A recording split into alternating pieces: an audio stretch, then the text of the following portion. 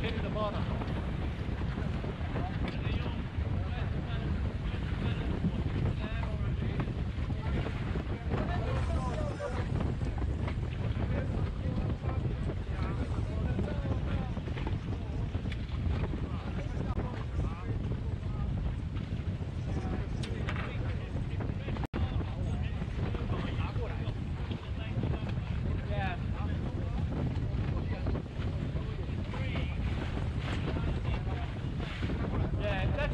I said go, I want to go there, but they're all going back that way.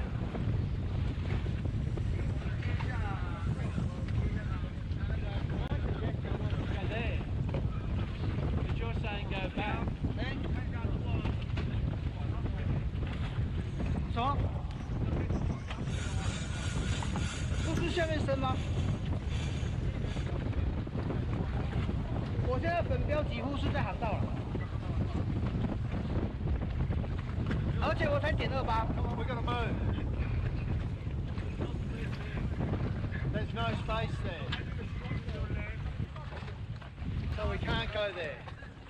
Okay.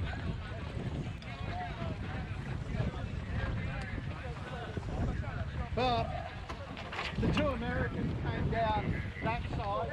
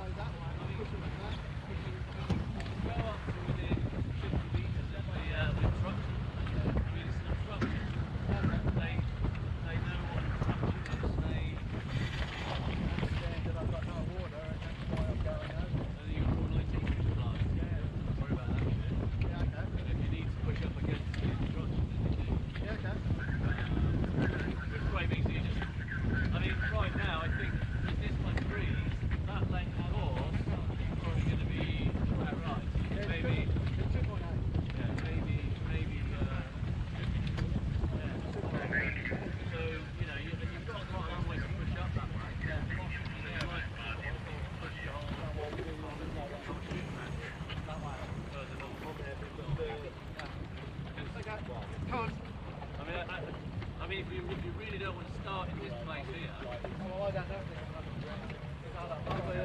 not going to end up out there. How far they're sailing here? That's where they came down. Try and get it straight up the tank. That's like when the guys trying to pop it maybe on the ground. I just don't want to have No, well, no, quite. I mean, for me, I'd rather go back and get people to move across there now. The problem is if you push that way, then you get shorter because of where the boundary layer is. The boundaries come down that, the further over here you go, you get less length of flow. So if you push forward, then you push up against the boundary, which is at that angle. So you've got more length to windward. Certainly, you know, where the red mark is there, you've already got quite a bit of it.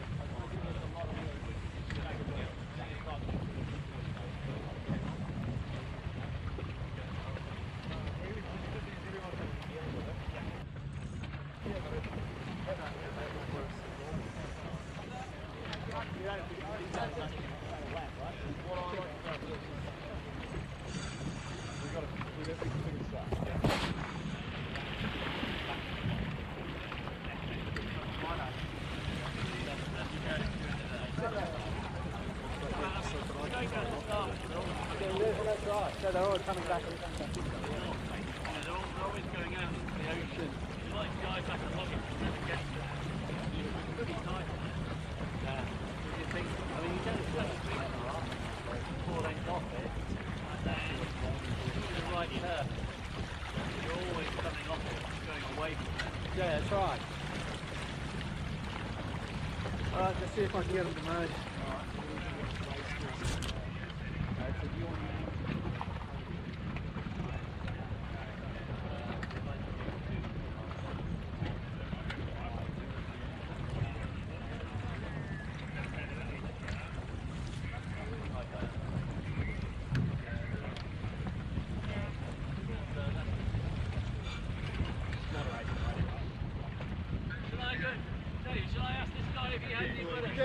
Yeah, that'd be great if he just came down. If he's got no problems, then we're fine. If he has, then I've got...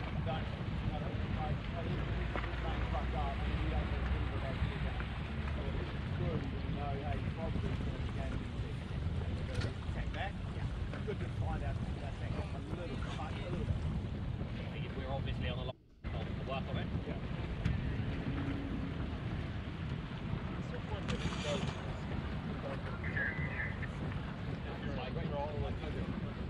I think it stays in 2 tacks, it's a big deal.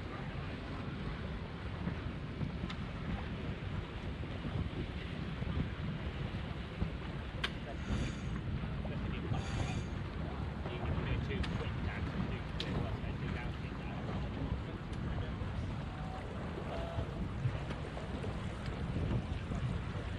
Still a long day, right?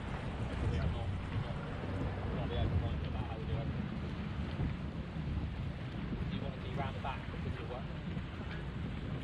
Not round the front. Round the back, you're worrying about attack.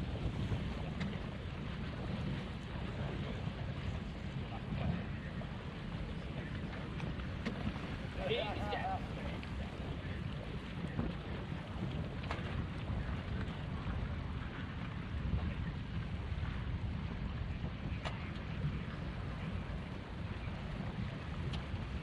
Short, really short.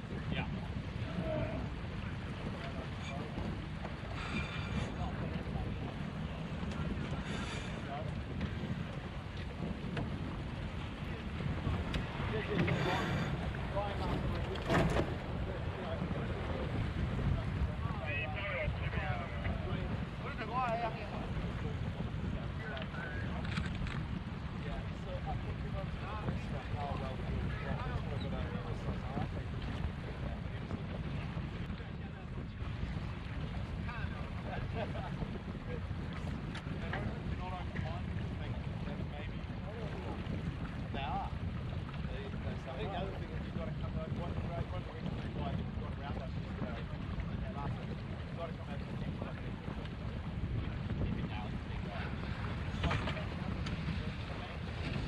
Did he have any problems? Oh, that's fine then. I'm happy with that then. The 2 Americans, Gavin and the guy with the beard. Yeah, Gavin. Gavin Brady. Yeah. Yeah, he came down this way. Yeah. I got. Yeah. Without picking up and moving right.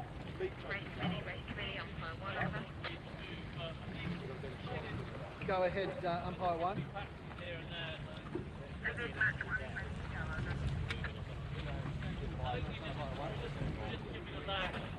Sorry? Yeah, I think we've got to and just if it turns to shit. Got to go back and reset, move up.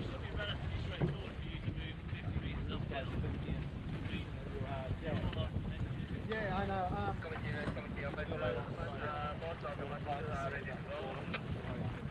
Thank you.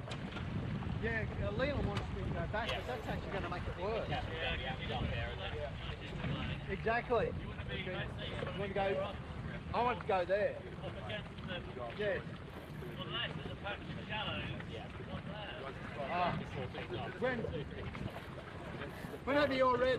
Whenever you're ready, you can go. 10 o'clock we go.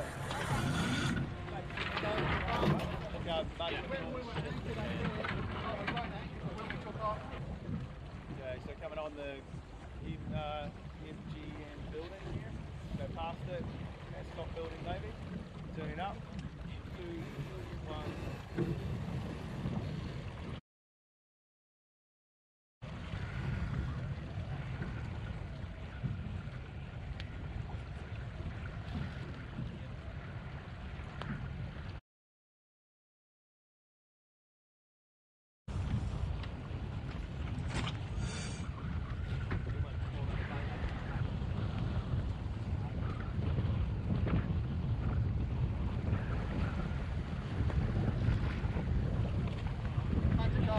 Further in, so we shouldn't be going across that side.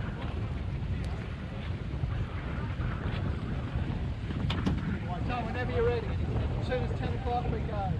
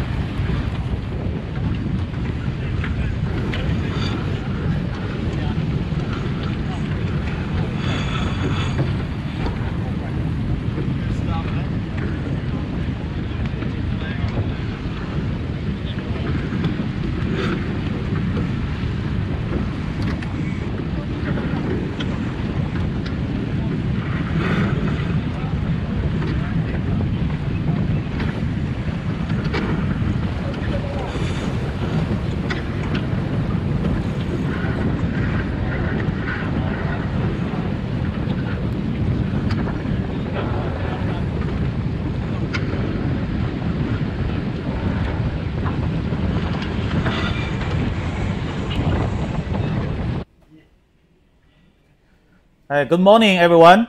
Welcome to World Match Racing Tour 2025 Macao Match Cup. Today is day 2. So as you can see, today the weather is really fine, and the wind direction is about northeast, 5 degrees, 55 degrees from northeast, and we have nice wind today. Ranky, huh? We have nice wind. Yes, at the moment now is around 8 to 10 knots, and we can see like they are almost ready to start within 5 minutes for the first race of flight 9, and you see all the sailors are already here and waiting for the next race. Yeah, so yesterday we finished totally 8 flights, and due to the light wind, but today we have nice wind, so we will start from flight 9. The first race, race 1, is an interesting one. So the Tom Fortier sail against Gavin Brady. So Gavin is on yellow flag. Now you can see the Gavin is starboard entry, and Tom is on the port entry. They both raced it yesterday, and they all won yesterday. Yeah, they won. Both of them won 3 races. They sailed, so pretty strong. Gavin is on starboard tack, so Tom is on port tack, and the port tack need to keep clear from starboard tack boat. Okay, so Tom choose to still sail up because he think he got time and the space, the room to upwind cross. He just give a try, but Gavin tacked immediately underneath Tom. Just keep the leeward, the trailing position, just to prevent the Tom to go low. So both of them now sail on the port tack and to the right part of the starting area. So now they are getting closer and closer together, trying to having some of the tactics here. And you can see, yeah, Tom choose to tack first, and now they tack down the starboard tack, but Gavin just keep moving. And I think this is normally we call this the second stage. It's called cycling.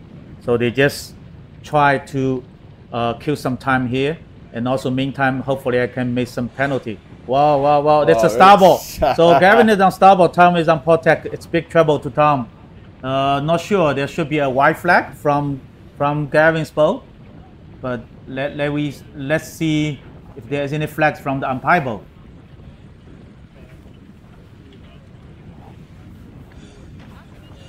So at this moment, still Tom is leading, Gavin is trailing. So both of them do lots of jibes. So it's jibe again, Gavin on starboard. Well, both of them raise the white flag. So even the starboard boat, you have the right of way. You still need to give the room and the time for the giveaway boat to keep clear. So not sure what's the flag from the umpire's boat. So I think both umpires are still talking about the situation. so that is a green flag. Yeah, it's a green flag. So that means umpire consider that no one breaks the rule. And meanwhile, the time is getting more or less now coming up to 1 minute before the start. Yeah, this is the critical moment for each race. As we all know, starting is the most important part in match racing. And here we go. Now it is under 1 minute.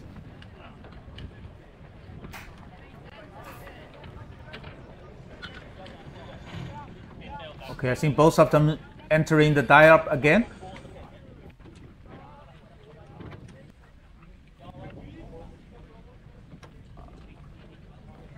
Okay, and Gavin is on starboard tack.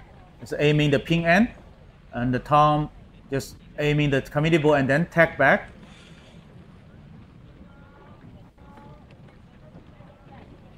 So it's 20 seconds to go. Not sure, Gavin. I think Gavin is right on time. It will start from the pin end. Well, Gavin choose to tack back, and then maybe he can tack again. Just try to get close to Tom so that he can fully control. Oh wow, they just start on port and just cross out Tom boat. Yeah, but I think Gavin will take back. He will Yes. take back. Yeah, definitely need to cover. Need to cover Tom. So Gavin got a good start. Yes, definitely it's a good start for Gavin. And for Tom, it's being controlled. So just try to escape. So there will be lots of tactile during the first upwind leg. And yeah, today we are trying to focus more on the pre-start. So then we'll focus on the next start, because all the match sail in one flight is back on back. So the starting signal for previous match is the class flag signal for the next match. Okay, so So as you can see, we are now turning yeah, into it's the next 4 minutes. the The next 4 minutes race. for next flight. Sorry, for next match. So next match is Oscar Engstrom. yeah, it's against- Instom. Yeah, yeah. Oscar Instom sail against Alex. Yes. So Alex is on yellow flag, the for starboard entry. And what you can see is the Oscar boat. Yeah, he's on port. You need to keep clear.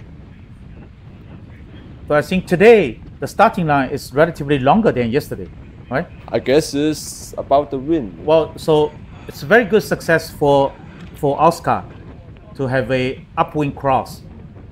So maybe we cannot see from here. Maybe the pin end is a little bit higher, so they can enter in the starting box and then just luff and sail to upwind close hole, and then they can cross. Now Oscar is leading, and Alex is following. Is on the well.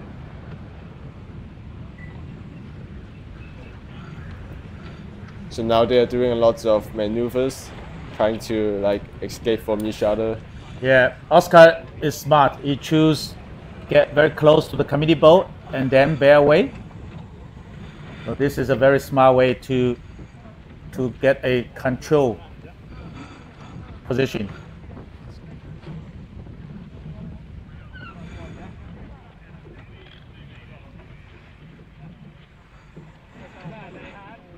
So Oscar do a jibe.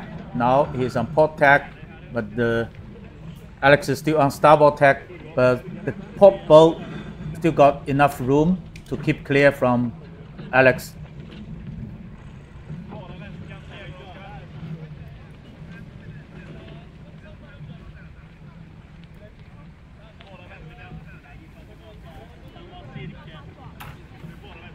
So here we come to 2 minutes before the start,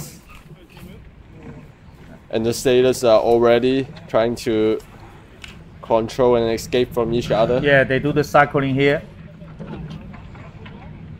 That's the normal maneuverability to both of the boats just before 1 minute to the start. Yeah, the wind has been built up a little bit. It's 9 knots at this moment. We got the wind measure wind meters on the committee boat. And also interesting thing is the wind back to 22 degrees on committee boat. So that means it's somehow a little bit left hand shift. So that will be all the information the skippers will need. The skippers need to make their decision, the tactical decision, which end they want to start. Where is the favored end? So now they just hoist the 1 minute signal for the start.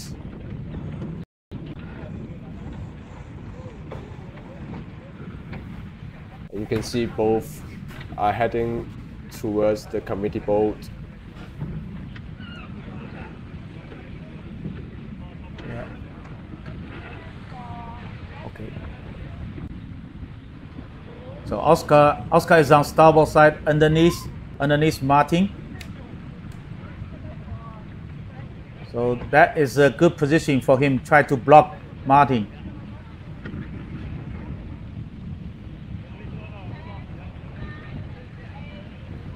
Are they So- gonna make it? No, just try to push. Just try to push Martin. Wow, wow, OCS. Yeah, because it's right on the starting gun.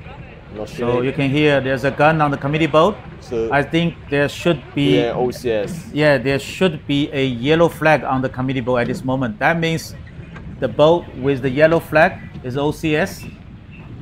And you see Oscar is going down to the start Yeah, line. so you can see the yellow flag raised by the principal race officer, David. So that means the yellow flag is OCS. Now, once Martin's boat come back to the starting area, clear from the starting line, he will drop the yellow flag. But it's a big win for Oscar. It's a huge lead. Let's see the third match, which is Chris Poole sail against Maxime. Next mini. Yeah, from France. So Chris is on starboard entry. Maxime is on port entry. Yeah, 4 minutes. So at 4 minutes, both boats can enter in the starting box. So Chris is on starboard tack. Yeah, today the starting line is longer. So it takes some time for them to meet each other. So Chris is aiming. This is also an interesting racing as they got a similar record yesterday in the light conditions, and today we got like 8 to 10 knots, which is slightly different compared to yesterday. The wind is more to the north side, and it's kind of tricky here in the Macao Bay as it is a bit gusty here. Yeah, see, now Chris is in the trailing position. Actually, he is controlling now. Just sail underneath, relatively below Maxime's boat.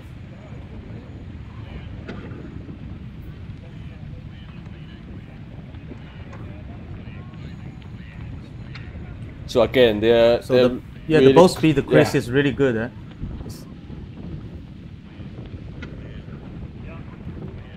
But both boats, they are on same tack, port tack. So the boat astern need to keep clear the boat clearly ahead. Okay, we can see Maxime just luff up and tacking and the bear away. Now both on starboard tack. So that means looks like Chris is want to have the leeward side, the leeward position.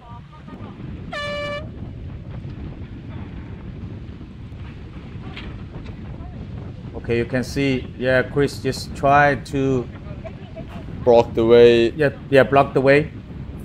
To Maxime, try to block the way.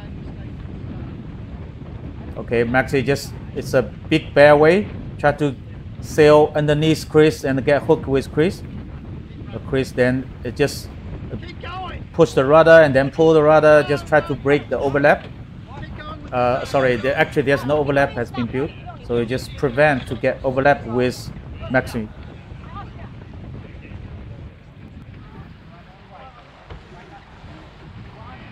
So they're trying to do a lot of luff up, fairway, trying to escape. Yeah, but I think Chris just tried to. Now Chris is in the controlling position, and Yes, as he is here stern. 1 minute to Oh. go.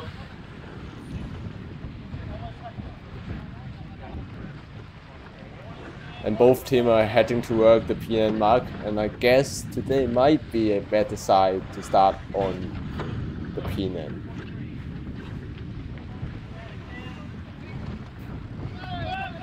Okay, Chris just don't want to get hooked by Maxime. Maxime raised the flag because there's almost a contact. I Yeah. think there is almost a contact, and they avoid it, I think. So both of them are early to the starting Yes. line. It is a critical Okay. moment. Yeah, this is a And critical moment. So Both teams are rising Maxime their just flag. raised the white flag. It protests the windward boat. Need to keep clear from him. So now So you let's see what's the yes, flags from the umpire boat. Both tag to the port tag at the moment before the Oh, start. it's a yellow flag. So this is not good to Chris, because Chris is the wing wobble. Once he has been hooked by Maxime, he need to keep clear. But so the umpires think Chris is not doing as much as he can to keep clear. The wing wobble need to keep clear. So first penalty goes to Chris Paul. So they will do a.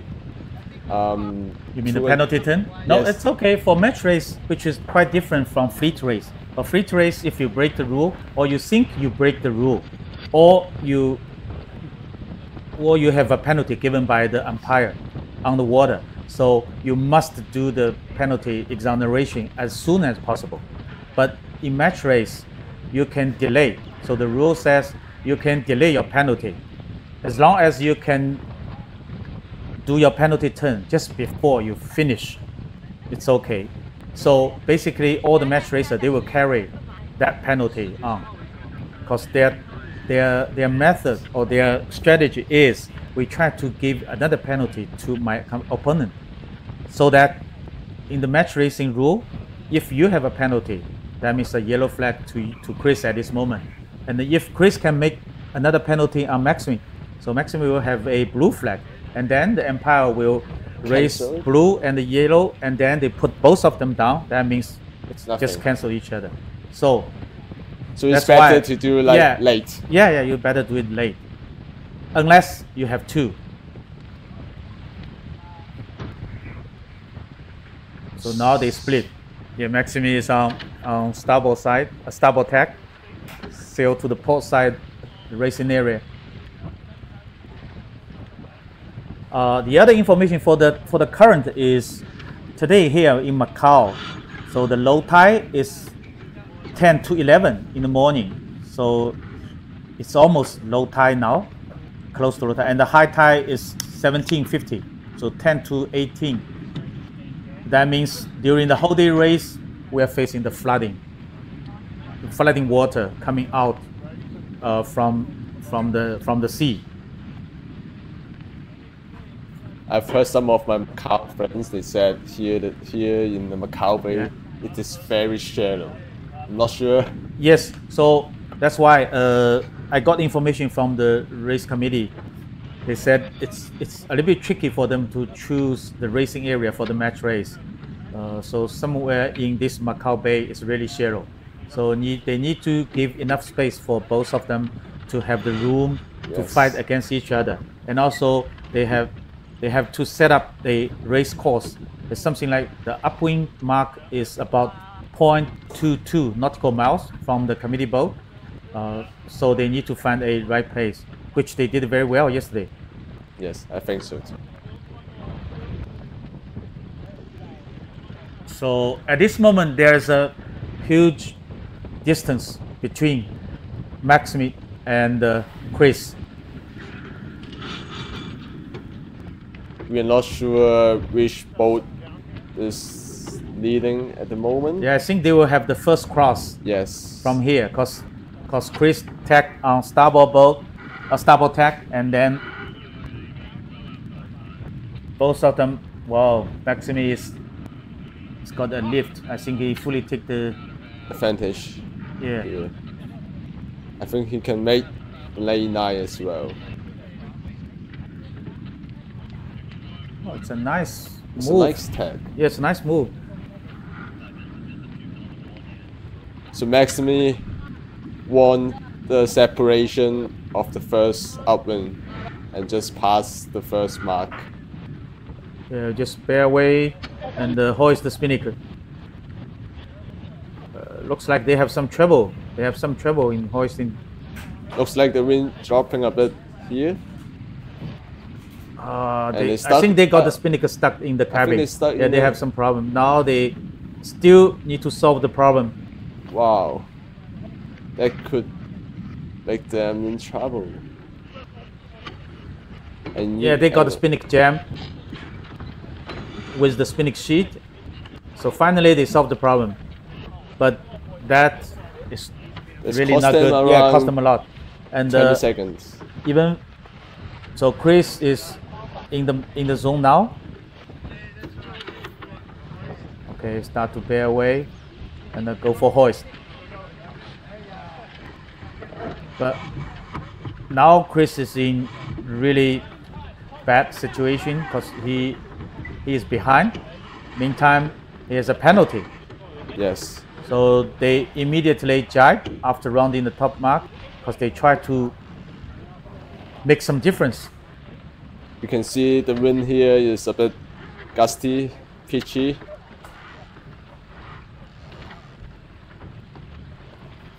As everyone round the top mark without so much wind to hoist the spinnaker, to blow up the spinnaker. So both boats are sailed on starboard tack with Maxime leading something about 6 to 7 boat length. And the wind at this moment is quite stable. So, and also we have 6 boats racing in this area. Totally 3 matches. So they also need to think about how to select the course, try to avoid other boats. So Chris is looking for wind, because when you sail downwind, you always need to look back to check where is the pressure, and how much time it would take to arrive at your boat.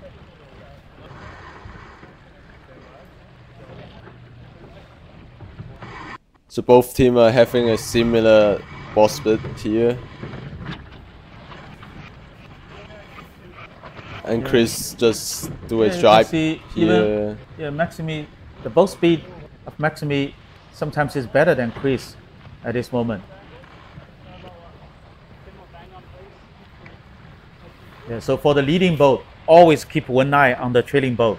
So if they jibe, basically you will jibe to match.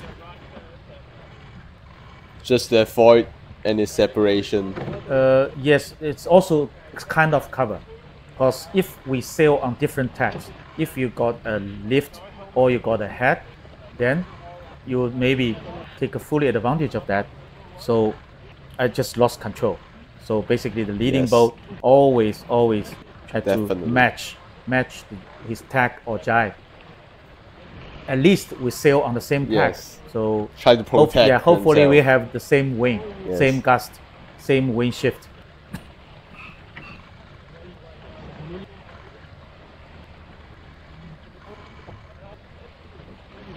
Okay, the first time they come to the downwind, the mark is a gate mark. As you can see, the 4S, 4P, that means 4 starboard. The Mark 4 starboard, Mark 4 port, that means the starboard rounding and port rounding. So Maximus choose to port. It's port rounding. Yeah, nice rounding. Drop the kite smoothly, and trimming the main and trimming the jib. So you can see Chris is trying to round in a different gate mark. Yeah, the starboard. And Maxime is trying to do a cover after they pass the gate mark another side, and they choose to tack and follow Chris. Maybe not, because he is the trailing boat. So he's already behind. He just tried to do something different from the leading boat. If Chris is on port, yes, I mean Maxime is trying to do a tack to cover Chris. Yeah, I think so. Yeah. I think so.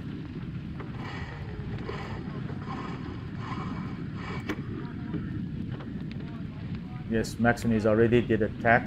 It's just a loose cover.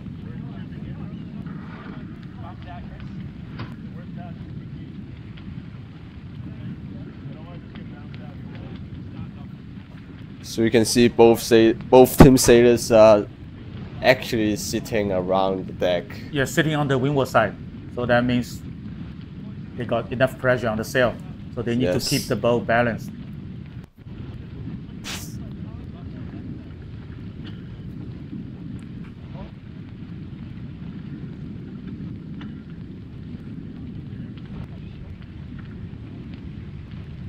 Okay, look at the angle. Looks like Maxime is sailing higher angle than Chris. Even they are so close. Not too much difference the wing, but still slightly difference on the angle.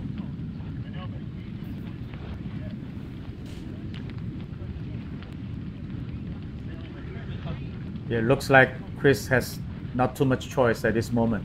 It's just all about both speed and the angle. Just try to sail the boat as fast as possible.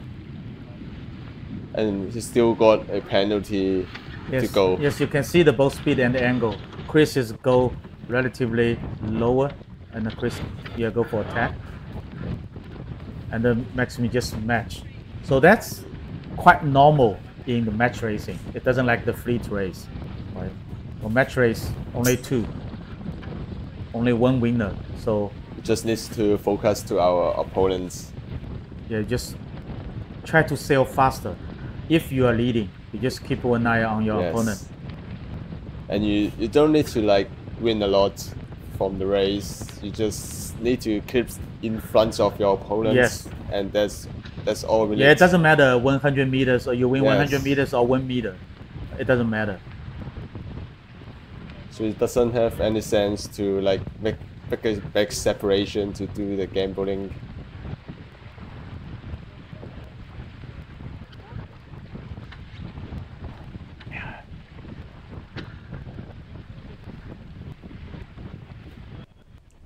So now they are approaching to the top mark. And they are about to round the mark. So you can see the bomber trying to get the spinnaker out before they round the mark as they are approaching.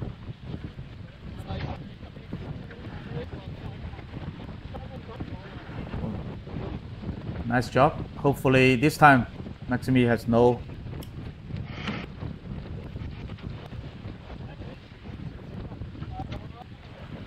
problem with the spinnaker hoisting.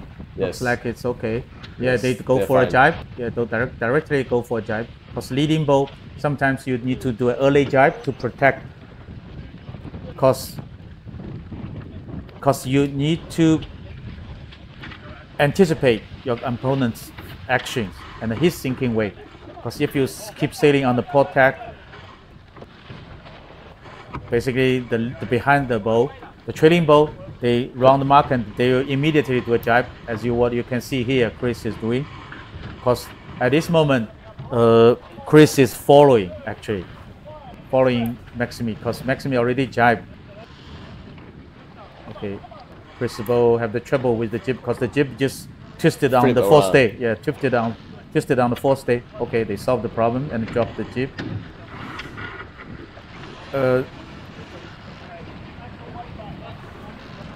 Looks like Chris, a little painful at this moment. So Still got a penalty. Yeah, still have go. a penalty and just behind. The distance between them is something around 6 boat lengths, 5 to 6 boat lengths. It's not a lot, but it's very hard. It's very hard to catch. So Chris go for another jibe. I think you start to do the penalty, or No. If you do a penalty, you need to drop the kite, because in the match race, the penalty turn or the exoneration is you can hold it as long as possible before you finish. But if you want to do a penalty turn in your upwind leg, that means you need to do a jibe and then you sail back to on the close hold course on another tack. Or if you want to do your penalty turn in the downwind leg, which we call just like this, they are sailing on the downwind leg with the kite flying. They need to drop their kite and do a tacking, and before they do tack, they need to lower the spinnaker. The head of the spinnaker must be lower than the gooseneck. Otherwise, you are not doing a penalty turn. so basically they won't do that before they finish. So yeah, they just try to keep it as long as possible. Yes. So I guess they will wait until finish. Before finish, they will do attack and then. It's something different. If the leading boat have a penalty, right? If a Yes. leading boat has a penalty on him, it depends on the distance, how much is the gap is. if the gap is huge, probably I would do it Right away. on the upwind leg. Because the upwind leg, it's easy. You don't need to drop the kite, Yeah. so it costs much more less than you're doing a penalty on downwind leg. But if you are leading boat, but you are not, the gap between you and your opponent is not that big enough. So probably you need to think about you will try to do a penalty at the finish line, at the pin end mark, or there are lots of ways to do that. Or either you try to find a way to make a penalty on your opponent, try to even your penalty. So that's the first choice. If you cannot do it, if you cannot give a penalty to them, so you just try to sail as fast as possible to make the gap bigger and bigger in order to have the safe time to do a penalty turn.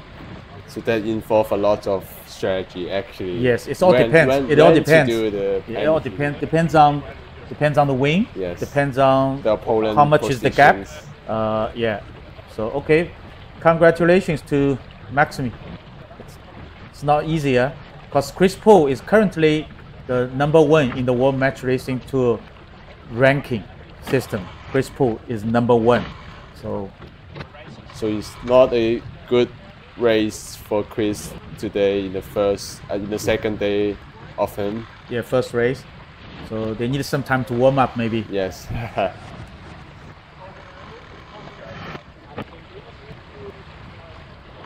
So we just finished all the races here in Flight 9. Yeah, because Flight 9 totally 3 matches, and the race between Maxime and Chris is the last one. So when they finish, they need some time. All the boats need some time. Some of the teams, they need to exchange the boat, or some of the team will get off the boat and the new team will get on the boat. So just be patient and stay with us. So we'll come back soon.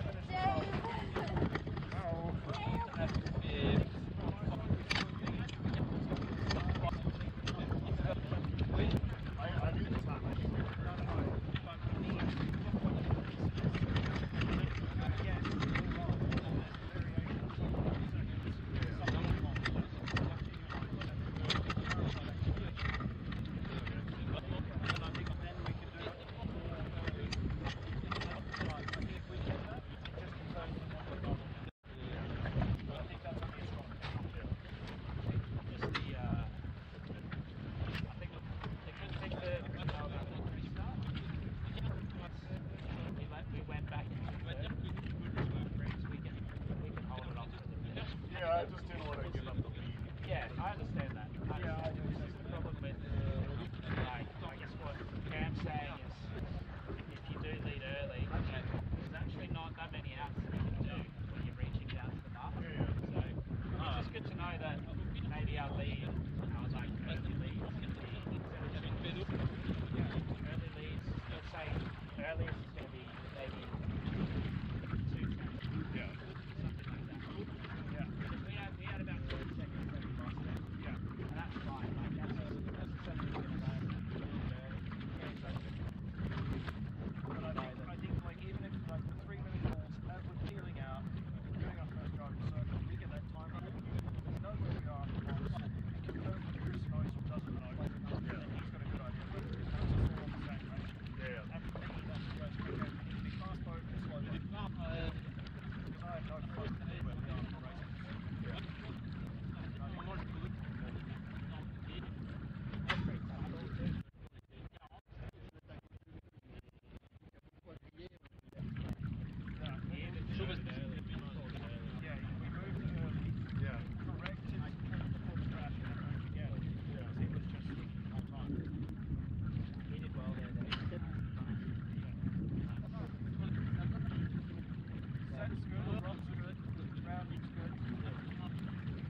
I think the send early jive isn't slow as long as you do it fast.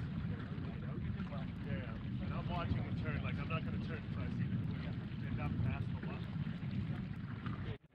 But I think that's the faster way to... But that's just sounds like I don't want to say I'm high pitching it. Yeah. We want to get to that.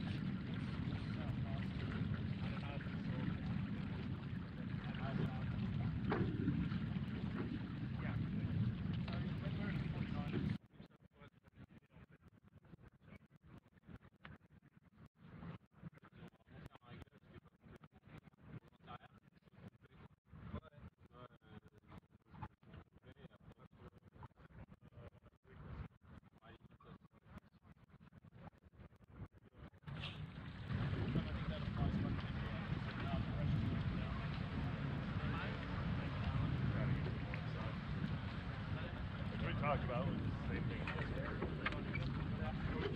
Feel that we were so lifted and nice pressure. We just should have gone a few lengths and then just go back and attack. Just to keep it close. Because did he strip the kite? We set inside. And then you just go for the jive and run away. You try to what?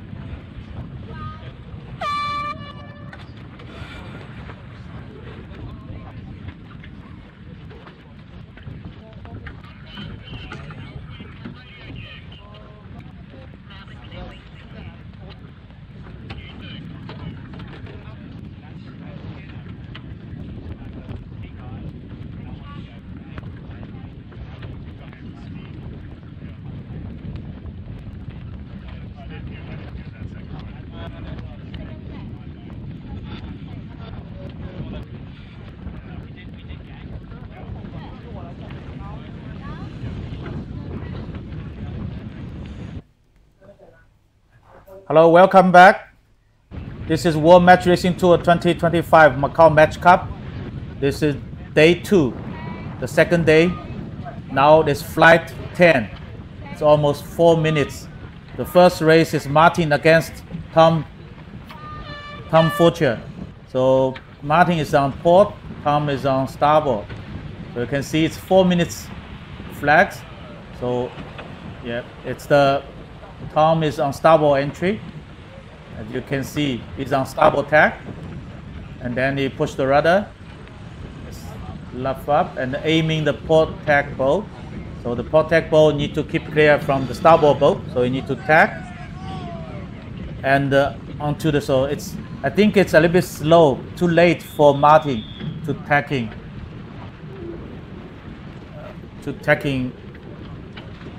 On starboard tack, so that's why Tom just raised the white flag. It looks like there's no penalty.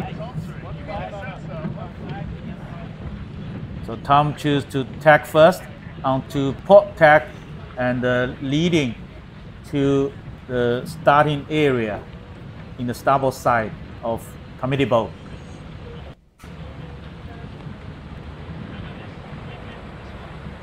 You can see there are 3 judges boat nearby, 2 boats trying to like witness all of the things. Yeah, that's the umpire boat. Basically, it's 2 boats for each match, especially for the pre-start. So 2 boats. One is looking for the overlap or not, and then the other one is the major one, is slightly behind them, so that it can have a whole picture, the overview of 2 boats. And both of them and the umpires, they will talk on their VHF channels, just talking, say overlap or not. So they contact or something kind of information.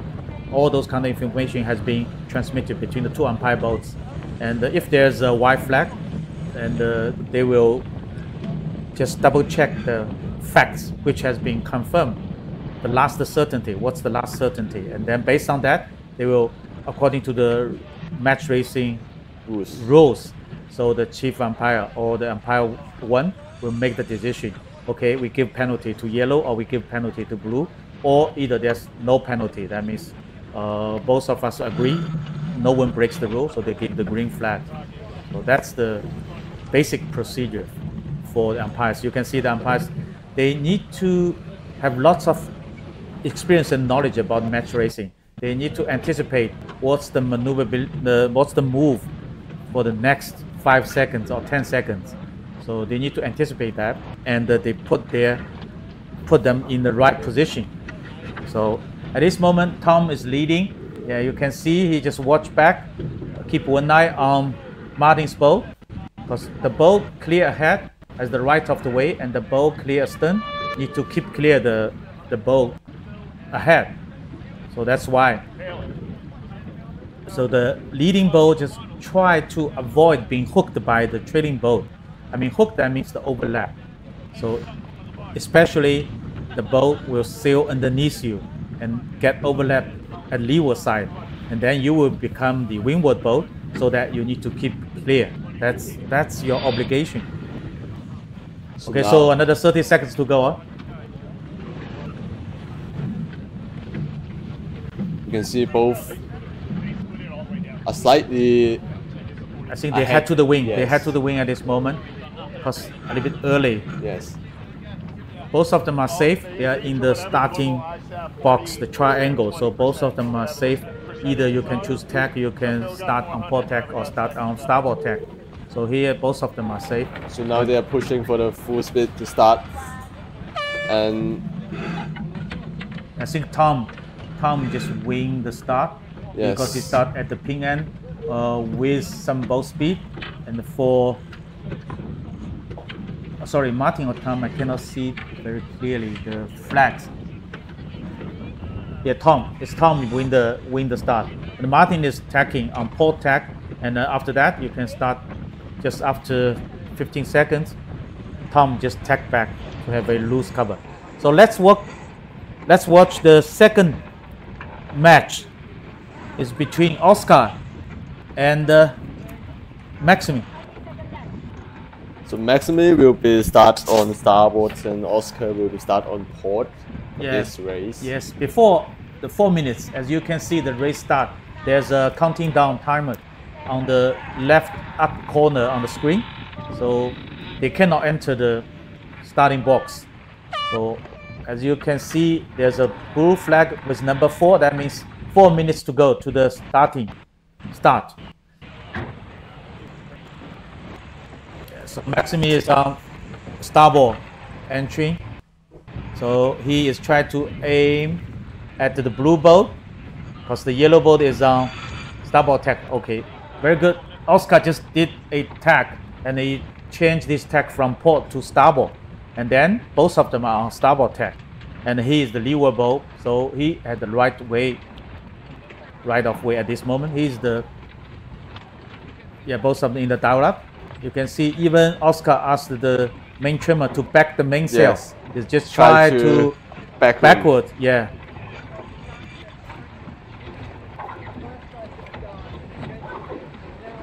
So now they're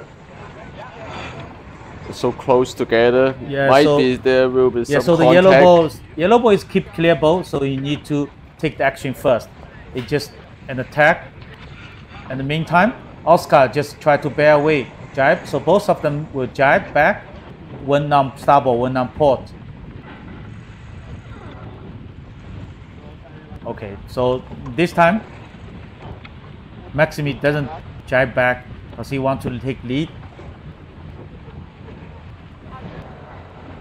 So you can see that involve lots of tactics here, trying to find a better way to start from what they think. So both of them sail on port, broad reaching, just heading the starting area.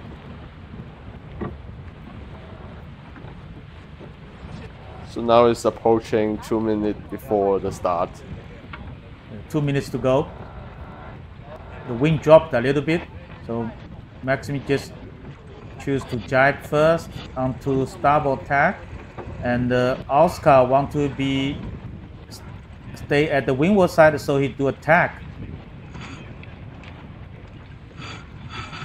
So now they're starting to approach the start line. Yeah, but as the leeward boat just try to shut the door, but still there's enough space. So you can see Oscar and Maxime. Maxime is leading, and the Oscar is trailing. And then maybe Oscar will sail low. Just try to get hooked, but maybe it's too far for him to get hooked.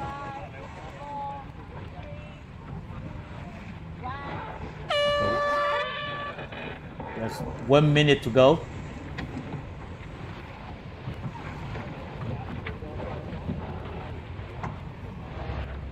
So both of them overlap, and Oscar is the windward boat. So Oscar need to keep clear.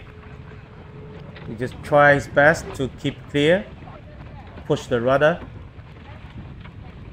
and to avoid over. Yeah, I think both of them are a little bit early, so they need to kill some time, and both of them are in the starting safety triangle area, so they are safe. So 20 seconds to go, and Oscar trying to do a jibe, or just sail.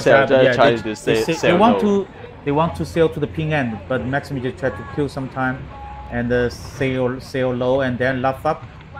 3, 2, 1. Okay, it's a pretty even start. Yes. but Oscar choose tack immediately.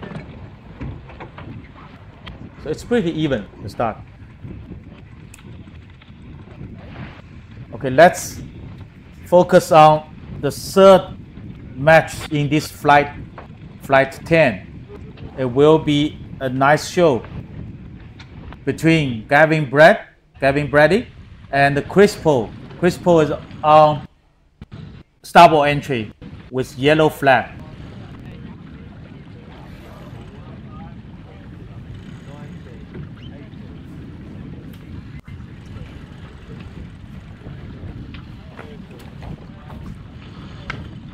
They're talking about the Gavin Brady. He's from USA. His team is called True Blue Racing Team. And Gavin is 51 years old. So you got lots of experience as well. Yes, we'll talk about him later. So now they enter in the starting area. It's port tack situation.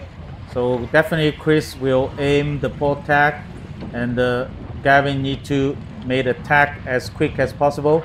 Okay, now tacking done. Gavin is on starboard tack.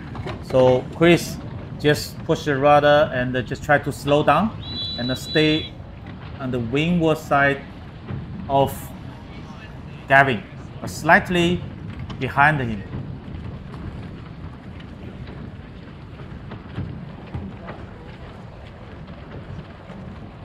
So both of them just Heading towards flapping. the They window. just keep the ship flapping because they Trying to kill the time and just stay close it's together. not only the yeah. kill time. They just try to see. They will see what's the next step you will take. So at this moment, Chris tack and port, and he is leading. Looks like he got enough time and the space. He can jab back maybe. Oh no, because he sailed to the committee boat, so then that means he won't jab back. So he just sail as close as possible to the committee boat.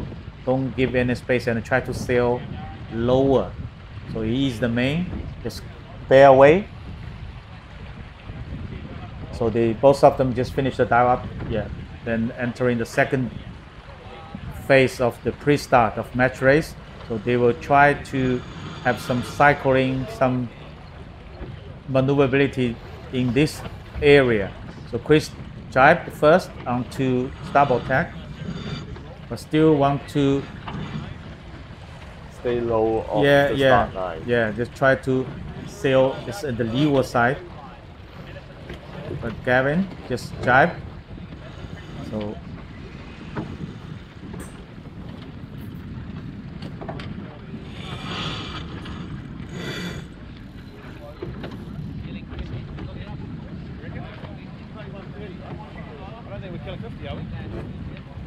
it looks like Gavin would like to be the leeward side of Chris, and it's already 1 minute 20 seconds.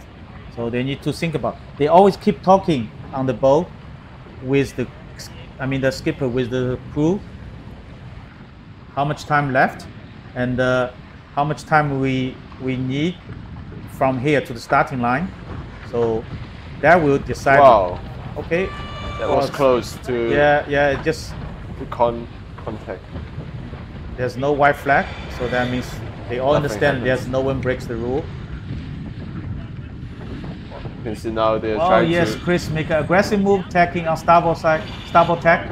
So Gavin need to react at once. He also tacked, but now it's hooked.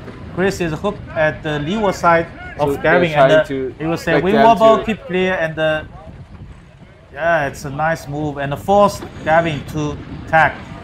It's 25 seconds, and then Chris just bear away. I think he will aim to the pin and start. Wow, that was a nice move to make a separation in between Gavin and. Yeah, so it cost a lot for Gavin. Need to do a sail low and attack and on port starboard tack, so to start the Wow. race. So it's a little bit late. definitely Chris win this start. So now Gavin start to pick up a little bit. Yeah, Chris will attack and And sail, try to- and then maybe will attack back on Gavin to have a tight cover.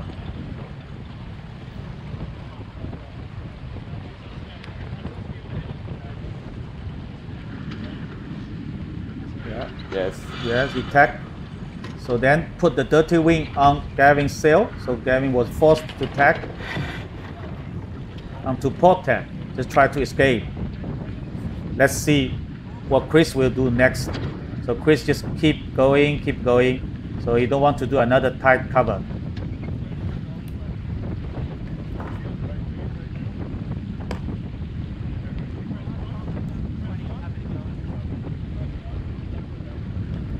So as we mentioned, Gavin is 15 years old. He has earned a lot of impressive reputation. He got 9-time world champion and a 15-time national champion in USA. And what amazing is he has competed in 6 times America's Cup, 2 times in the white bread and the Volvo Ocean Race. Yeah, before Volvo Ocean Race, it was called white bread. And also he sailed 2000 Sydney Olympic Games. And the meantime, he tried a lot of offshore race. He even sailed 16 times for Sydney Hobart race. Wow, that's a big achievement. This involves a lot of experience. So let's show our respect to an old soldier.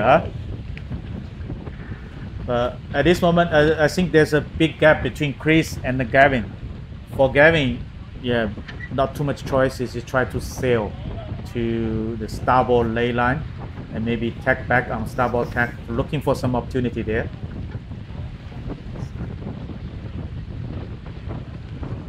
And Chris trying to... It's a loose cover. It just follow because at least even there's the gap is so big, but still need to sail on the same tack. At the moment, Gavin got a better boat speed towards the right hand side, and might be he may gain a bit advantage on the right hand side. Yeah, hopefully, but it's quite difficult because the wind is quite stable at this moment. So let's see how is it going when they come Okay, back Gavin tack. together. Definitely, for Gavin, you cannot sail all the way to the ley line. That means you don't have any room to play there. tactics. So he just tacked underneath the starboard ley line to see what happened next. Now he is on starboard tack, but the 100% sure Chris is in leading position because Gavin is the bad start, right? It cost a lot. Okay, look at the speed. Gavin, the VMG is 3.9, and meantime Chris Pro is only 2.3. Yeah, because the angle.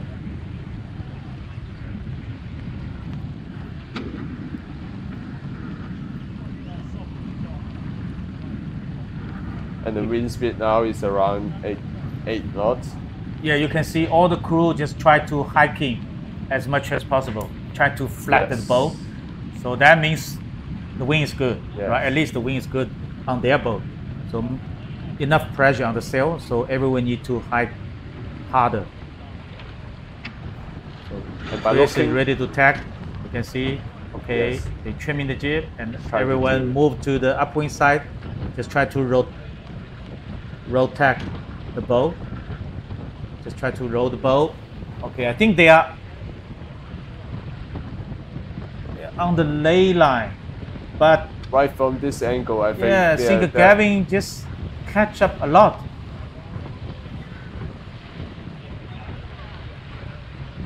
So let's see if Chris can make the Oh, that's a great, roundabout. yeah, great move for Gavin. And now Gavin even is on starboard tack. Yes.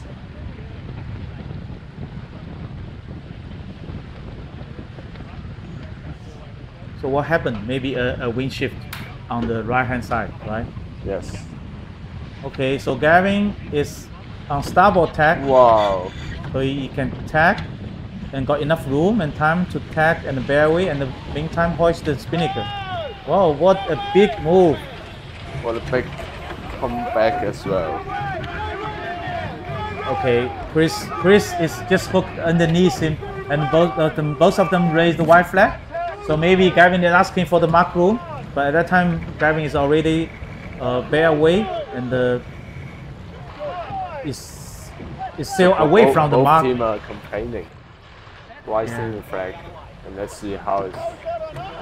Yeah, let's see any flags from the umpire boat.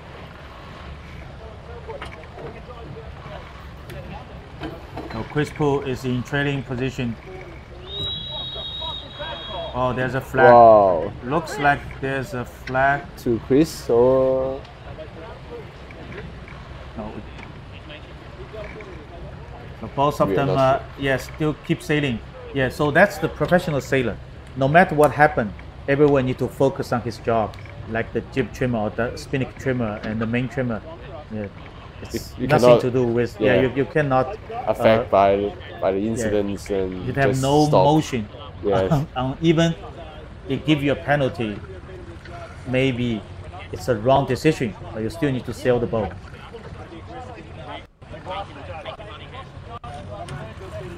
So you can see Gavin spent 80% of the time just look at the Chris boat. He just drive the boat without watching forward. So he drive, and I think Chris just drived simultaneously. They just need to cover. That's the last opportunity for him to cover. I mean, in this long wing leg. So now they're having a slightly. Yeah, it's a good Gap. job.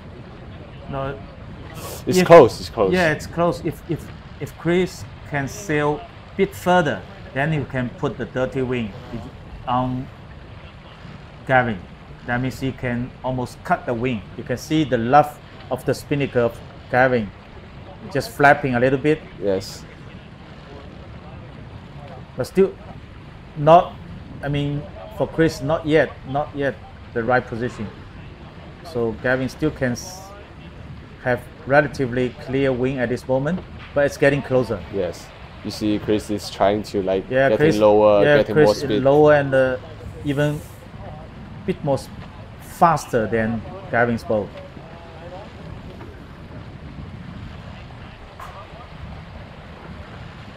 It is a tight battle between both teams on the first leg. But at this moment, so Chris is the windward boat, Gavin is the leeward boat. So the leeward boat have the right to luff the windward boat. So you can see now it's overtaking, right? Chris is overtaking, but still Chris has no enough space to make a jibe, because a jibing boat, before you finish a jibe, you need to keep clear from other boat. So interesting thing is, they hoist the yeah, they jib. hoist the jib. Both of them just hoist the jib. Yeah.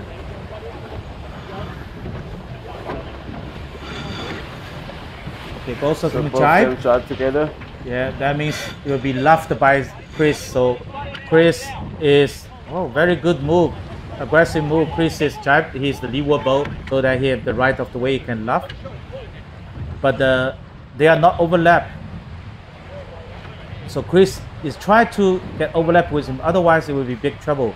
If Gavin touch the zone first, without overlap with Chris, Gavin will have the mark room.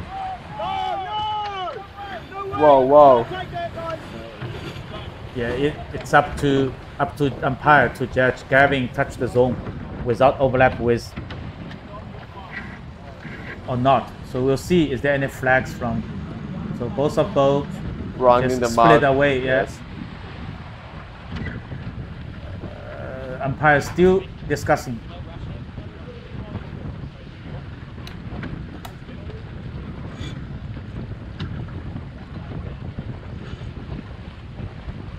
Both of them are so confident about their choice at this moment. One go to port, one go to starboard. Or they got no choice actually, like they have to do some Yeah, separations. Yeah, because they cannot make sure he is leading Yes. or not. So they just keep the gambling. Go on and on. So now it's all about like 50-50 chance to see who bets on Yeah, the but Gavin better tacked. side. Yeah, Gavin tacked back, and also Chris tacked onto starboard tack. Yeah, that's the normal Best reaction. racing. Yeah, because they try to meet. Let's see what happened in this cross. I think Gavin will, even Gavin is on port tack. Probably Gavin can cross. Let's see.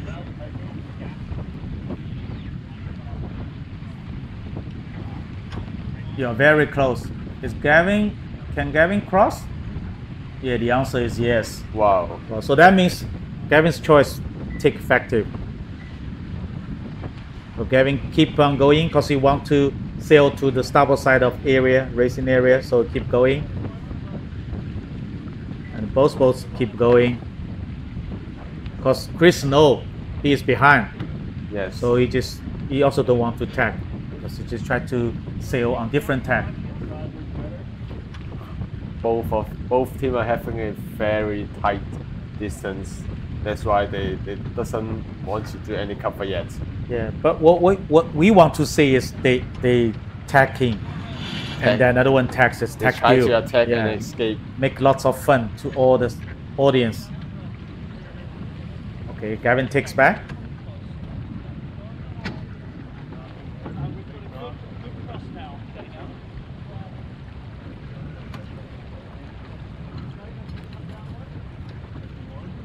Look the angle.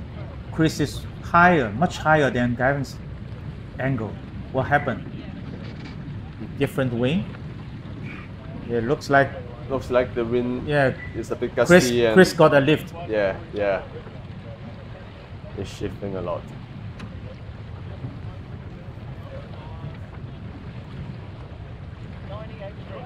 So you can see like Chris is also looking around for Yeah, because you need to judge the distance and the Yes. angle between him and Gavin.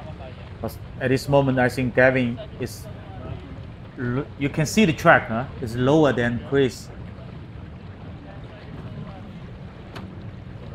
So you can see the wind here inside the Macao Bay is slightly gusty and shifty. And the shifty, yeah. I think Chris is choose to tack. It's almost under the line, but it's hard decision. Yes. Either you don't want to go too much over the ley line, or you will need to think about when you tack on port. You have to pass Yeah, the top mark. can you cross? Yeah. First, can you cross Gavin, Yes. and then can you make the mark? If you cannot cross Gavin, then they will like tag in front of you and covering. Looks like he on can the- cross. I think looks like he can cross, because you can see from the body language, he's Yes. not worried about. He's not worried about there's a collision. Even somehow they are on collision course, but yeah, as you can see from the track. So Chris made a good decisions on the second half of the upwind legs, Yes. and he made a great advantage on rounding top mark. I think maybe Gavin think because in the first upwind leg, Gavin take a huge gain on the Yes. right side of course, And they're right trying side to, course like- area. So this time he just tried to do it again, but unfortunately, Chris make a good decision, the correct one. He round the mark. I think probably about 4 boat lengths leading.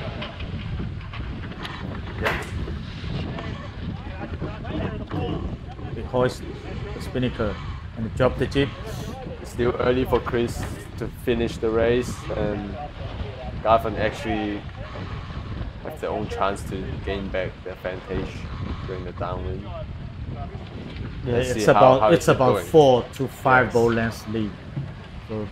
So, they got problem with the spinnaker. Spinnakers.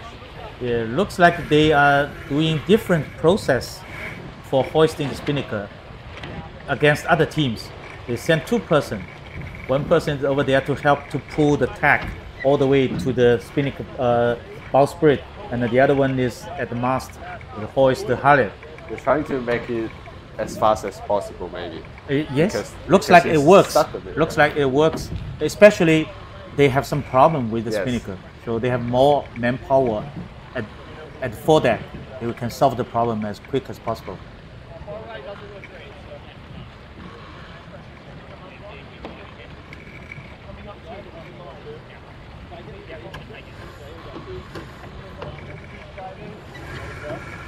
So you can see Gavin take a jibe.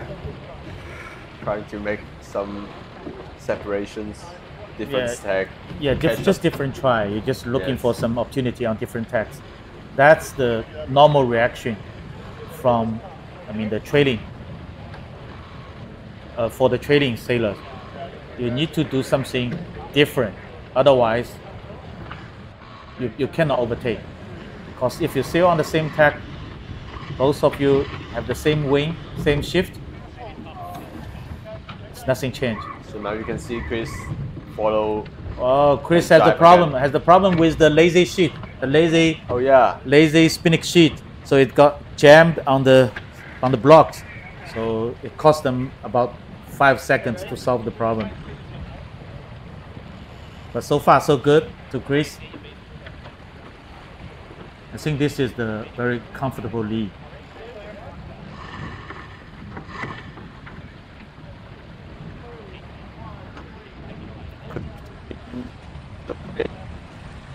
here, and Gavin having their first loss of.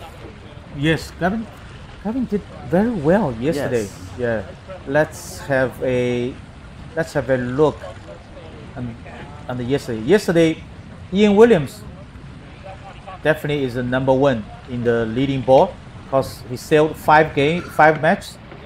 He won all of them, so he got 5 points. And yesterday after that, we have Tom Forcher and Gavin Brady. Both of them sailed 3 matches, and both of them win all the matches they sailed. So also pretty good.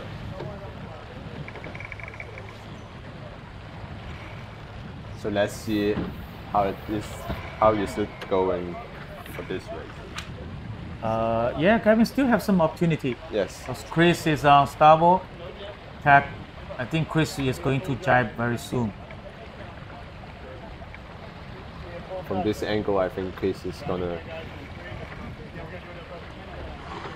finish in starboard tack. Yes, definitely he wants to do a jibe. I think. They're hoisting the jibs. Oh, that means if they hoist in the jibs, Are they- probably they have a penalty. Yeah. Really? Looks like looks like they have a penalty and they need to do a penalty turn at the round the pin end. That's very typical way Wow. for a match racer, for a leading boat. They just try to sail fast, they sail all the way to the pin end and then they just round the pin end and then they do the exonerate Yes, turn as and you then said.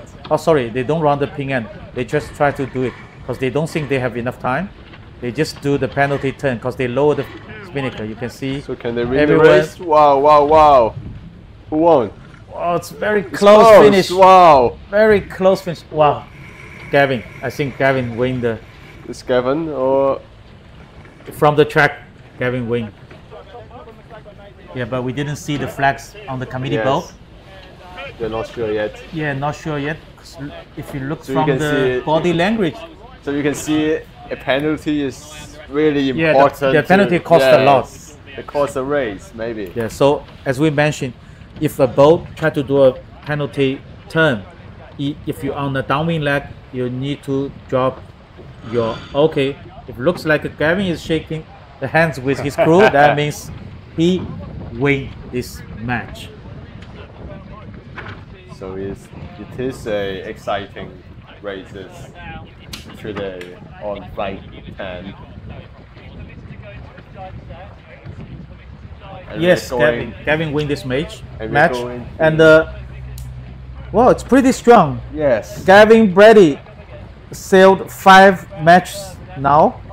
He win all of them. So just a same good result as Ian Williams. So let's show our respect to the older soldiers. to the USA team. Okay, so just stay with us.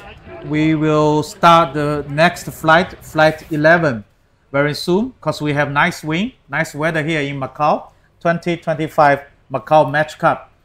So just stay with us. We'll come back soon.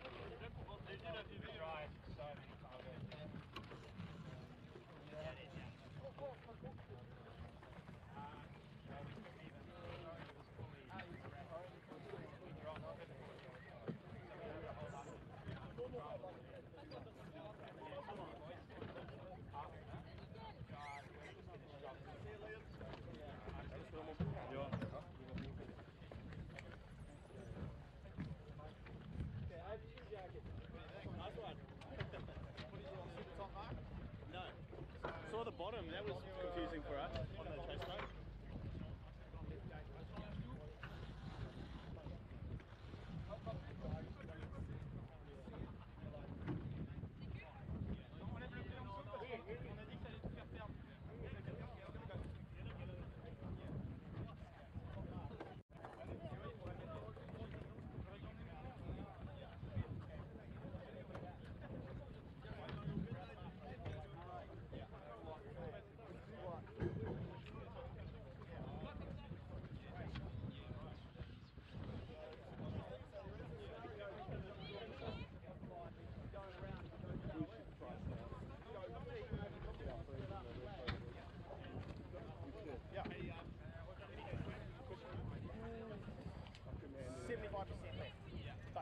There is occasional riding.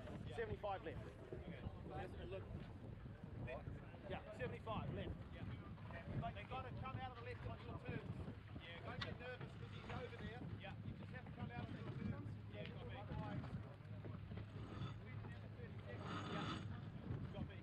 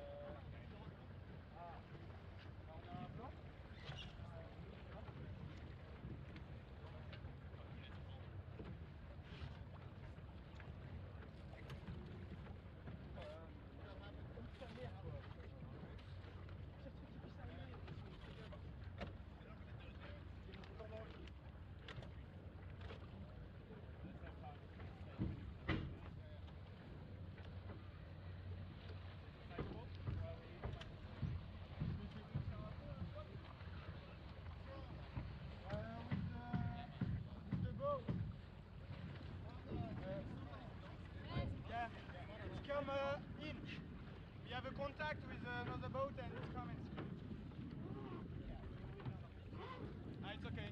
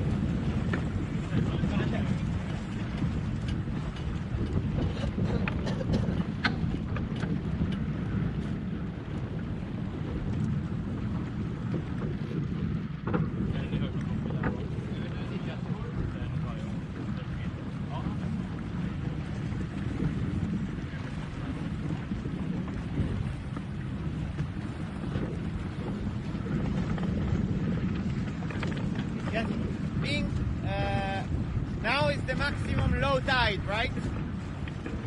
So, would you ask the committee if they know which are the area to avoid? Because I know that some other crew already touched the bottom, so I would like to avoid low tide area.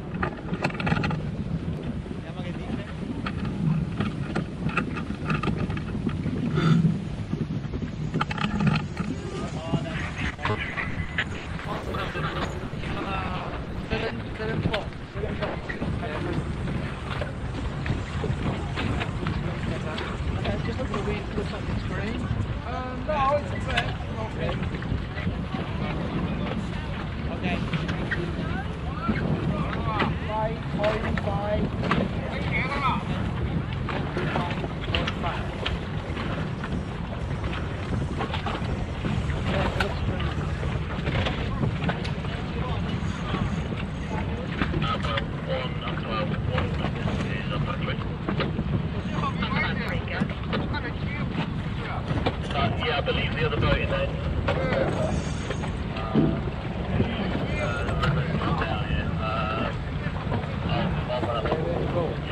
哦，帆船穿了。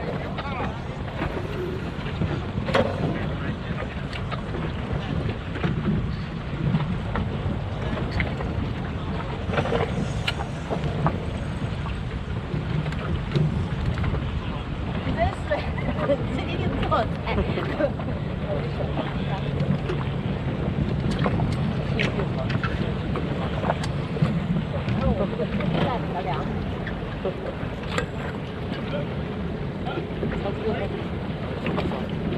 接一下，接一下，丈量表。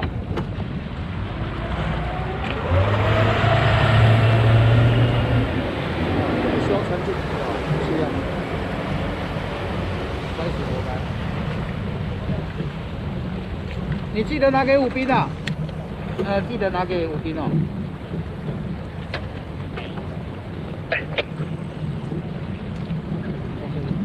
Number 7, as a question.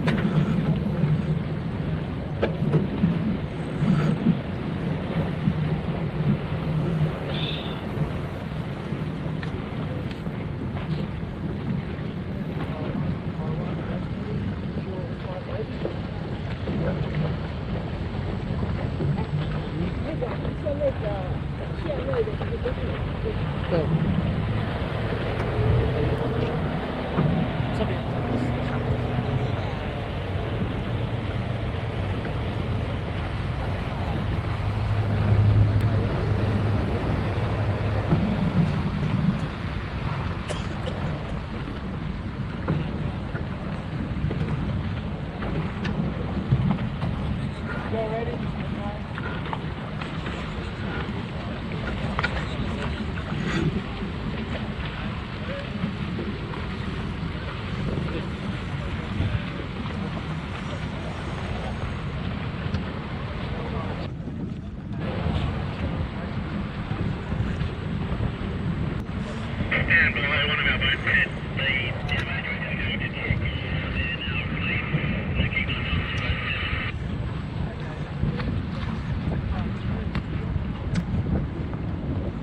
Doesn't matter if my match is ready, if they're not ready by the time it all goes, then it's tough if there's been no yellow flag in a match 3.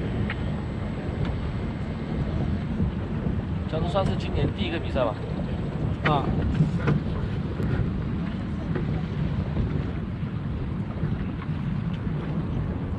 要算国内的不算，国内海口票赛季。哦。1月3号。哦，对对对。之前万恒那个新年杯也是你去做的吗？这个，像新年杯吗？没有。今年出事好像又有。那个是梅沙杯。那个搞不动了，今年出事要出发搞不动，今年搞完直接上班了是吧8号下午。我刚掐。你这个老泰山很猛的哦，一般提不住啊。泰山很猛啊！我班长以前我当兵的时候，我班长就抽这个，我靠！以前我很可能抽一个人，抽一个这个直接猛起来，很猛啊！还有一个蓝色的老泰山，抽起来像中华一样。啊，这是个办法，我刚好在这里放东西，我没有想到直接往你这边，到时候把它东西全窗啊！没气了。对啊，我刚刚拿我就感觉就没气了。还有吗？有啊，还有好几个新的呢。充一下电。有好几个新的。给你拿2个新的吧。Just take your wind. I think it's great. 最好这个放。大把。我们还有6瓶，没有，这还有。这个一标中立多这样。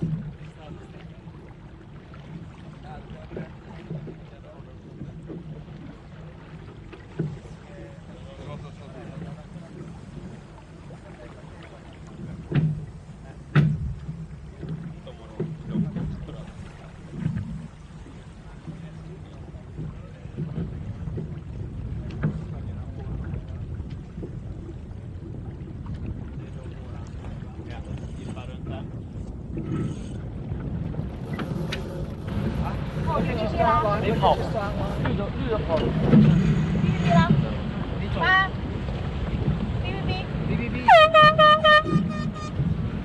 人标调好了没有？人标调好了，都调好了。人标那个不对啊！我靠！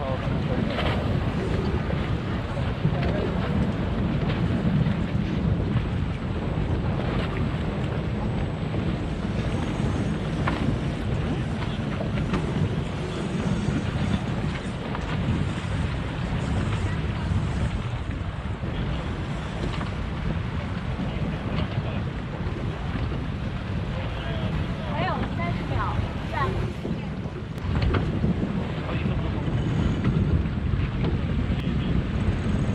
他在过去。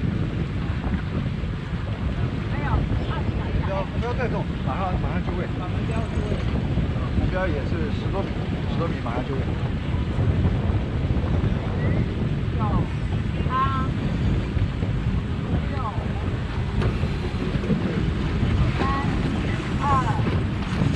到。 OK 了。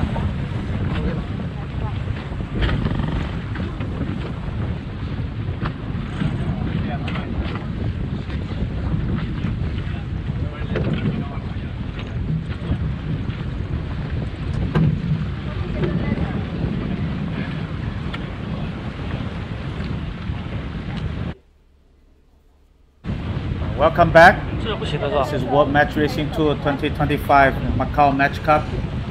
The second day race. This is the flight 11. So right now we have Rocco, Tim, and Oscar in scrum. Yeah, Rocco against Oscar. Rocco is with the blue flag on port entry. And, Oscar is with the yellow flag on starboard entry.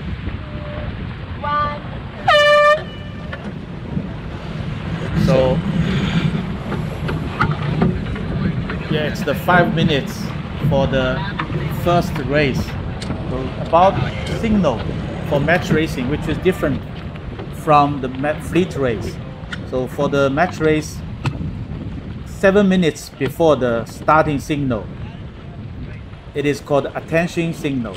They will fly a F flag. The flag means it's the letter F. And at 6 minutes, the flag F will remove without any signal, sound signal. Then at 5 minutes, they will come with the numeral pennant. If this is the flight 11 match 1, then they will fly number 1 flag. That as the warning signal. And then at 4 minutes, countdown to 4 minutes, they will fly. They will hoist the flag P. That means the preparatory signal. Just like you can see at this moment, it's 4 minutes, so both of them can start to enter the starting box. Before 4 minutes, they cannot cross the perpendicular line with the starting line, which goes through the committee board and the pin end. And at 2 minutes, it's the end of the pre-start entry time. That means both of them, after 4 minutes and then before the 2 minutes to the starting signal, you need to enter the starting box to clear the starting line. Otherwise, you will have a penalty. And then at 1 minute, they will have the flag P removed with 1 long song. And then at 0 second, the warning signal flags will remove. That means this is the starting signal for this match. In the meantime, it's a back-to-back.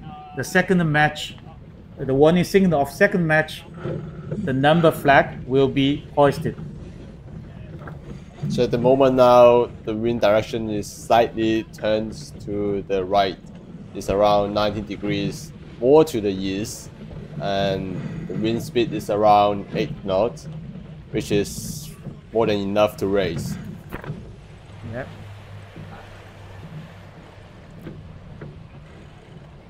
And Rocco boat is in blue flag and Oscar is in yellow. And so Rocco is leading at this moment with the blue flag, you can see. And Oscar. Oscar is the trailing boat. So about 2 minutes to go. So they need to kill some time here, and meantime they need to think about which position on the starting line is my decision to start my race. That depends on the wind, depends on the current, depends on the position of the pin end or the committee boat, and what your opponent will do.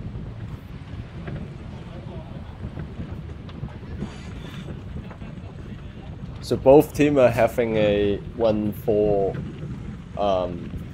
result at the moment, and they're looking for their second bullet for flight 11. And now they're starting to approach to the start line before heading to 1 minute to go before the start.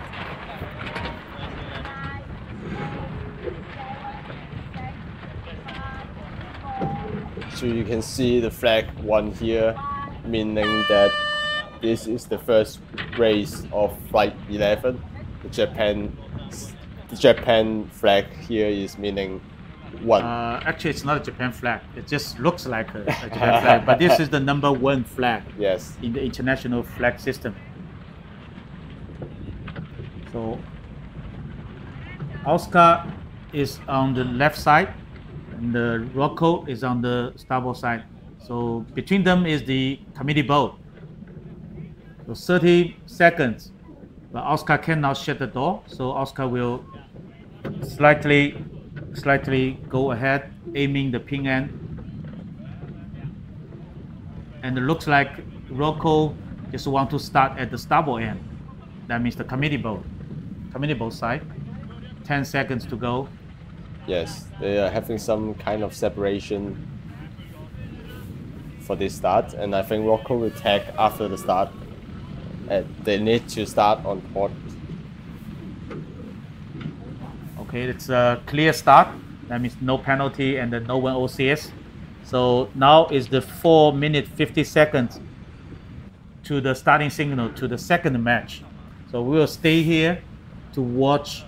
The next match is between Nick Egner Johnson and Maxime. Maxime is in, will start on yellow and on the starboard entry. On the starboard entry, and Nick EJ will start on port entry. So both of them need to calculate the time. They need to kill the time, and then they need to enter the starting box just right on time with the full speed. Otherwise, you probably will be controlled by your opponent. You can see both of them are very careful because they don't want to over the line. If you over the line at the time 4 minutes done, you will have a penalty. Well, so looks like the wing is a little bit right hand shift, so the Rocco can sail into the box on port tack, and we call this as a downwind cross. So that easily will cross EJ's boat and sail all the way to the starboard side of the starting area. So very good to him, because initially the port entry boat is a little bit disadvantaged, because according to the rule 10, port tack boat need to always keep clear on starboard tack boat. So the strategy for the port entry boat is always try to escape from the starboard end boat. Yes, and then he can sail to the starboard side of the starting area. That's his strategy.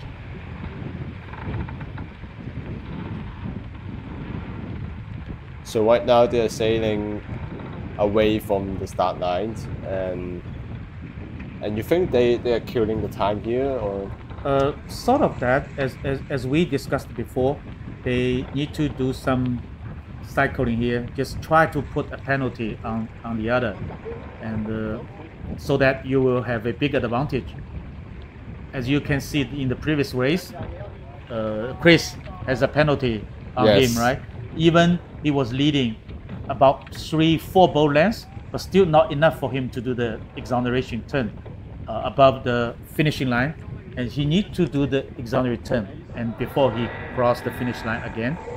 So if you have a penalty, it costs a lot. So you're trying to like have a good start, good positions, and also try to make a penalty to your opponents. Yeah, that will be perfect. That will be perfect. And so this is the second stage for the pre-start of match race. So both of them, they kill some time and do some cycling and dive. This is the final approach to the starting line. You see the EJ is in the controlling position. It's in sail and leeward of Rocco, slightly behind that, but still get overlapped with Rocco. So Rocco needs to keep clear. Sorry. Maximi. Yeah, Maximi. The windward bow, the bow leading is Maximi. So you just try to swing the bow. Don't want to let EJ to get hooked with him again. So you can see they're just off up fairway. Yeah, because the umpire is on the umpire boat. They need to put themselves in the right position to see exactly if they overlap or not. Because if they overlap, there's another rule will be applied.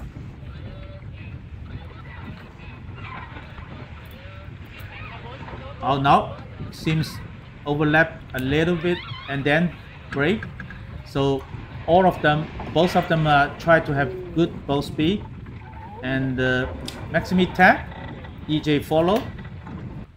So still 30 seconds to go.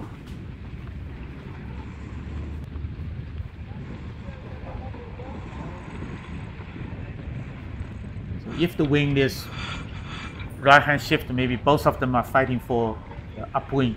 Yes. Starting. And you can see they're trying to start nearby committee boat. Yes, that's so. That means that the shift is a little bit turns to the right side, and now they're starting. Yeah, okay, the starting signal. You can see quite, even both of them are late, but it doesn't matter because match race, it doesn't matter. You are late or not. As long as you are ahead. Definitely. So at this moment, I think EJ is in a very good controlling position because then EJ can prevent Maximi to tag. So right now we are going to the race 3 of Flight 11, which is Ian Williams' team and also Martin Alex from France. Yeah. Martin is on port. Ian is on starboard tack. As we said before, early this morning, Ian did a very good job in the first day race. He won all the 5 races he sailed, so pretty strong. Okay, 4 minutes gone.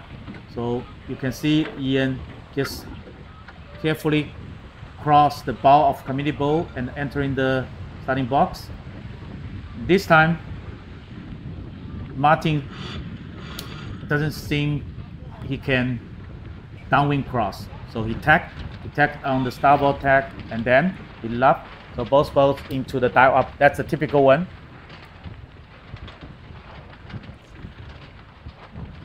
So you can see they just flapping the jib, also flapping the mainsail. Now Ian just feeling the main, have some speed and get close. But Ian need to keep clear. So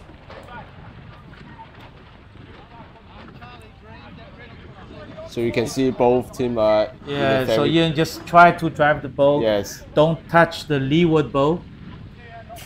So this time, Martin decide to jibe first, and Ian decide to follow and on starboard tack. Wow, that's a good move.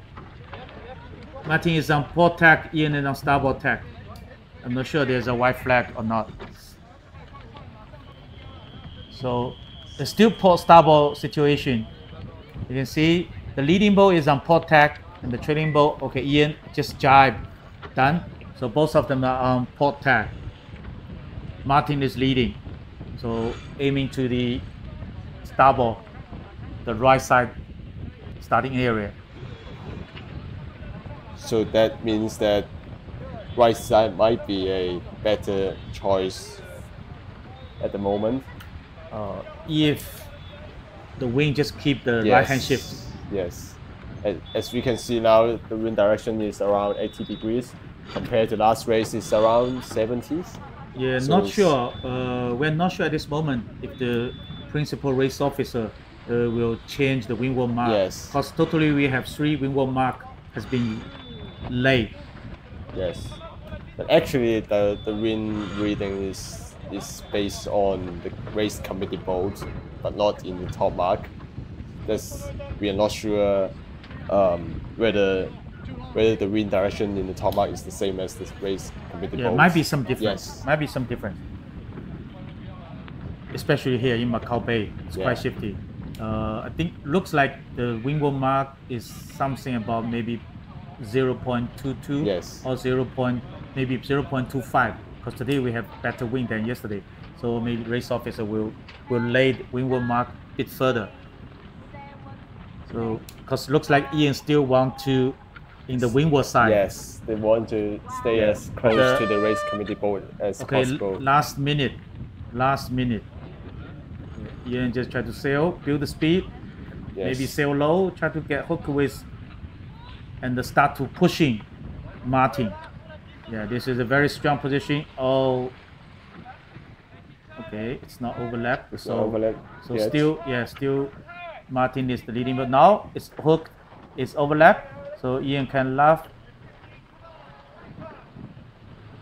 So they're now so close together. What they want to do? Okay, we tack. Attack together. But now Ian is the windward bow. Yes. He need to keep clear. But if Martin left, But now the time is around 10 seconds before the start, so and I think Ian is yes, in good controlling because he just Yes. prevent Martin to tack, and And- 3 seconds. and they Ian can had start. a very good start. Yes, and they got really good speed, and start on the starboard end. Yeah. Oh, nice start. Yes. Very good controlling.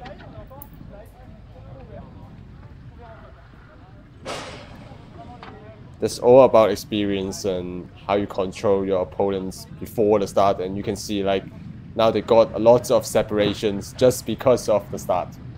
Yeah, I think Martin should tack maybe Yes. in several seconds. Otherwise, it will make Ian so Yeah, easy Martin to tack. control Yeah, the Martin feet. tack, and then Ian just follows.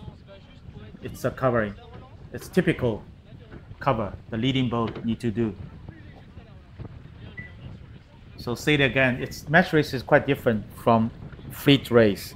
So it doesn't matter, right? You win 100 meters or 200 meters or only 10 centimeters. It doesn't matter. So you just need to control. You don't want lost the control on your opponent. You So don't I want to think- gamble to make separations. Yeah, so Ian will tack again onto Martin. Try to put more dirty wing on Martin, and the Martin tack that way. So it's the typical tack deal happen in the windward leg of match race. Meantime, you can see from the screen, there's another 4 boats. Actually, there's another 2 matches, which is match 1, match 2. They have raced, try to round windward mark. Okay. So Ian tack again, trying to Yeah, just try to cover. Yes. Yeah, just make sure just to make sure you're within my control. Yes. And everything is in my control.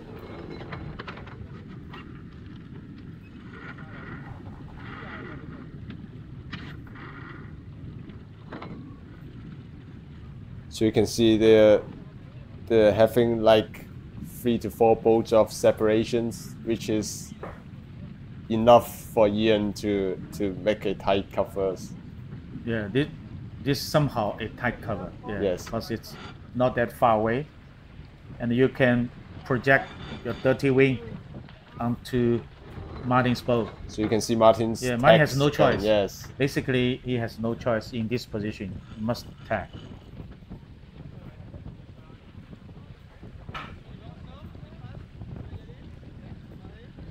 So you can see the umpire boat just stay in the middle so that you can have the whole picture of what happened. Okay, Martin tacked back after Ian tacked on port tack. So they just try to do so many tacks, and they just expect the other team have some mistakes during tack, lose some speed so that you can catch up. Yes. Yeah, that's what they want. I mean, for the trading boat, if you're behind, that is your only choice. You know, for sailing sports, it's all about making less mistakes, and that's it. Like, yeah, especially I mean, the experience and the capability of the two teams or Yes. several teams, they are pretty even. yes, Then the it- level are depends so on the- close. Yes. It all depends on Yeah. how many mistakes they made. If one is professional sailor, the other is amateur sailor, then it's that the huge gap between the experience and the Yes. knowledge and the tactics.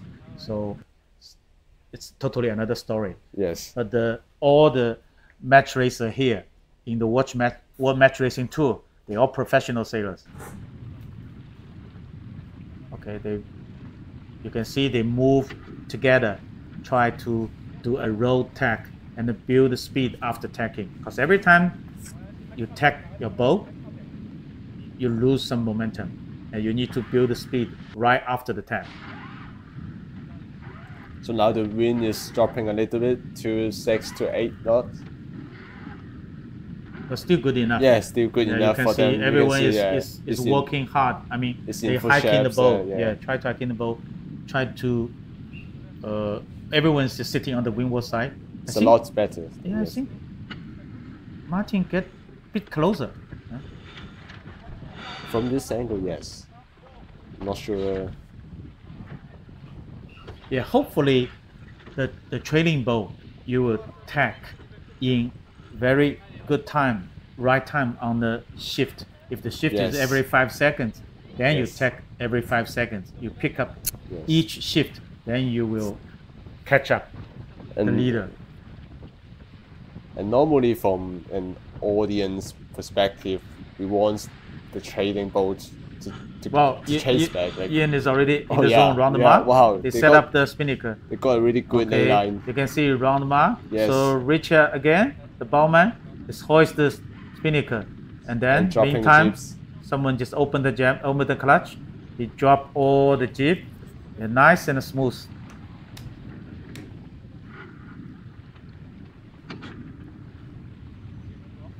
So they just sail away from the top mark. It's in a very comfortable lead.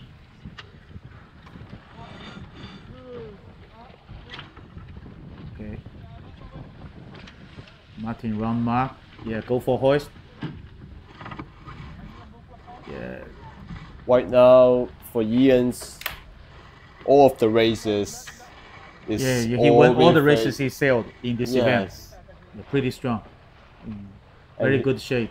And they won in a pretty much distance for every races. Yeah, because Ian was 8 times World Match Racing Tour World Champion. He won 8 titles. He's the most successful sailor in the World Match Racing Tour history ever. Oh, it's a big lead, about 6 to 8 boat lengths.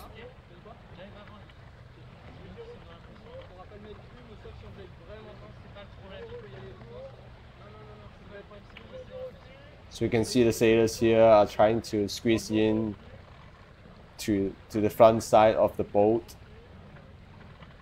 trying to making less drag on the water. Yeah, because it's relatively just light wind. Yes. Yeah. Maybe between light and medium. Okay, Martin jibe first.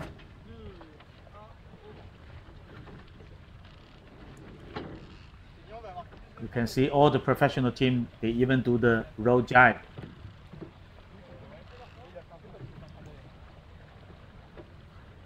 I think Ian will jibe on his lay line, because it's a huge lead. No worry about to cover As at you this say, moment. yes. Yeah. Okay, Ian jibe. Yeah, you can see that Ian jibe on starboard tack, because he is on the lay line. And they are having a better speed as well towards the gate mark. I think they will do the port rounding. Let's see what's his decision. They already hoist the jib, and okay, they just jibe the kite, and the meantime, at the same time, they just drop the kite. Yes. Very smooth. And they're going to they jibe. do a port rounding. Yeah, because this mark is favored. And the wind now is more to the right side already from the coming the boat, and you can see Ian doing a pretty smooth mark rounding. Yeah, because there's no pressure on him. Yes. He can do a wide in, narrow out, Yes. and trimming the sail accordingly, and move the body weight, and just accelerate. You can see that they're doing that like in an easy way, but as a sailors, you know that it requires lots of practice to be Definitely, like, definitely. to make it more smooth. You think it looks like very simple. Looks like easy. Huh? It's an easy job. Even like a tag, like a roll tag, like a jibe, it looks easy for them like to do it like smoothly, but actually it requires a lot of practice for them.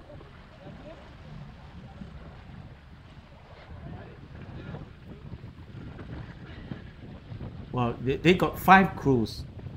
Yes. On board. I guess the crew is a little bit lighter than the others. Yes, definitely. So they don't exceed the weight limitation. Yes, that's why they put one more manpower. Okay. I think both of them will tack on starboard tack. Looks like they have a female crew. Yes. Looks like they have a female crew. Wow, the female crew even keep the winch handle. Yes. In his t-shirt.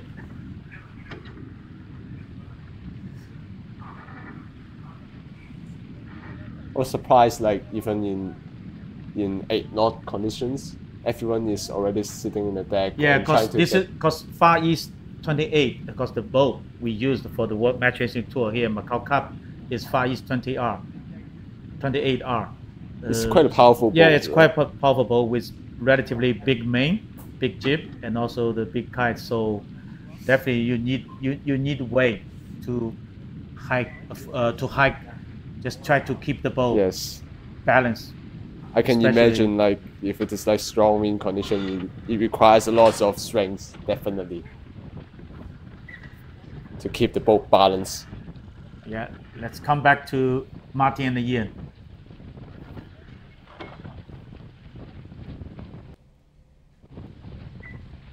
So even they are on different tack, Ian still had a huge lead.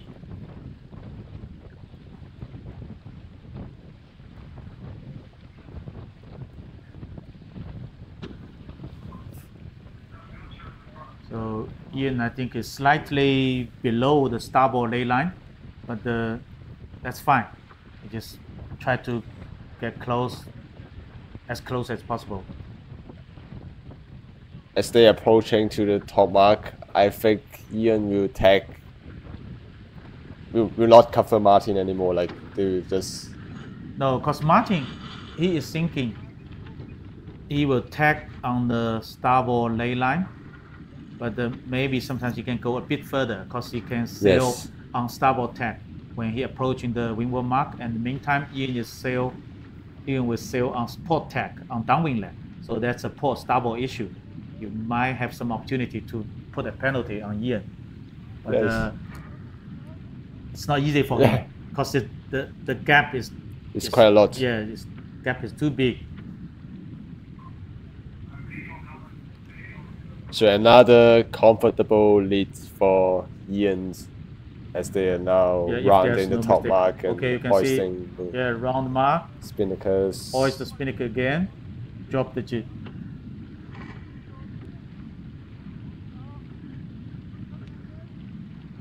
Yeah, nice.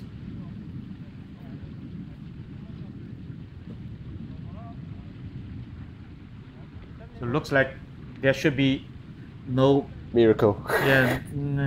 No miracle for Yeah. Martins. We hope to see some miracles, right? Yeah, we so always want to see as an audience the perspective, one can catch up, we can want them to overtake. catch up, overtake, come back. What dramatic screens. Okay. Yeah, Martin just asked the crew to get spinnaker ready. They pull the tack out a little bit, and they're ready for hoist. Yeah, the wing is further, a little bit further right hand shift. So it's almost one tack downwind leg.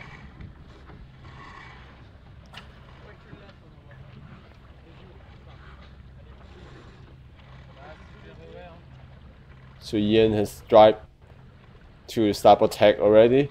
Yeah, I think this just for practice. Just protect. There will be a early jibe, and then you see what you will do. Yes. Then I will take next move accordingly. Because if there's another shift coming from the left side of course area, You want to be the first Yeah, one to, yeah. to take the lift. Because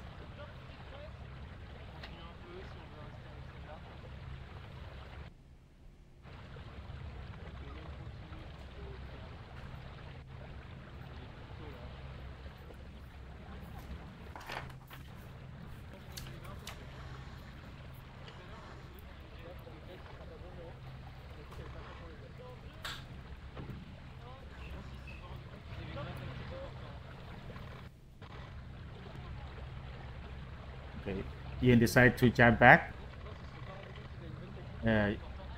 So for the sailors, if you are watching the video now, you can see what is the process, what is the procedure, what is the teamwork on Ian's boat, because they are 8 times world champion. So definitely you can learn something.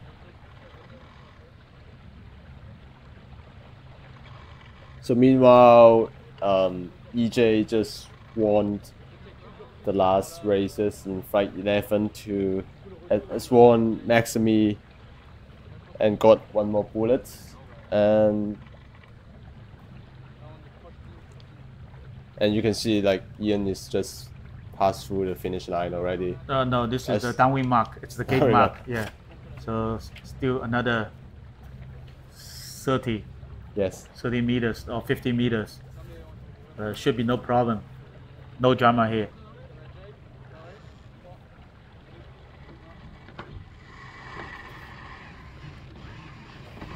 Okay, well done, Ian. I think it's the 6th win in the Macao Cup event here.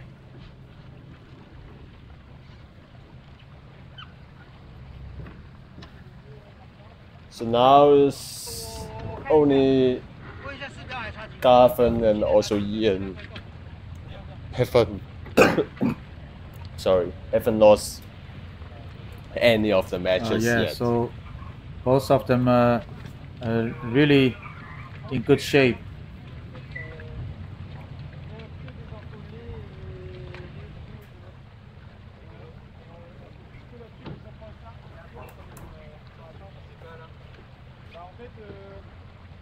Okay, this is the 3D animation. It's developed by Sailfish. So it's very good for all the audience to better understand and what happened in the race area. And you will see that between the 2 yellow flags, that's the starting line and the finishing line. It's a virtual line on the sea, but from the animation you can see it clearly. Yes. So just help you to better understand what is sailing race, what is match race, Okay, Martin crossed the finish line in 10 seconds. So I think they looks like they have a debrief already before they cross the finish line. Yeah, just talking about what's the decision, anything we do wrong, or anything we can be improved in next race. Okay, so that's all for the flight 11 of qualifying Rubin race of Macao Match Cup 2025. So just stay with us. We will start the flight 12 very soon.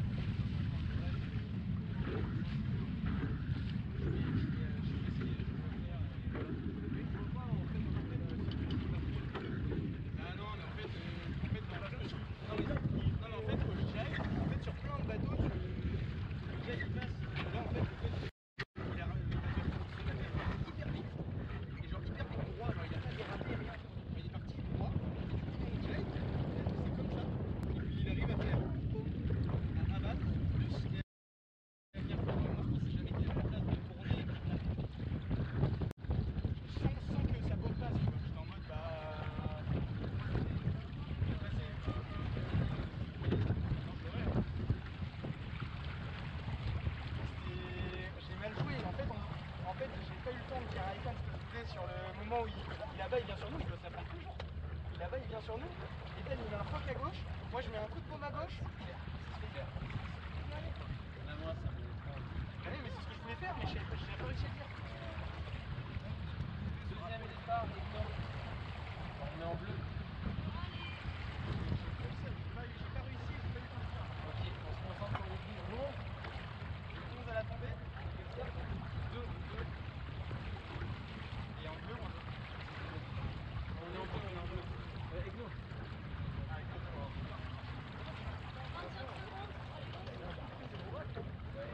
Allez, moi qui me marre, c'est comme ça chaque match.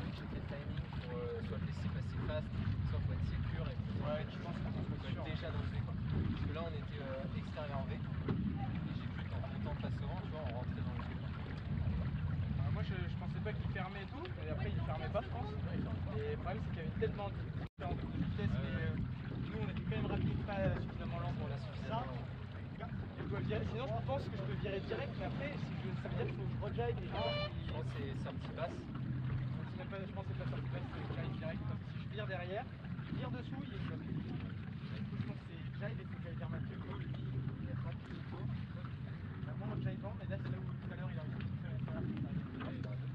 Il aurait dit que ce mais par contre il serait arrivé d'abord. Du coup il serait parti, il aurait direct, il aurait tiré derrière, là où comment j'aille.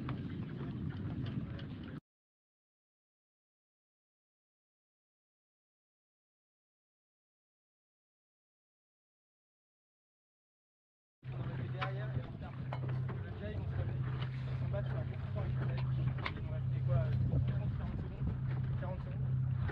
Je pense qu'on se arrêtait. Mais les émotions dans les coups. Ah, du coup, elle est plus vite d'enlever. Non, mais c'est le moment où je suis arrêté. Okay, hello everyone. Welcome back to World Match Racing Tour 2025 Macao Match Cup. This is the second day. We'll start the flight 12. Actually, you can see the first match of flight 12. The pre-start is already undergoing.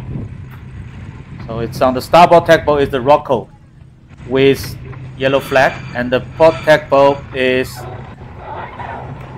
Maximi. Yeah. So both of them now entering the dive up mode. So they head to the wing.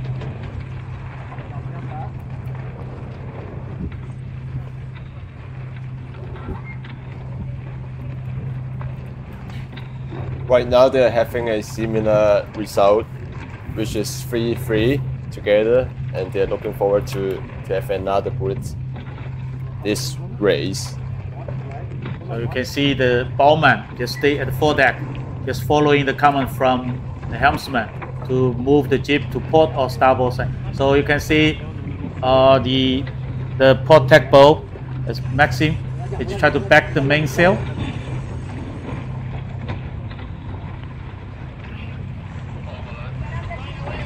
Just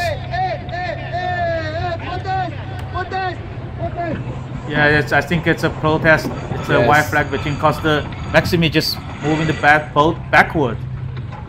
So they just have some contact, and yeah, if the boat is moving backwards, they need to keep clear with other boat who is not doing that. And what's the flag they rise? Nothing, or should be nothing. Didn't see anything. Yes. But I heard a whistle, so there must be a flag, maybe a green flag.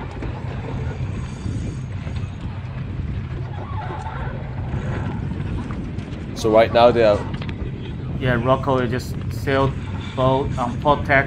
downwind. Yes.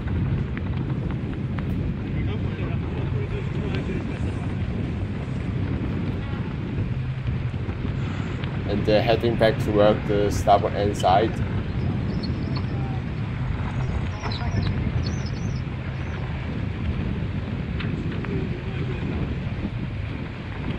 So Maximi is leading, Rocco is following.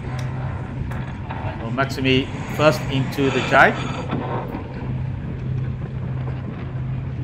See what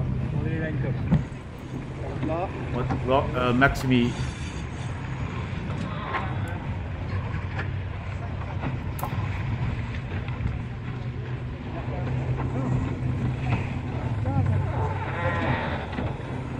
So right now it's 1 minute before the start, and both teams are having some cycling still up and down, trying to escape and control each other.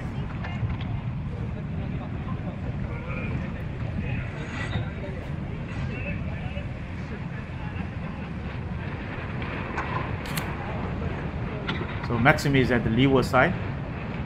He is the right of the way. So the windward boat is Rocco. Both of them on starboard tack, but Rocco need to keep clear. And They're right getting now closer. we have 15 seconds left to the start, and let's see if Maximi can can nuff up and have a good start. So they're now so close together. Wow, wow, yeah, wow. the leeward boat just aggressively left. So the windward boat is trying to keep clear. Not sure it's And they both tagged enough. together. Wow. Why they do 2 tag? Yeah, because he cannot follow. He's in the dirty wing from the leading boat, so he must attack. And then the leading boat just tagged back. It's just a loose cover. But they're still waiting for the penalty. Oh, sorry. I think this is the second match, which is Martin against EJ. So EJ is on starboard entry with the yellow flag. And Martin is in port entry with blue flag. Yeah, I think it's close to 4 minutes. So both of them ready to enter in the starting box. Yeah, you can hear the song from the committee boat. That means 4 minutes done.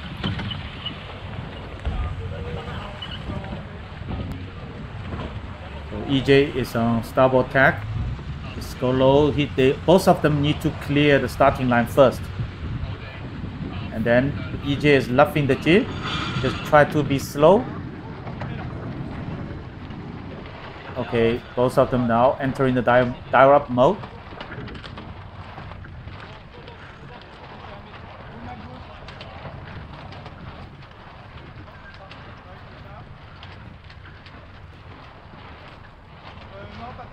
So now they are looking each other to see who will move first and what they're gonna do. Yeah, so EJ just try to back the main.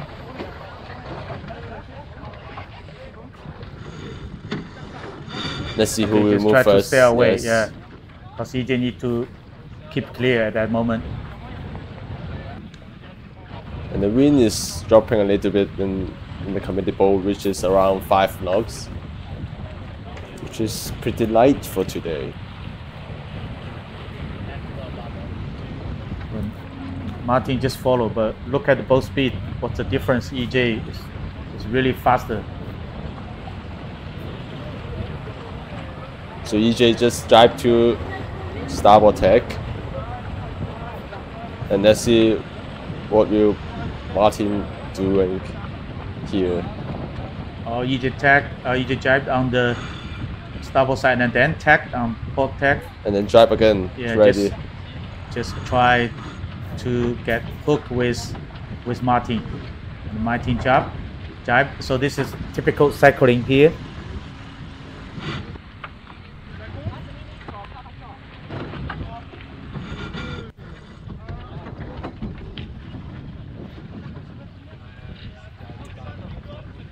So still a little bit early, and they're thinking about when they finish the cycling, who will take the lead, who will be the pusher. So at this moment, EJ is okay. Is he trying to escape or?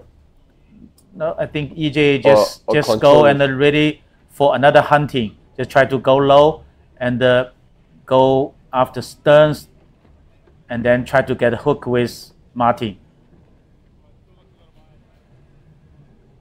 But Martin definitely doesn't want to be hooked with EJ. So they're trying to like run away from him. Almost 1 minute to go. So they're still going low at the moment. Yeah, this is the time they need to decide who will be the leeward side, who will be the windward side. So it looks like EJ is still trailing. He tried to get hooked with. Oh, EJ is fighting for the leeward side. I can see. Yeah, it's hooked. He just raised the Yankee flag. That means a protest. And there is a whistle. Yeah, it looks like it's a green flag. Yes. Yeah, it must be a green flag because there's no penalty. Because Martin did everything he can do to avoid the collision. So now 20 seconds before the start. And then now EJ can build the speed. Yeah. Yes. So I think basically EJ control the pre-start. Yes. Because Martin need to go on port and build some speed and then tack tack. again. Well, there's a mistake happened on EJ's boat. The jib trimmer just let the jib sheet totally ease, so he's a bit late. But still, a very good start from EJ.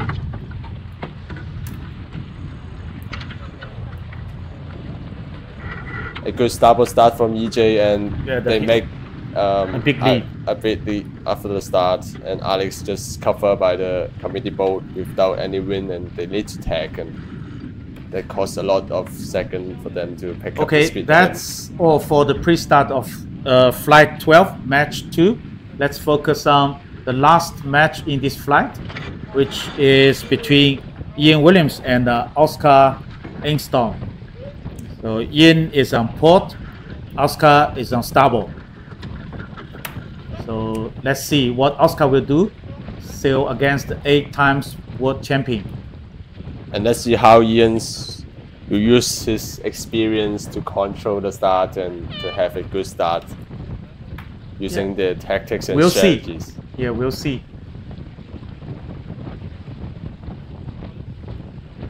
Right now I can see some of the experience. Yeah, looks sailors. like Ian can do a downwind cross. Yes.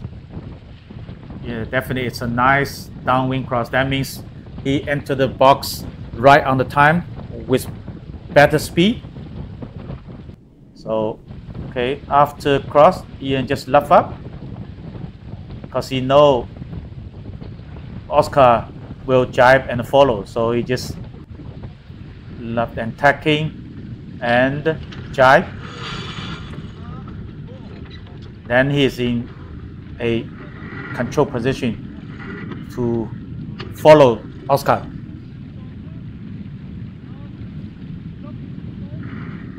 Yeah, a nice move.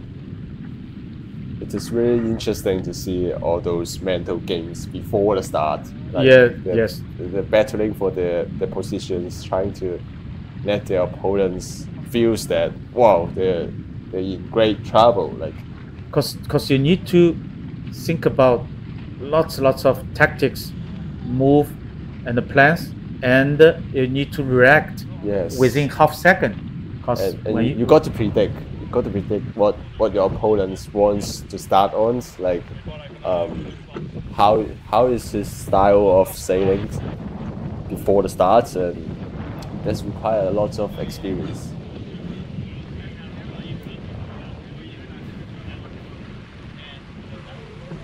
you can see Oscar is still leading.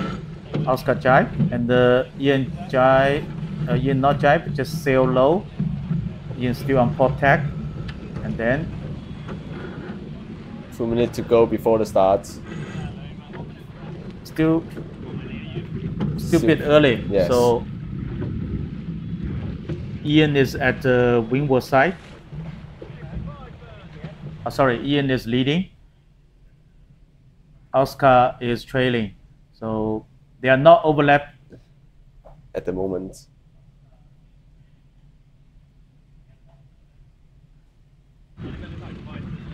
So at this moment, the leeward boat at the right of way, he can block the windward boat.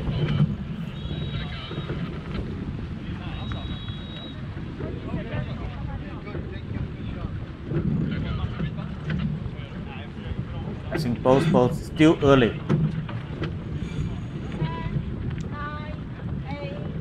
They may go down for a while again. I mean, go down from the line and then. So they just exchange the position.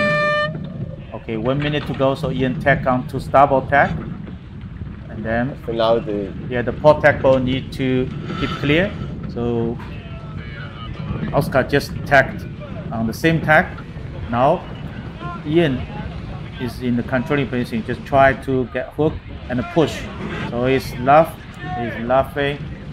yes, Laughing. they're trying So, to get the leeward side. Yeah, just tell him the windward boat need And to they keep clear. raise the flag, Yeah. trying to protest Oscar. Okay, I think it's almost the same tactics. Same tactics. Just try to CJ. block him. Yes. Yeah, block him You cannot tag. You cannot Yes. tag. Yeah, you cannot tag. Any overlines or Yes. it's really close to the No, start line. yeah, it doesn't matter. It doesn't matter. matter. Yeah. Wow, wow, Ian, wow. Yeah. Yeah. Even the guns for the starting signal, Ian will take. So Ian is slightly over the line, but he is the first one to. Yeah, we are not sure he is over the line or not. I don't think he over the line, but he just sailed all the way to that point. It's it's nice move, really nice move. It's quite a similar case to EJ last race. Yeah, so that's Just all let- about the tactics. Yes, You just make their opponents to stall and picks up a little bit slower the start. Okay, then it's a typical scenario happen. So the trailing boat need to tag, and then the leading boat Ian just tag, make a cover.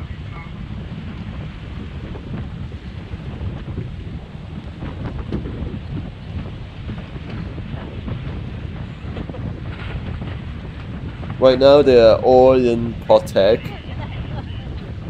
heading towards the right side of the course. And Oscar make attack here. So it's going to be a typical tag deal. Yes.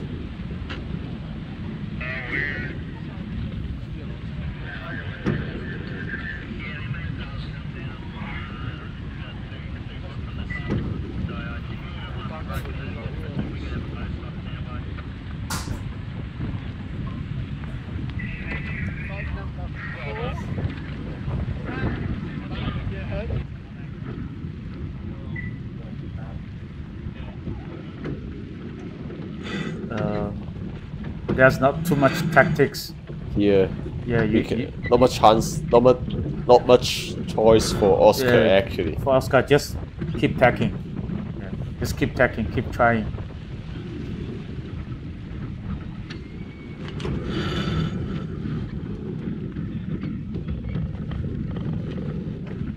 But as you can see, there's another two boats just sailing downwind with the kite flying. So that means you will have lots of bad air underneath the kite.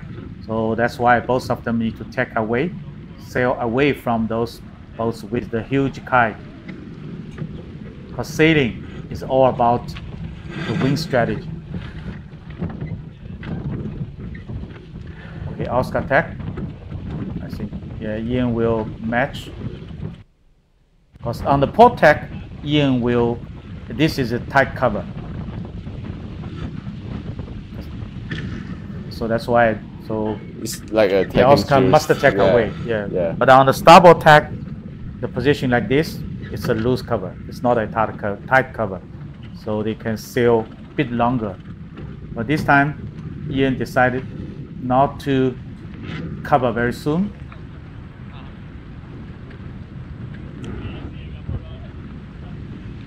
And attack again.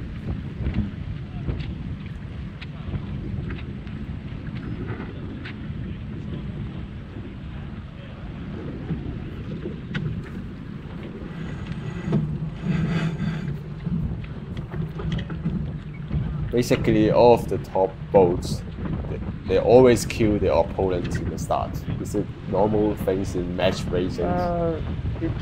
To be honest, it's quite normal. If someone is stronger in the experience, in the teamwork, in the boat handling and the boat speed, definitely they just try to give the penalty on the opponents before the start, before the starting signal. That will be perfect. And then you just sail the boat, even you are at the same speed with your opponent, still in very strong position because they have a penalty. As we talked before, if you want to do a penalty exoneration turn, you must have at least 4, 5, even more boat lengths, the gap between two boats. Otherwise, you will lose the game. So I guess they took a lot of time to practice the start, like trying to win on the start. Like, you think it's like more than 50% if they got a good start. Like, oh yeah, yeah, that's for sure. So they are closing to the windward mark of the first time in flight 12, match 3. You can see the Ian's crew has already set up the kite. He pulled the tack out in the right position and just wait. Yeah, meantime, Ian just grabbed the main sheet in his hand and eased the main by himself, and the rest 3 crews just help to hoist the kite and pull the tack line, and someone pull the bowsprit line. So you can see how good they are on hoisting the spinnaker. meanwhile, Oscar just passed the top mark and doing the same as what Ian does. Yeah, looks like, oh, they do a jab set. Yes. Yeah, they do a jab set. Not so bad. Yeah. It's a smooth drive. So let's see. Ian will match. Yeah, definitely Ian will match.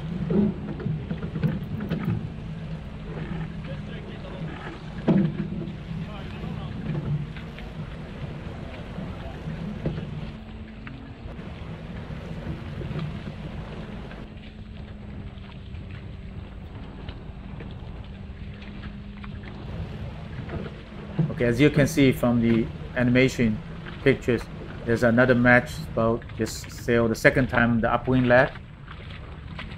Just goes through between them.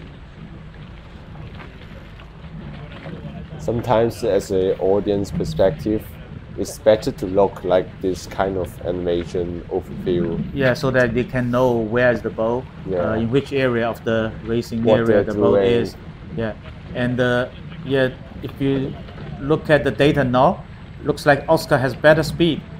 Yes. It's the SOG, speed over ground, is better. VMG is also quite good. So is there any miracle will happen in the first downwind leg?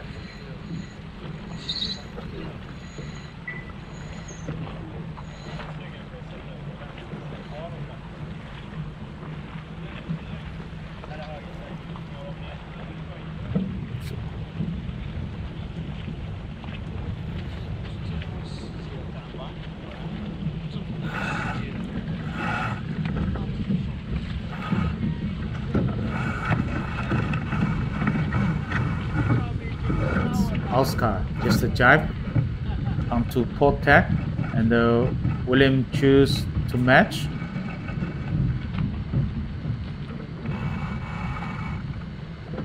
William is approaching the downwind mark.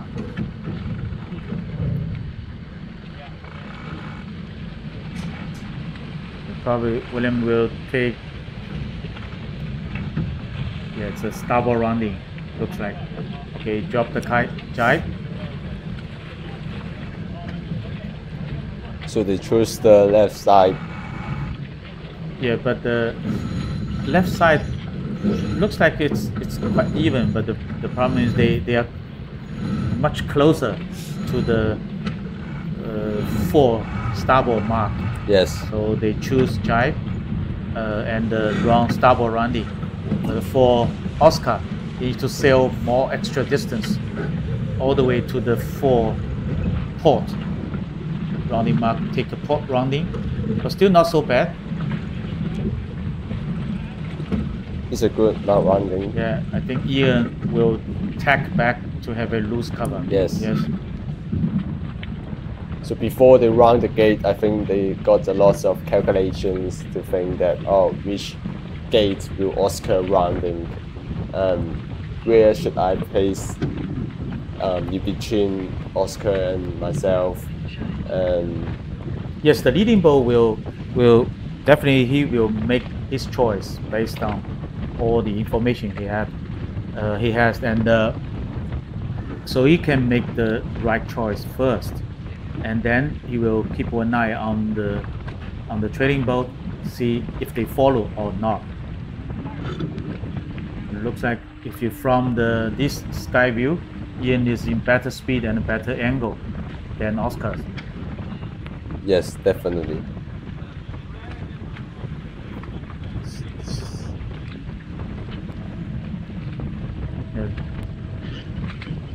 think Oscar should tag. Yes. Otherwise, it looks like no chance for him to Because they're minimize having the gap. Yes.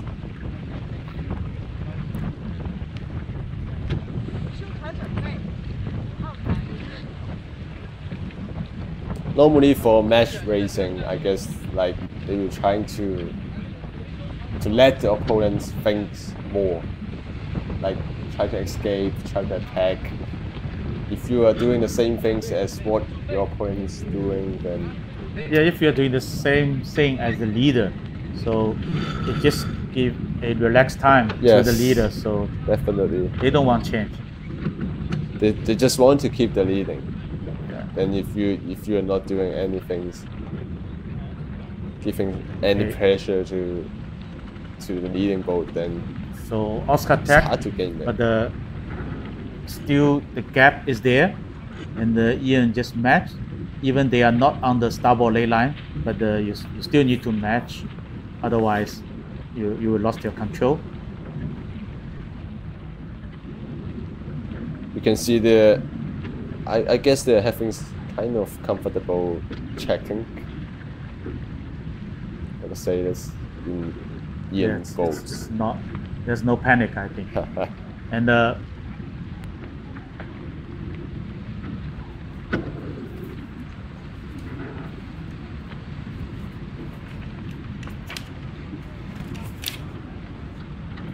so they'll sail all the way to the port lay line.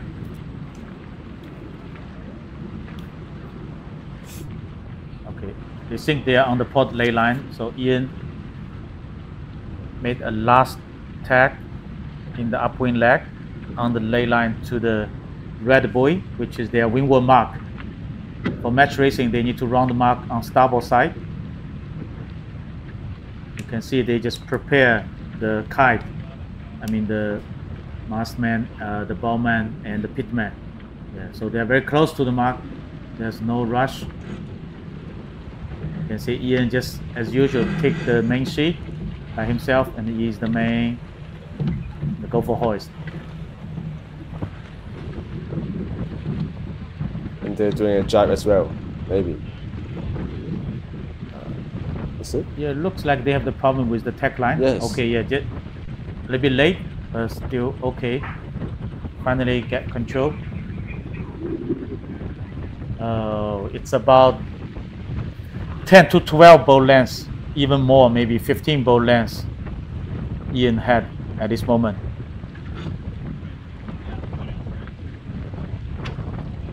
It is really common in sailing sport, like the leading boats keep gaining the distance in between. Yeah, especially in the upwind Yes. leg, because the leading boat is in controlling position. But in the downwind leg, sometimes or most of the times, the trailing boat will have the wind first. So somehow he is in the controlling position. But if the gap is too much. it's too much, then sometimes it's useless. And the leading boat just need to have somehow light cover. It should be okay.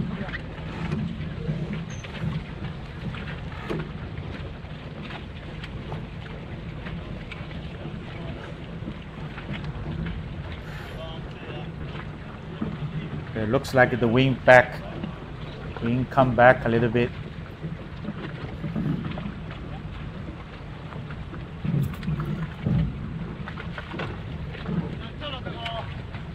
Oscar, I think Oscar need to jibe. It's almost over the ley line. If you sail over the ley line, that means you need to sail extra distance. You can see it's very relaxed. Huh? The atmosphere is relaxed, and they sail very deep. You can see the kite. You can see the mainsail. So that means they sail very deep angle. They can enjoy the race a lot here as they're approaching to the finish Because it's line. all the way to the finish mark. Meanwhile,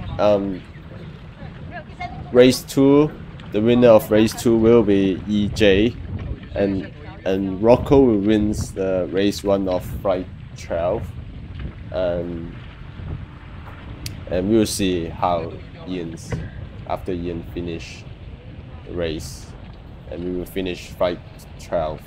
Yeah, I think here should be no surprise. Yes. Yeah, Ian will cross the finish line first and win his race. I think this is the 6th or 7th win to Ian Williams in Should this. be 7-0. A nice run from Ian.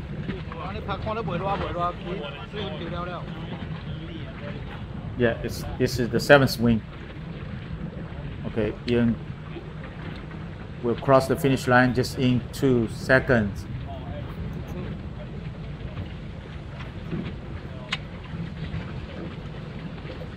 Okay, well done, Ian Williams, and with his cruise.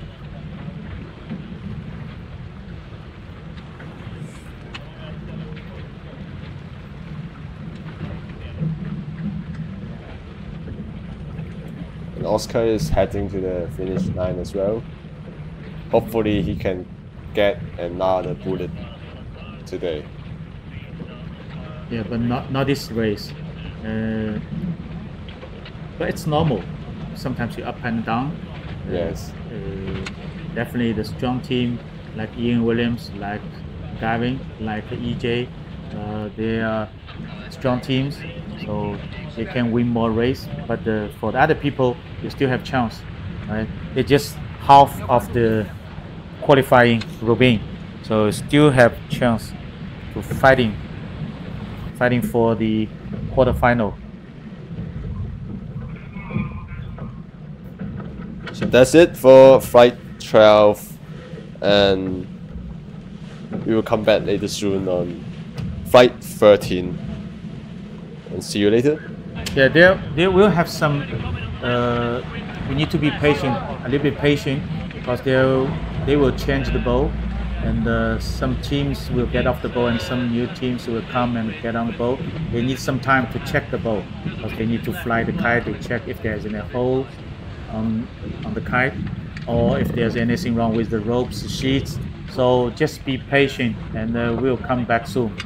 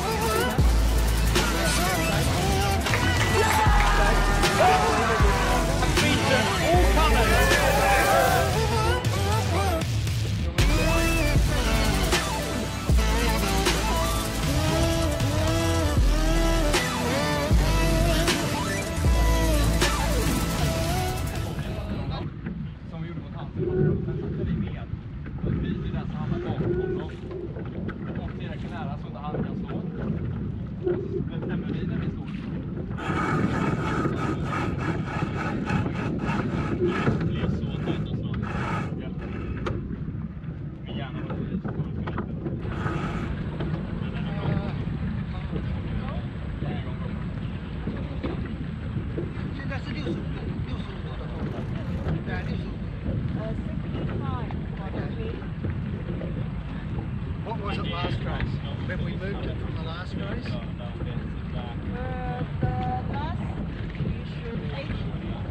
Okay, so we got 65.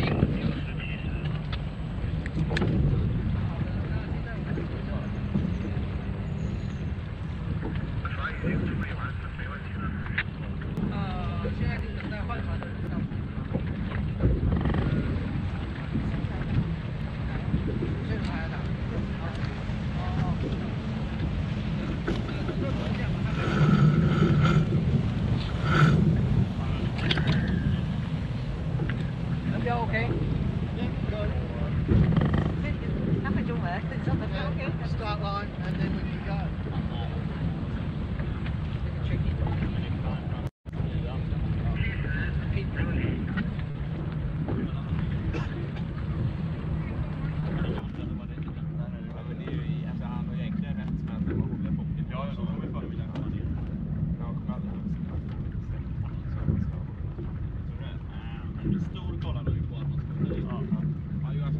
Jag tror inte de när man ligger på halvbil så är det en annan sak. Men jag tror inte de... Nej, det kommer inte börja flaggla på. Nej, det är väldigt bra. Jag får det väl kanske gå igenom det. Men grejen, om man kollar på honom nu då, så här menar han vinner stålkan. Och sen seglar, så han seglar inte så mycket. Han är bara... Han bara leder han.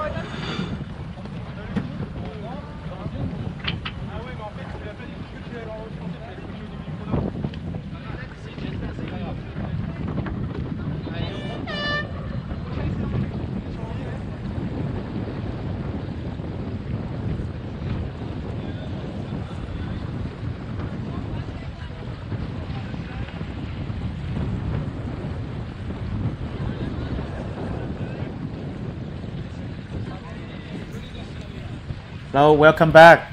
This is World Match Racing Tour 2025 Macao Match Cup. It's day 2 with the flight 13.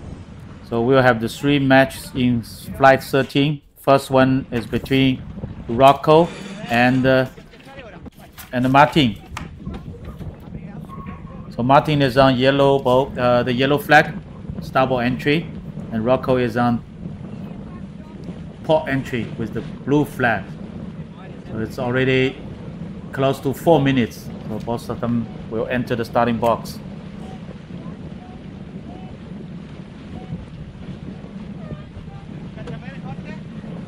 So Rocco is doing a great job today, winning 2 of the races of the race, and they're trying to maintain the rhythm to get 1 more bullet today. And meanwhile for Martin, they are trying to get the first bullet of the day. Now they are closing up together in the start line. Yeah, so they're just in the dial up mode, and Martin thinks he cannot stay there. He just tacked away. Let's see what the other boat will do. The other boat just sail away, and then Martin come back in starboard tack.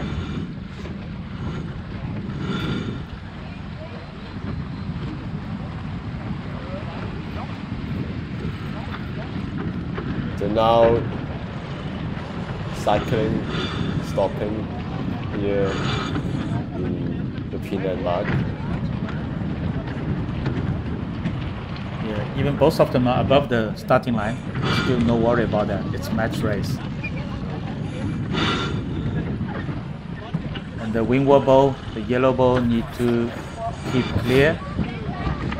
Wow, it's very close. Yes. Very, very close. It might be slightly a contact between 2 hulls. It seems that there is no flag rising, so it's fine for both of them. Okay, Martin is leading, heading to the right side of the area.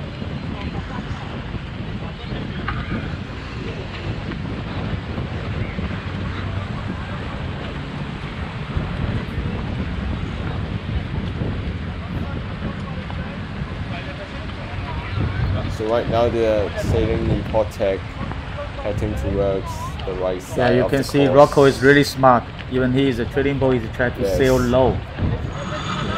Because he knows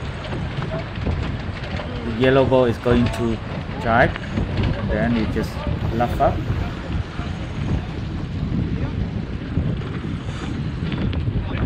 And the tack. From what he did, you think he's going to like start on the windward side or just? I think he just want to be in a controlling position. As you can see now, he's back, and he just be a push back because he tried to push. Last 1 minute. Okay, now it's overlap. Yes. Yeah, it's overlap. It's still overlap. Oh, a little bit, and then overlap broke. So you can see like Martin is trying to escape from Rocco control. Oh, this is a critical moment. Wow! Oh, that's a contact. There That's a must be contact, a yeah. flag because the blue flag, the yellow boat is on starboard tack. At the time, the blue boat is on port tack and try to tack and avoid contact, but there is a contact happen.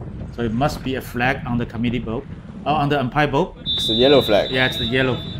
So that means Martin is having the penalty. No, it's Rocco.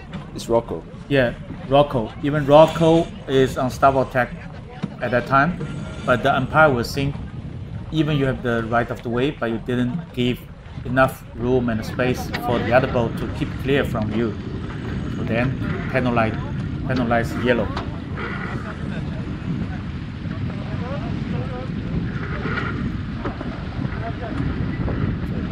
Both boats are late, but Okay, Rocco tech. It's a split start. With Rocco has a outstanding penalty on him. Okay, let's focus on the second match. It's between Martin and Nick, EJ, and EJ is sorry. It's Ian and yeah, Maxime and Ian. So Ian is starboard entry, and Maxime is port entry. Yeah, it's almost 4 minutes. Yeah, you can hear the signal on the committee boat. There's one sound. It's 4 minutes. So now they are approaching to the starting line after the 4 minutes signal. So Maxime need to finish the tag, sound starboard tag, and then head to wing. Most of them head to wing at this moment is a dart up. But Ian is keep one boat length away from the leeward boat. So Ian just try to get a little bit closer to. It's kind of like a mental game. Yes, yes. Both teams are so close together. Ian just try to tag, because otherwise you cannot keep clear from. It's very close to have contact here. But yeah, Maxime did a very good move. Just back the mainsail, and in the meantime push the rudder, so the boat just backwards turn the boat and help him to sail on port tack as quick as possible, and then on the trailing position. So Ian just round the committee boat. So once again, let's see how Ian's will do tactics on Maxime before the start. For the last 2 races, Ian's kills his opponents during the start already. Yeah, I think at this moment still the upwind side favor. That means the committee boat favor. Yes. So you think they're gonna use the same strategy as the last 2 races they did to yeah, we'll see. So let's see how Maxime could escape from here. Yeah, this is the cycling.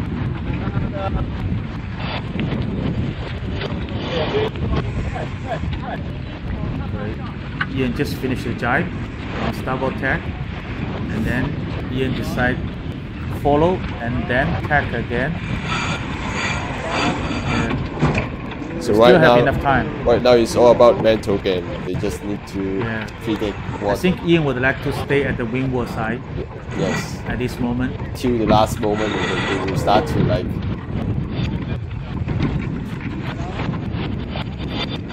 Just entering another jibe. It's really all about timing, positioning yourself into a controlling positions, which different trouble to another point. Yeah, this is a nice view. It's a sky view from the drone. You can clearly see what's the relationship between the 2 boats. And just behind the 2 boats, there's the rib is the umpire boat. Okay, Ian just get hooked, overlap at the leeward side. So Ian have the right of the way. He just try to push, and hopefully you can push the boat over the starting line.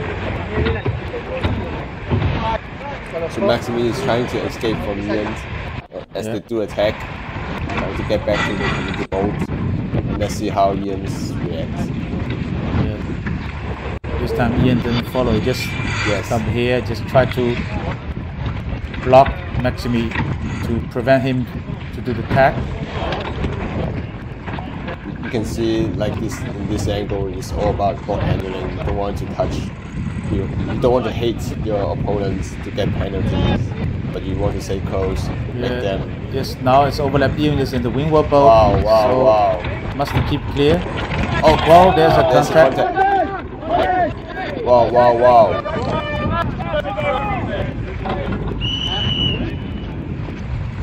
So in this case, I think Ian will got the penalty. No, it's a blue flag. It's penalty Maxime.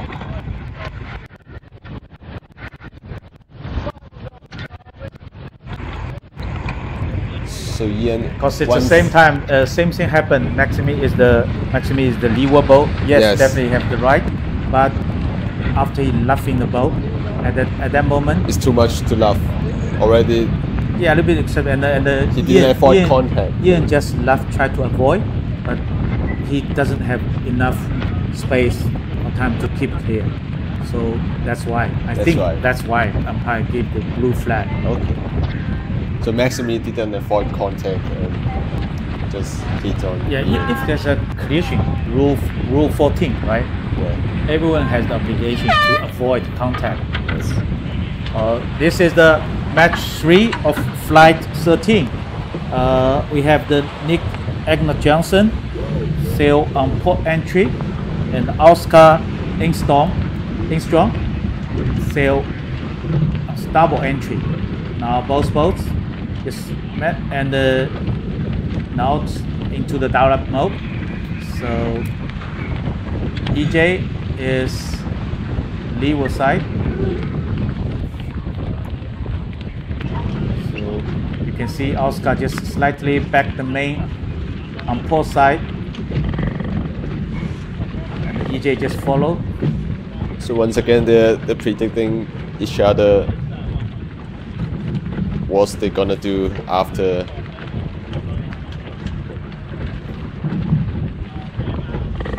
So EJ just pushed the main to starboard, so both of the boat just move backwards.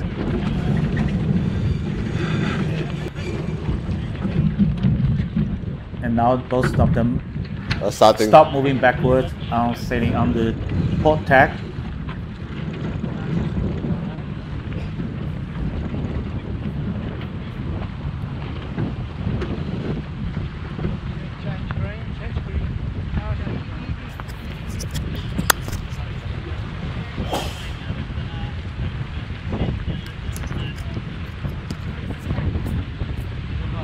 Okay, EJ is in trailing position.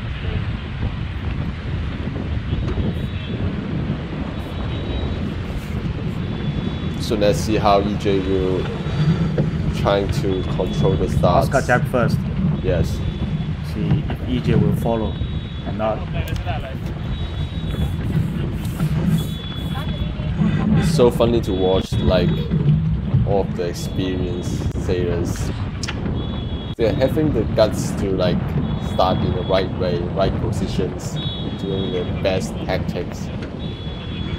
There's some kind of format, I mean, for the pre-start. So it's all in their mind. Yes. So they just depends on the situation. Yeah. At this moment, they just select one and take it.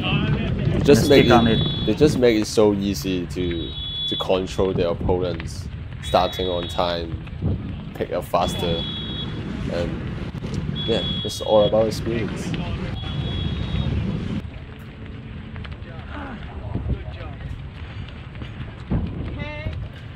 I heard some of the whistle is blowing. I think there may be a changing course for the last race. Let's see. So 1 minute, EJ still leading.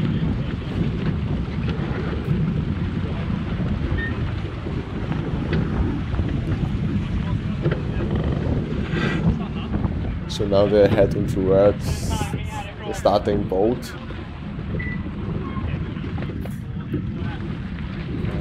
So Oscar just tried to get hook again. And EJ doesn't allow him to do that.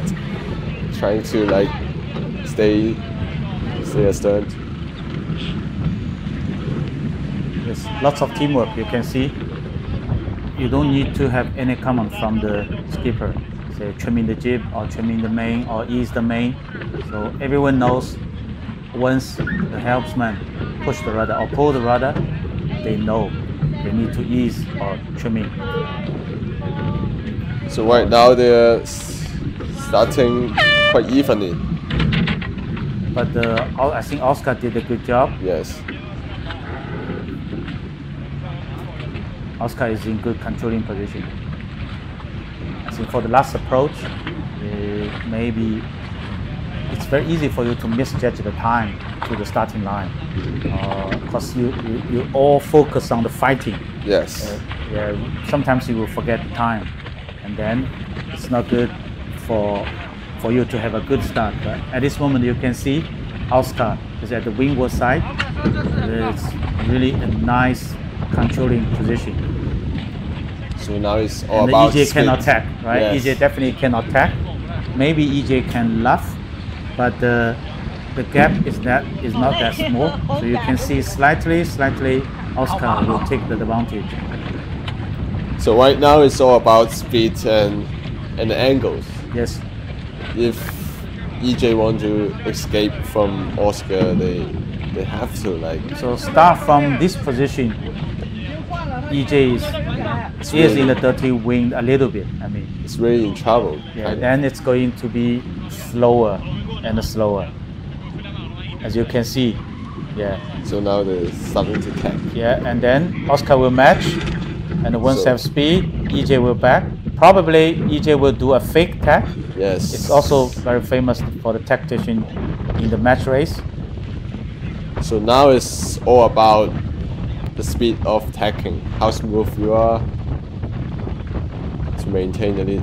Wow, Wow, strange. Oscar didn't tack back. Yeah, Oscar even let him go.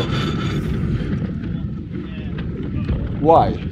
Uh, Why they need to do that? Like, because maybe I'm not sure, because the speed of tacking. Yeah, if you are really confident about your teamwork, every tack you You won't. should follow. Yeah, you won't lose speed. Every tack you will do better than the opponent.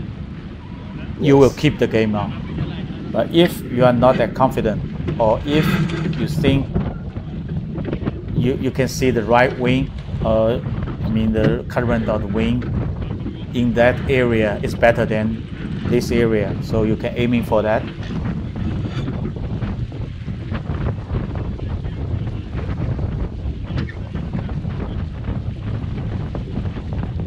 So right now their board speed is EJ is slightly higher than Oscar. Yeah, but since they are on different tags, Yes. but once they are on same tag, we can compare the speed again. After tacking, you can see EJ take a bit longer time to build the speed, right? So Oscar still doing a tight cover on port tag.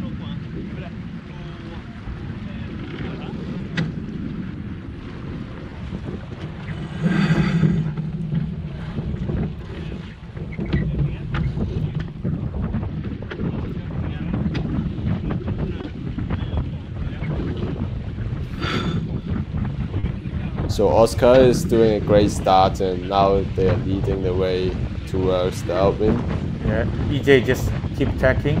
trying to escape from Oscar. The wind speed is around 8 to 10 knots, which is slightly gaining.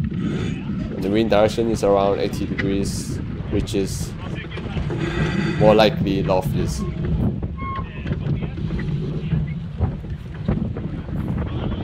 It's more close to the east wind already as the sun goes up.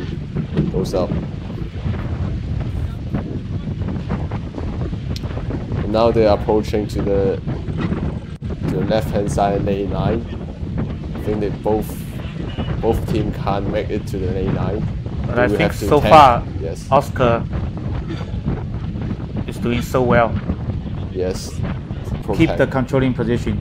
So Oscar is about 24 years old, and he used to sail a lot on the 29er class, and after that he moved to the Olympic 49er class for several years.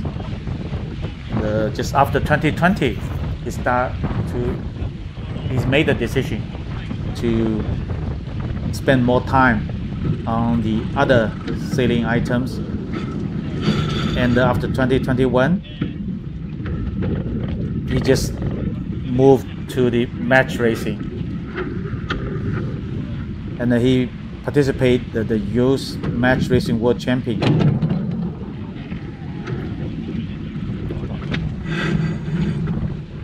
He also did lots of sails on M32, 12 meters, Muth, and J70. both of them are really young sailors. Yeah, and also because he's from Sweden, he is a talent sailor, young sailor in Sweden. So he was selected to join the Swedish challenge for the Youth America's Cup, and he took the helmet at that time. So it's very young and a talented sailor. But EJ is the world champion in 2022 of the World Match Racing Tour. So he won one world champion title already, right? But EJ now is age around 26, so he got his world title at around 24. Both of them are really a young talent. It's really talented sailors. Strange. Maybe Oscar see there's some other boats on his course, so I think he should jibe to match. Now they separate a lot. You can see he's thinking whether he should jibe or not. Match with EJ.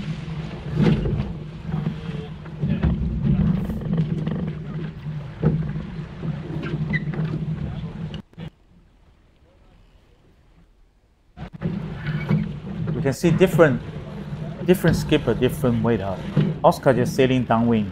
He led the mainsail. It's really eased a lot more than other helmsmen.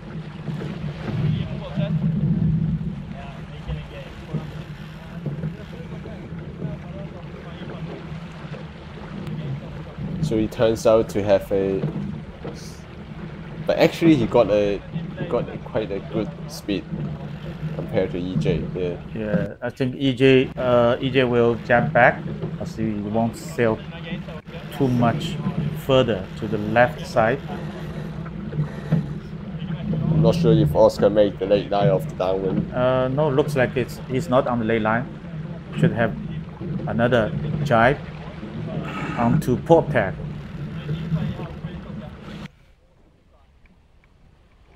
Yeah, because you can see Oscar is looking at the downwind mark to make the decision where. So he just want to jibe in front of EJ, as you can see from the camera on the boat. Yes. So he just jibe in front of EJ. And for the leading boats, they got a lot of things to consider whether he should pass to the right. I think gate Oscar or will left take a gate. starboard rounding. Yes. What will EJ do? EJ just follow.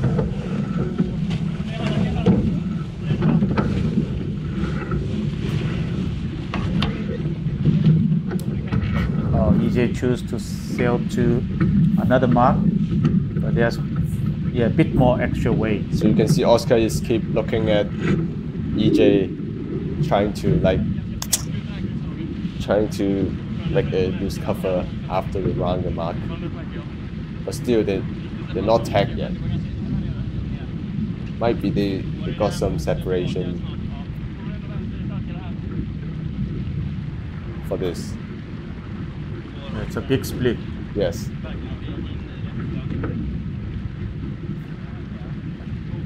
Which is a little bit strange to me. Yes. Because if the leading boat should have the cover somehow. Yes.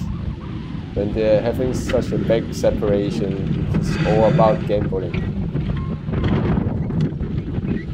So now they start to tag. It's like both of them tag. It's like they're doing a speed tag. Yes, if you're confident on your boat speed and you think I'm still the course doesn't drop. Yes. I mean the heading is still keep even. If you're sometimes really you have a lift. Yes. Okay, you will stick on it.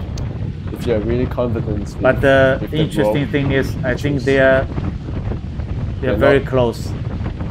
Okay, even Oscar is still slightly ahead, but I think Nick just reduced the gap. Yes. Nick is on starboard tack at this moment. Wow. I see Oscar will tack in front of Nick. And then EJ will tack again, I think. Yes, definitely. You can see Oscar tack. I think Nick. Yeah, Nick must attack. There's no choice to him. no other choice to him. I think they take a lot of advantage after running the gate bar that Oscar didn't do a loose cover. So right now I'm not sure will Oscar attack again or just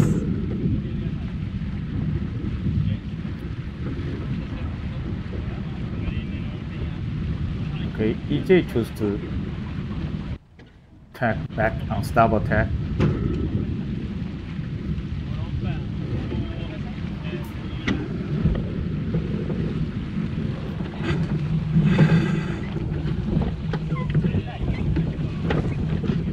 so Oscar tack as well. I think this time it should be same thing. That means Oscar can cross.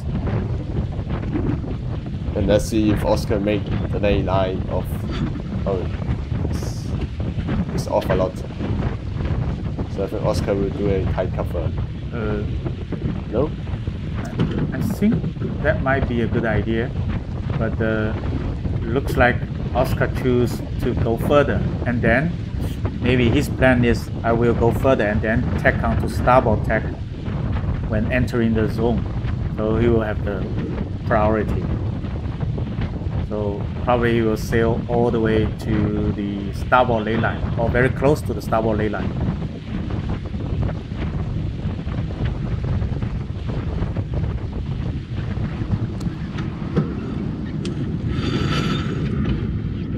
Yeah, I think he is on the, yeah, looks like he is on the starboard ley line. Yeah, EJ couldn't make EJ must attack, otherwise EJ is port tack. So still Oscar is leading, but the gap between both teams is slightly less than the first leg. Yes, I think so. Tack and then go for the hoist. It's just about maybe 2 boat lengths. Yes. Well, it touched the mark. I think Oscar touched the mark. Looks like. So there's penalty? If he touched the mark, he didn't do the exoneration, definitely it's a penalty. But I'm not sure because it's only from the camera. Yes. On EJ's boat. But it all need to be decided by the umpire on the water because they will have clear view on the water. So now it's getting closer to Oscar for EJ. Yeah, but still Oscar is in leading, and he can safely jibe in front of EJ, so it's still in good shape. You can see Oscar keeps looking back. So you can see EJ try to sail a little bit lower than Oscar's course.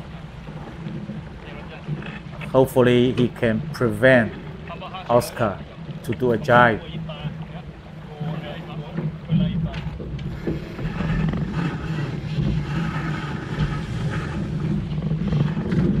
Okay. But I remember. Yeah, not enough. So Oscar just jibe away. I remember Oscar still not yet do the penalty during the start. See? Oh yes, there's still in one outstanding penalty. Oh, it's not. It's not EJ case. I think. Maybe. Yeah. Too many races. Too many races. Too many races. So let's see. No, I think yeah they have a penalty because you can see they try to slow down. That's the very famous tactics they will use because they have a penalty but they are leading. So you can see now they try to sail as low, not as low as possible, but the speed should be slow enough and wait for EJ to get hooked with him so that he can be a leeward overlap, and then he can luff up and make another penalty on EJ, and after that he just even the penalty and then he tried to cross the finish line first. So this is the interesting thing happened. So you can see the leading boat, the yellow boat, try to sail slow. So right now at the moment I think EJ is trying to escape from. Yeah, he's looking for an opportunity. Yes. Because it's not easy. Because if some people say, hey, EJ can sail in a high angle, and then Oscar will I will say give EJ just raise the white flag. It should be a green flag, I think. Green flag. Now they get overlap. Looks like they get overlap, and Oscar just tried to break the overlap, but now they are close to the finishing line. I'm not sure EJ. So what? There's some whistles on the water, but we cannot see if there's any flags. So are they gonna finish or? We cannot see the flags on the committee boat. Let's see the angle. So they didn't do any. What's that? Yeah, if this is the blue flag, that means the blue flag boat win this game.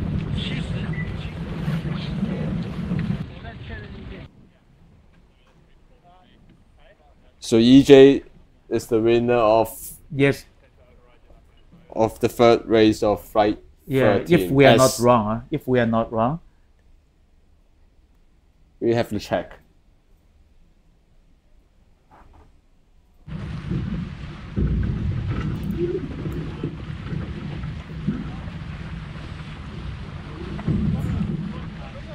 Okay, so we're still waiting for the final result.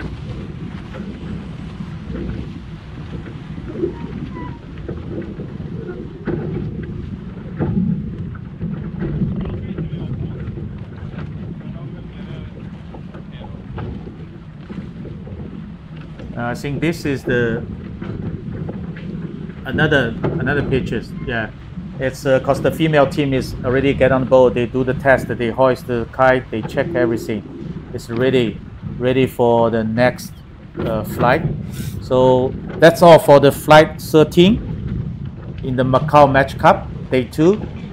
So just stay with us. We will start flight 14, and it will take some time because some of the teams, they need to change the boat, and some of the they need time to check the boat, check everything. Just make sure all the sailing gear is in the good shape, and just stay with us. We'll come back soon. Thank you.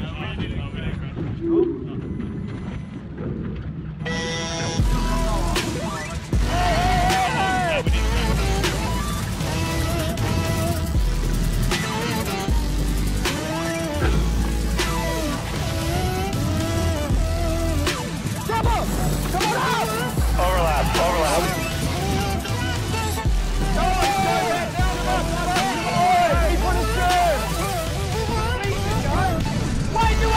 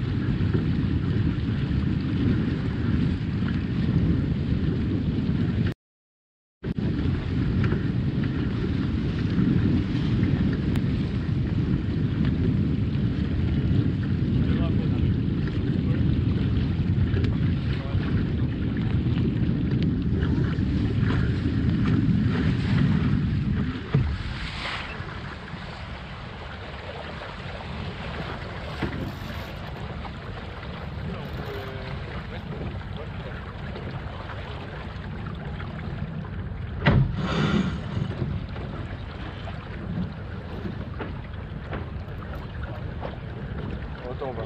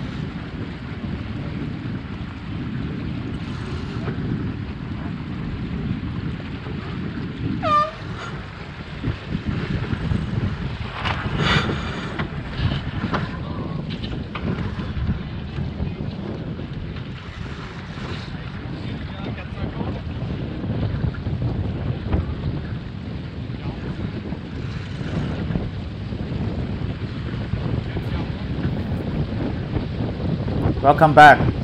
It's 2025 Macao Match Cup, the opener event of World Match Racing Tour in 2025. Here is day 2. Now it's flight 14. So for the first match, it's between Max Paul, sail against Tom Forcher. Max is on port entry, Tom is on starboard entry.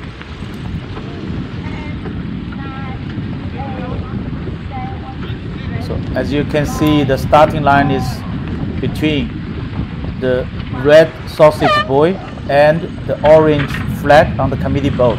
Okay, 4 minutes gun. So Tom is the starboard entry.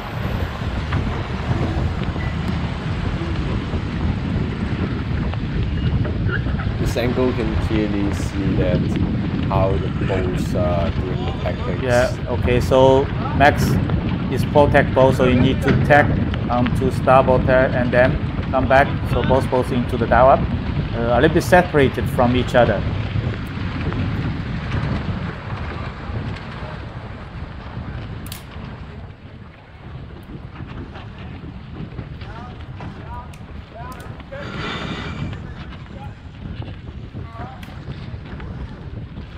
So right now Tom is tacking back to port tack and start to Tom want to take lead. accelerate again towards the committee boat and to the right side of the start line. And the wind are staying the same on now is east directions, 8 knots. It's getting more to the right actually compared to the shift in the morning. Still plenty of time before the start, more than 2 minutes, and now they're Tom is starting to drive right away.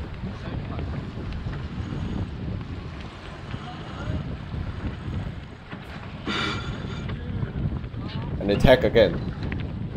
So now Max is the boat leading, and this is the cycling.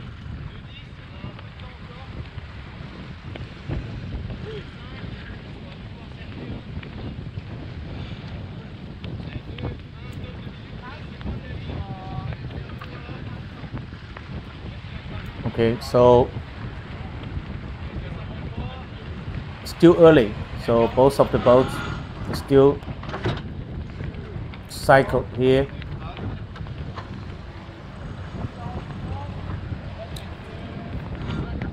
So Tom is in the leeward side, and the Max just tacked back on the windward side of Tom.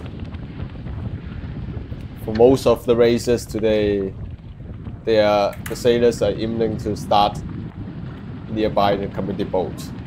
So actually the strategy are quite similar. They're trying to block the way for the opponents to work the committee boat. So Max is doing a aggressive push. So 1 minute to go. Max still want to go underneath Tom and try to get hooked with him. Now it looks like it's overlap, and then Tom just push the rudder, pull the rudder, and try to break the overlap and prevent to be overlapped by Max. So 30 seconds before the start, and both teams are so close together. The Max is in the windward side. He's the windward boat. Need to keep yes. there. So it's quite hard for Max to accelerate at the moment. Yeah, maybe Max should tack. Yes. Yeah, he should tack. Otherwise, he just Yes. got stuck there. And attack and build speed, and then do a tack start.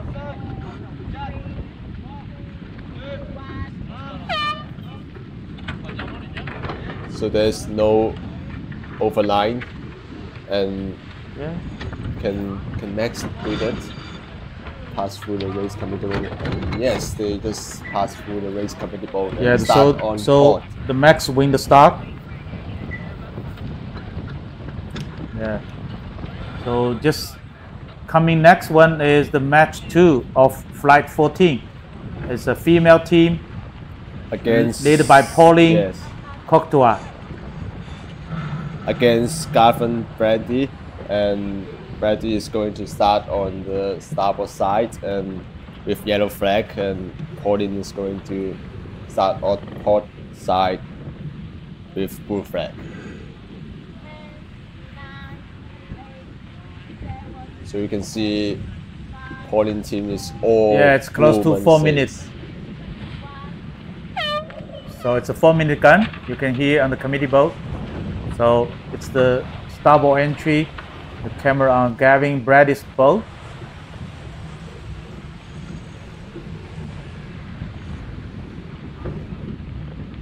Okay, so the port tack entry, Pauline just tack onto starboard tack and then back. Both of them had to wing into the downlap.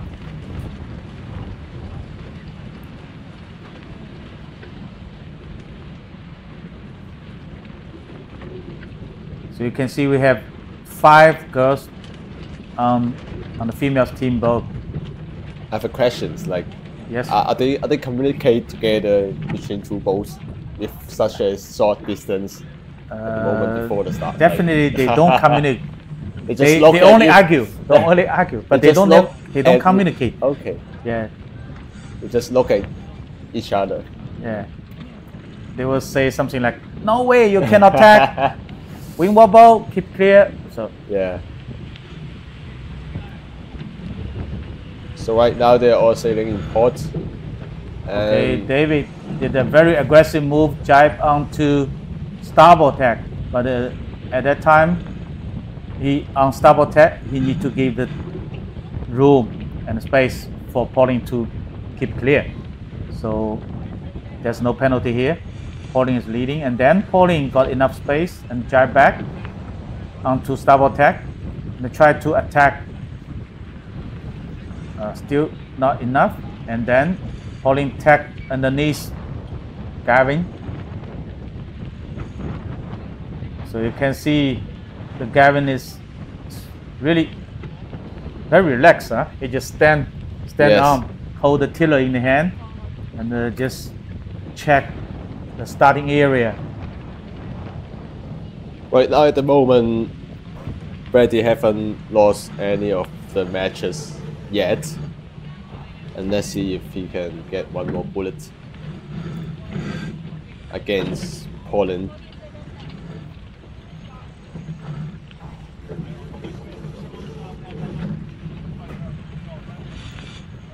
So right now they are driving and tacking together, trying to stay close and control each other to find the best position to start. Still got some of the time. Yeah, as you can see Before from the here, the committee boat is on top of the screen, and Pauline is at the windward side. So a little bit dangerous position because Gavin is hooked underneath her and try to give a push. Still overlap. So Pauline tried to build speed and try to escape, and the brake overlap. Okay, it's now overlap.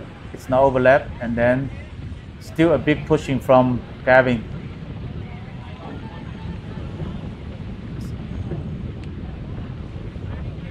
I think both of them are early to the starting line. Oh, overlap again, and the brake. Okay, so Gavin just asked the crew to raise the white flag. There should be a green flag, I think. Yes. Wow, there's a contact. There's a contact. Yeah, there's So a contact. Both of them are rising the white flag, and let's see who will be penalized. No, so yeah, the penalized Pauline. So we start now, and Yeah, Gavin win the start. Yes. Definitely. Right, almost right on time, and got give a split. penalty on Pauline. That's the best situation we can see Yeah, on the start. okay. Let's focus on the last match for flight 14. It's match 3 between Zach West and Chris Poe. So Chris Poole is in yellow flag, Yeah. and they will start on the starboard side, and for Zach they're with blue flag, which means they will start on port.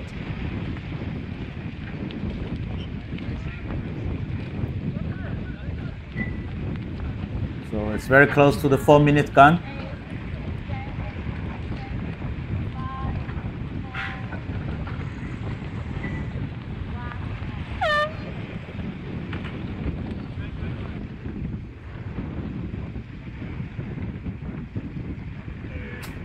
Okay, it's a normal entry for both boats.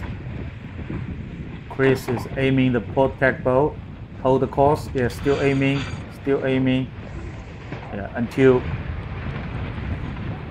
Zach attack, and then he come back head to wing. It's in the dial up. So now they're looking at each other again. Yeah, just look at each other. So, and you said they're complaining, right? Yeah, they just look. They just look, and the skipper will give the hand signal to the bowman. I want the jib to port. I want the jib to starboard. So that will help to turn the bow, because you need to keep close tension on your opponent's bow. Because you see, Chris is trying to sail get close. Wow. Now they want to have a close. Not sure there's a contact or not, but it's very dangerous. Maybe they just want to have better conversations. Yeah, so it might be a penalty on Chris. Can they do the penalty before the start, or they have to do it after start? Yeah, they must do the penalty turn after starting signal. After they start.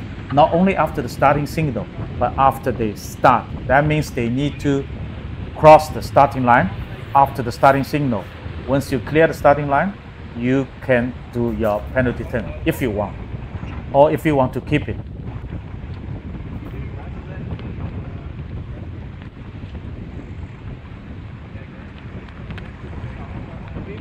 Wow, it's very close.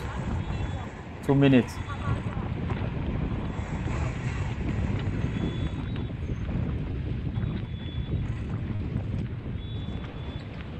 So right now the right side of the screen is not accurate for the lane EJ and Kingston, but for the top side of the screen it is West against Pool now in the start.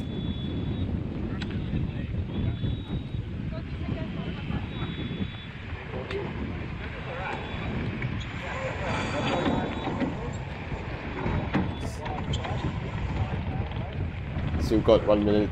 So Zach is trailing. He's tried to give a push, and Chris wants to take the lead. It's got lead back, and also same thing. Zach want to get hooked with Chris, but definitely Chris drive the bow, upwind, laugh, and bear away a little bit. Just try to break or try to avoid being hooked by Zach. Now Zach is hooked on the windward side. That's a good position for Chris to Chris, control Zach. Chris is in control. Yes. Because it's still early. Still early. I think West Chris wants to go. Yes. Want to go with him. So they both tag together. Yeah, just prevent Zach to tag. And okay, I think Zach did a very good move to do a jibe. Yes. And then try to sail the boat underneath Chris. Hopefully can get a hook. 14 seconds to start line, to starting.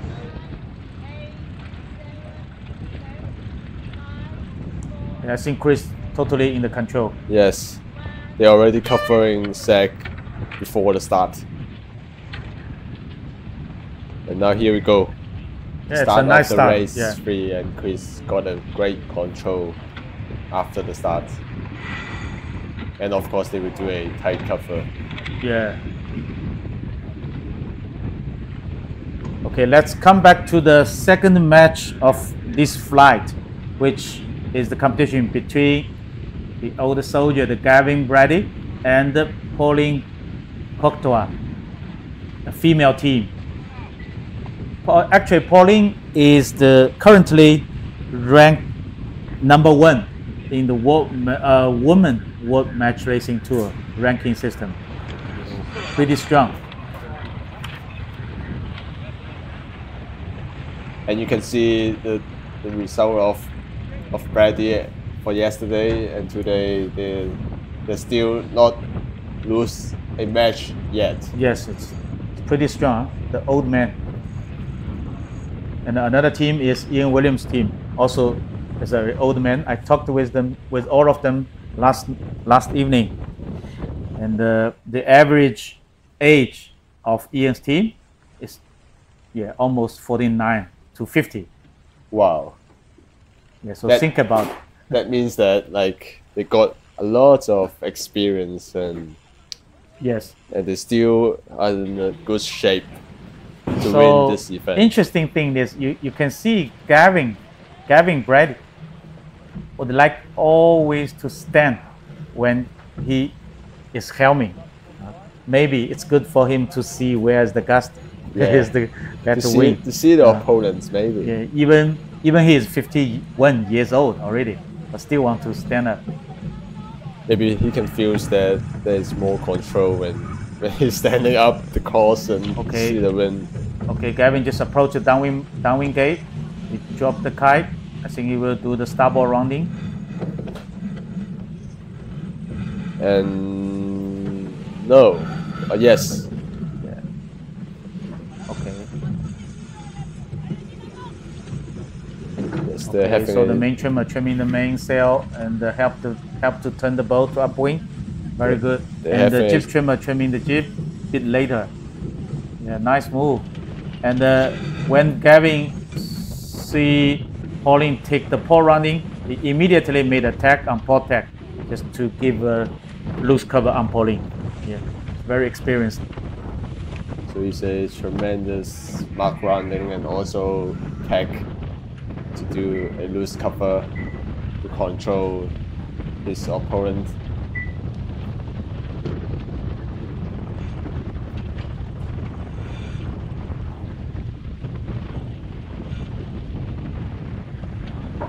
At the moment, the wind picks up a bit to 11 knots. And yeah, fortunately, we have nice wind today. Because yesterday we just finished 9 flights. Yes. And so today is going to be a long day. We try to finish 13 flights. That's the total flights for the qualification race, the round robin qualification. So today is going to be a long day. Just stay with us.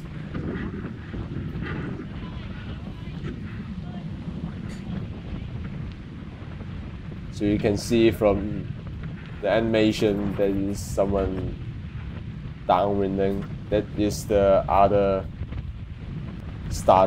races of flight 14. Yeah, if the wind has been built up to 13 knots, so then it will be a little bit tough for the female team because they need to work harder to hike.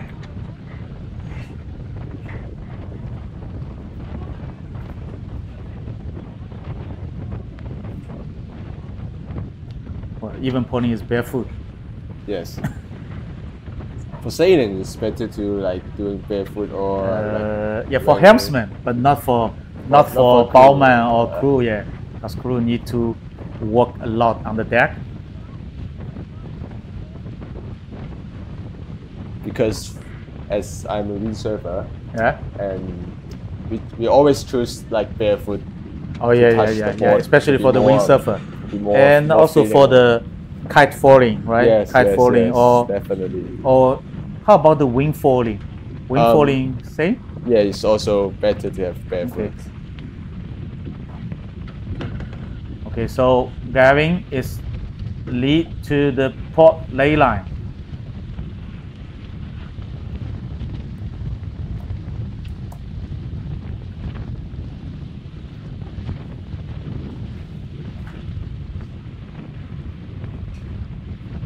It looks like they are having a great separations, great distance. The gap is getting yeah, because more. you can see there are 2 boats just around top marker and hoist the kite. Yes. But if Gavin choose to sail more distance on port tack, then he might be covered by that 2 kites. So it's not good to him. I think he will choose, as long as he had such a big lead, so should be no worry, need to be a tight cover.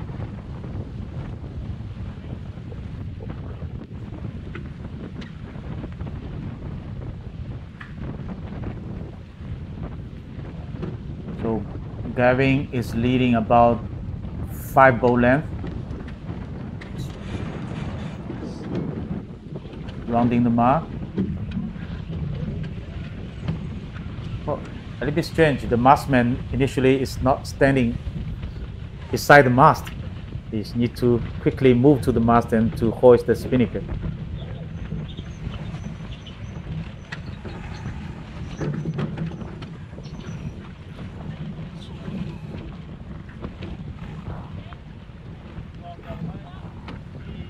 Seems that they are having some trouble. That's okay. Hoisting, It's okay.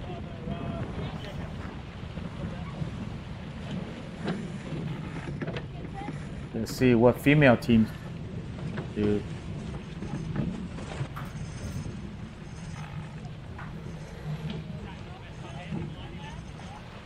Looks like there is some wind, huh? There is some wind. Wow, you can see Pauline was sailing so deep with the mainsail. It's really, they ease the mainsail so much, and they just rotate the kite up to the windward side and try to sail as low as possible. Look at the angle, right? Okay, once diving, jibe, Pauline just matched.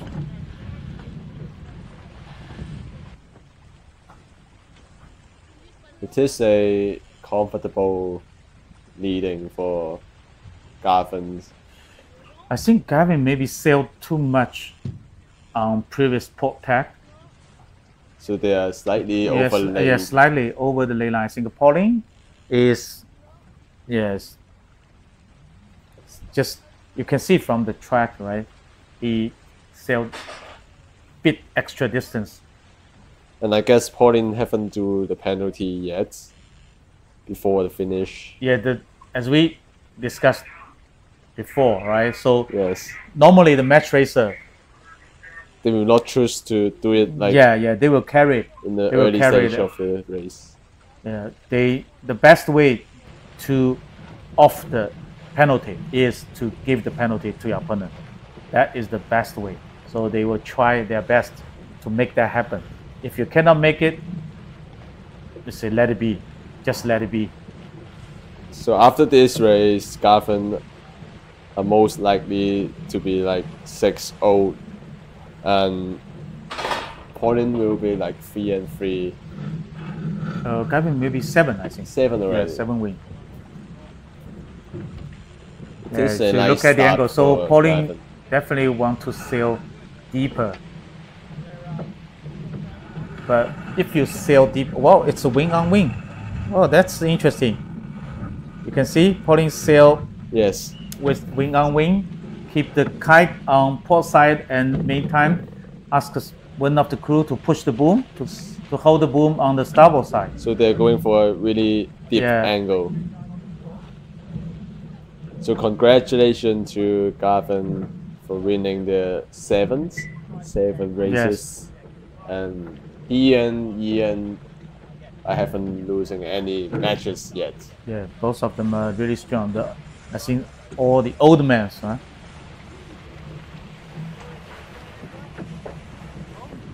Okay, fantastic. That's the finish, the race of Flight 14, match 2. I think you can see there's another 2 boats is still racing. Zach against the Chris. Chris currently is still leading. They are on their second windward leg.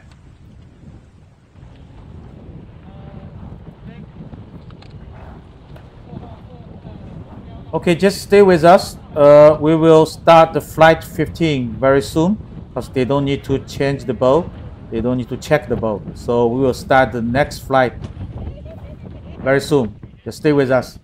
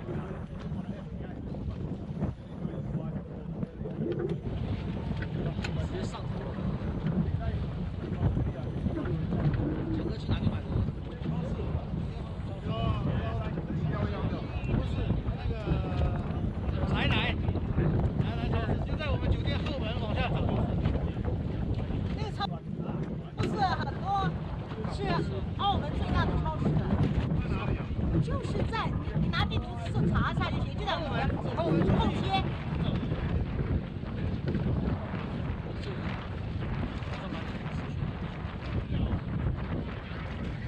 地打来了，啥都能到的。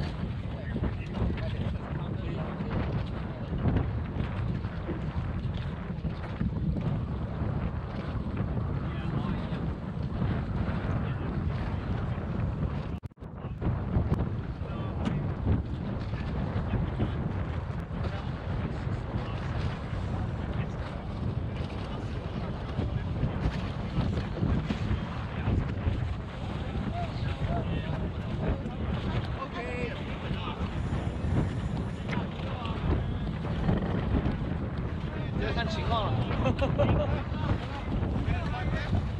太满足了，天发冷。调到60，现在是多少？75。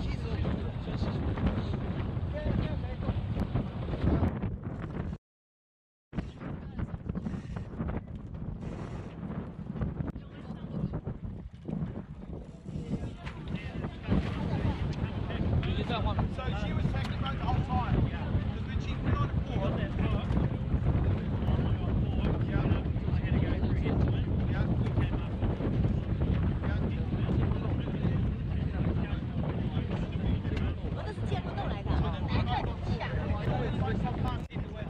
she went on board, I was trying to stop him from taking her back on the start.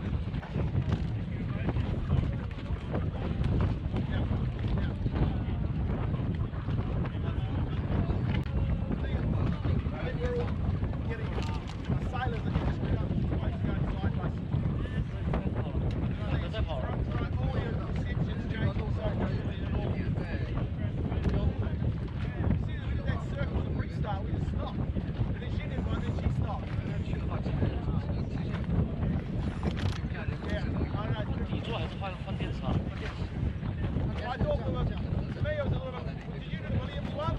Yeah, I thought it was similar, I felt like it was setting up like the Williams race in the previous one.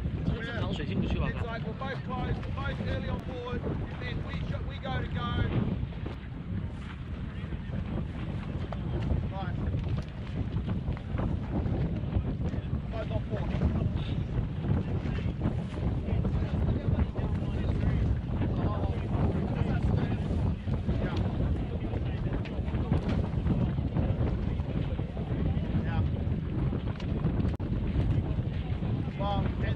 Sliding, so quick that you fly yourself. You're trying to create, maybe you're trying to sell it to the umpire, but it ends up in a collision.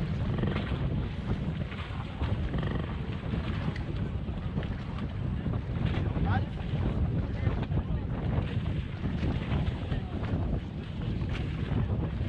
So I wasn't thinking about where I was into it, I was just trying to hold.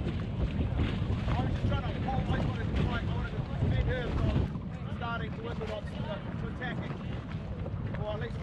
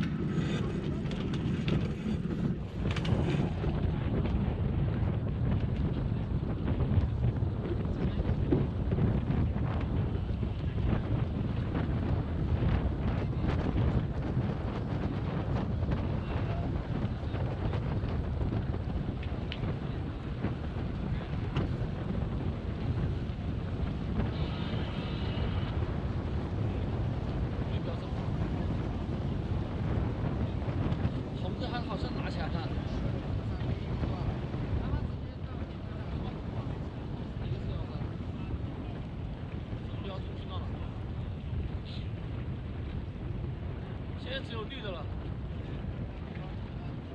它红的应该是换底座，我感觉。这换，应该是换。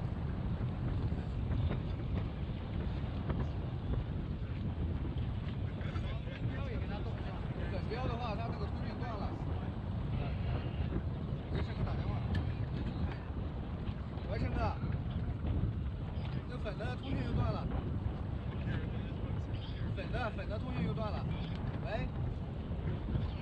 啊。好。好的。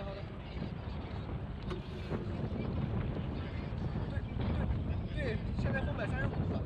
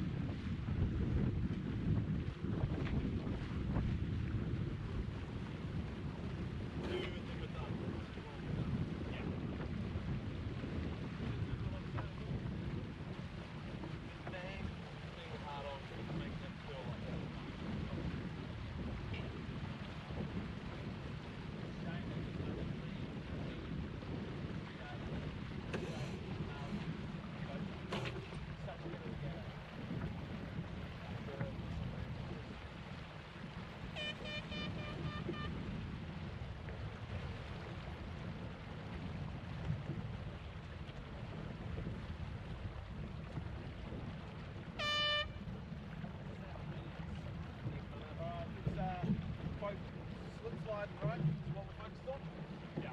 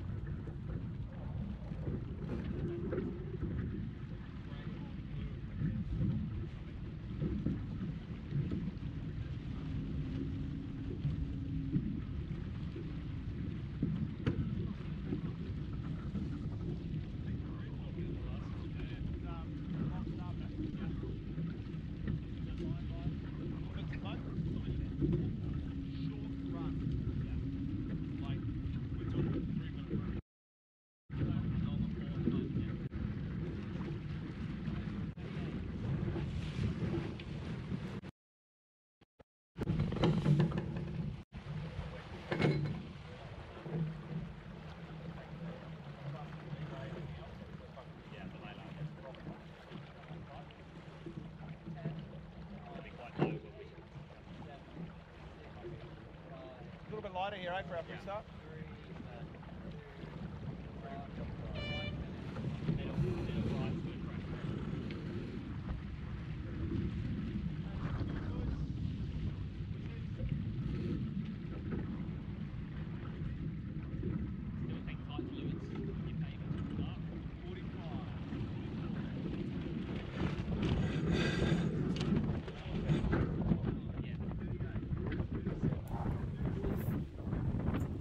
Hello everyone, welcome back.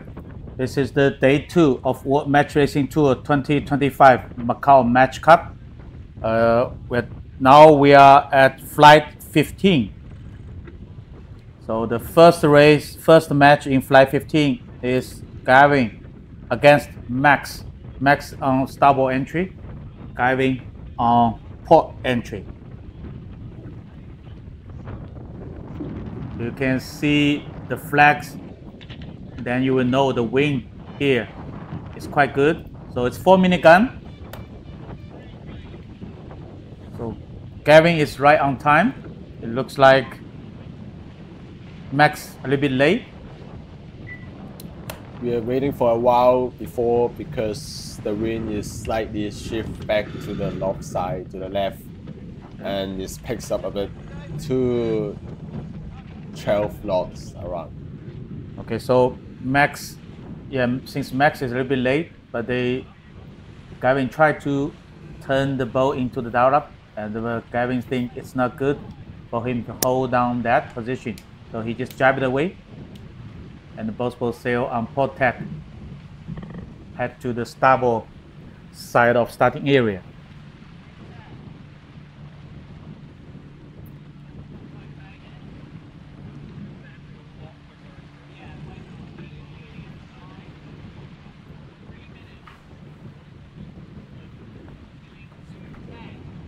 Still got plenty of time to go, and they're still heading to the right side of the course with port tack.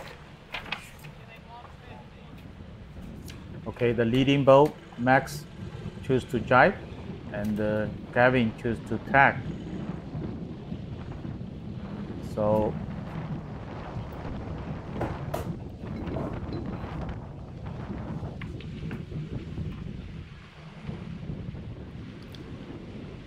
Gavin just sail further away and then do a jibe. So now they're doing cycling here. Yes. I think both of them are quite far away from the starting line at this moment. So now they are heading back. So Gavin is in the leeward side, and the Max is at the windward side.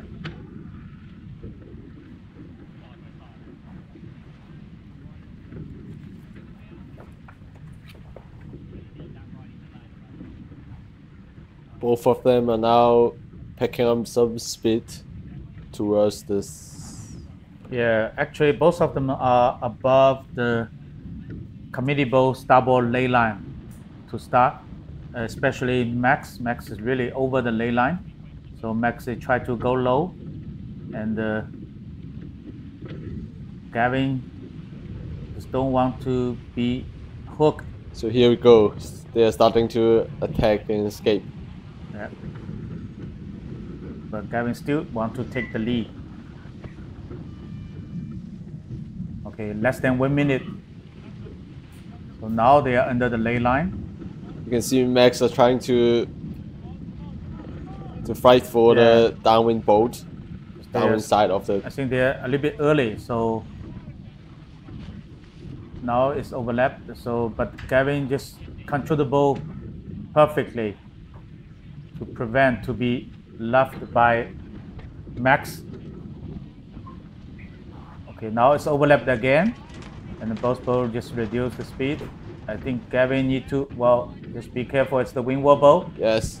Yeah, so that's why the Max just raised the white flag. There's a protest from Max. I think it should be a green. Yeah, there's a green flag. So. And Gavin tech again. Okay. So it's a huge separation start here. So since Max cannot sail on starboard tack over the pin, and then Gavin just take the lead and attacking just in front of the Max. It's in the controlling position. The Max was forced to tack away. Okay, let's focus on the next match. Is between Chris Paul and the Pauline Courtois. As you can see, Pauline is starboard entry with the yellow flag. And Chris will be a blue flag with port entries. And both teams are in the same record at the moment. They're finding their way to catch up their seating. Okay, almost at the 4-minute gun. Just right at the 4-minute gun. I think Pauline just, right on time. So you can see there's a flag on the committee boat with the C and the green. So that means for this match 2, their windward mark has been changed into green mark. So that means there might be some wind shift. So the race officer would make the decision to give the green flag, just to remind both of the skippers, in this windward leg, the first windward leg, the green mark will be their top mark. Okay, Pauline choose to tack away, and the Chris choose to follow. So Pauline build the speed first, and Chris, as usual, just try to go as low as possible. Hopefully can prevent Pauline to jibe. But now Pauline did a successful jibe.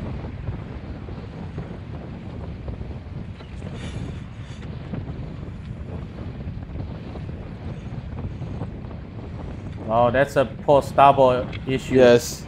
So Pauline need to be careful. Okay, yeah, just try to avoid.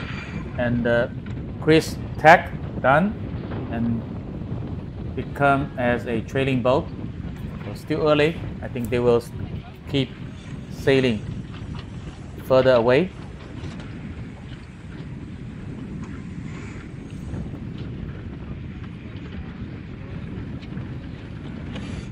So right now they're doing a lot of cycling.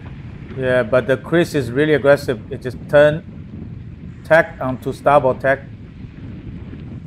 Just another attack from Chris. Yes. And now they're so close together, maybe. Yeah, then the Pauline jibe. Because they're on the same tack and Pauline is the ahead boat. So still lots of time, and they are not far away from the starting line, so they still need to kill some time.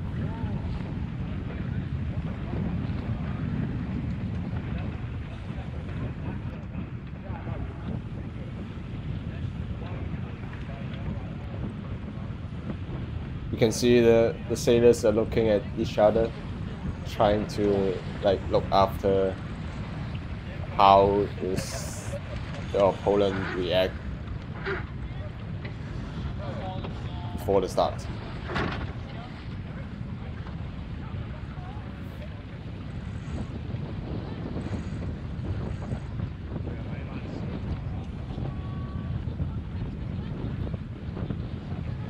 So right now, Chris is leading, and the Pauline tried to get hooked. Not yet. they're starting to getting overlap. So you can see the umpire boat on the left side. The one is calling overlap or not. And there's lots of talk between the two umpire boats at the pre-start stage.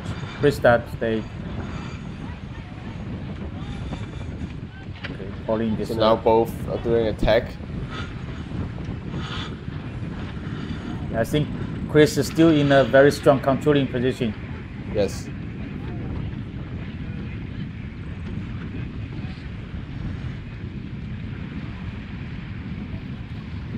Okay, it's a love from Pauline. Well, there might be another white flag. Yeah, from Pauline. It said the windward bow must keep clear. It's a green It's a flag. green flag. Yeah, so that means Chris just responds in a very short time, and he also left the ball. Right. So there's no contact. I saw Chris is going down to the start line. Maybe this is over line, you think? I just saw him very Yes, but slightly. since no one is coming back, then now it's a clear start to them. Yeah. So just remember, they will sail to the green mark as their windward mark in the first upwind leg. So let's focus on the third match. It's between Zach West and Tom Fortier. So Zach will be a yellow flag. I'm sorry. Zach will be blue flag. Yeah, Zach will be the blue flag, port entry. So it's And Tom will be close a to 4-minute gun. starboard entry.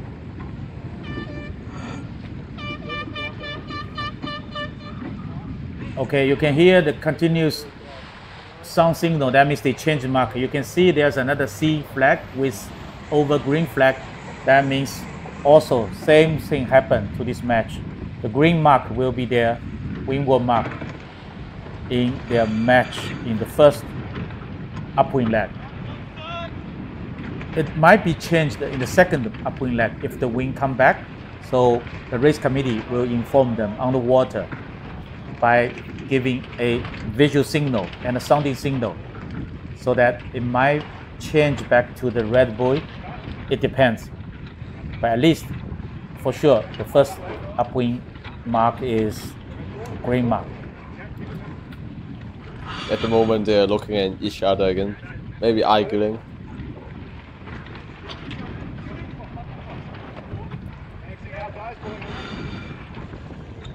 Look at the action they're doing. They're trying to like tack and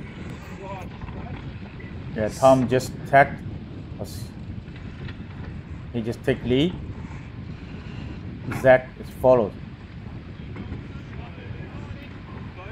Yeah, until now I think it's still quite difficult time. To Zach, because he is still looking for the first win in this event, right? yes. He is still finding his rhythm to got his first bullet. Meanwhile, Tom is trying hard to fight for the seating before the end of the qualifying pairing list.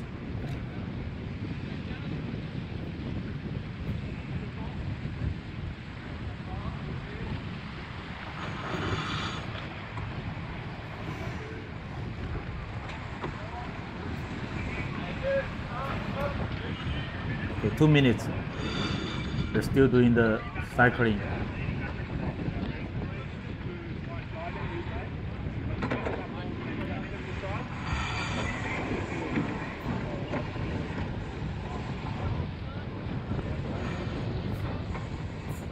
Okay, during the cycling, it's always like the port starboard issue, and the windward leeward issue, and the clear ahead and the clear stern issue.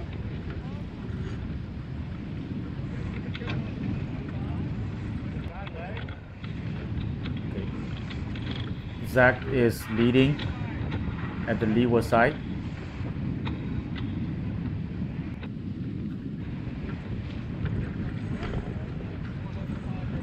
The wind now is around 8 to 10 knots, as you can see in the right hand side of the screen. And I think today is quite a sunny day. Yes, Yes, it's a good day for them to race. as well as the wind. Yes, it's quite stable wind speed for them. Okay, less than 50 seconds. So Zach is still leading. So now at the moment is one clear astern and one clear ahead.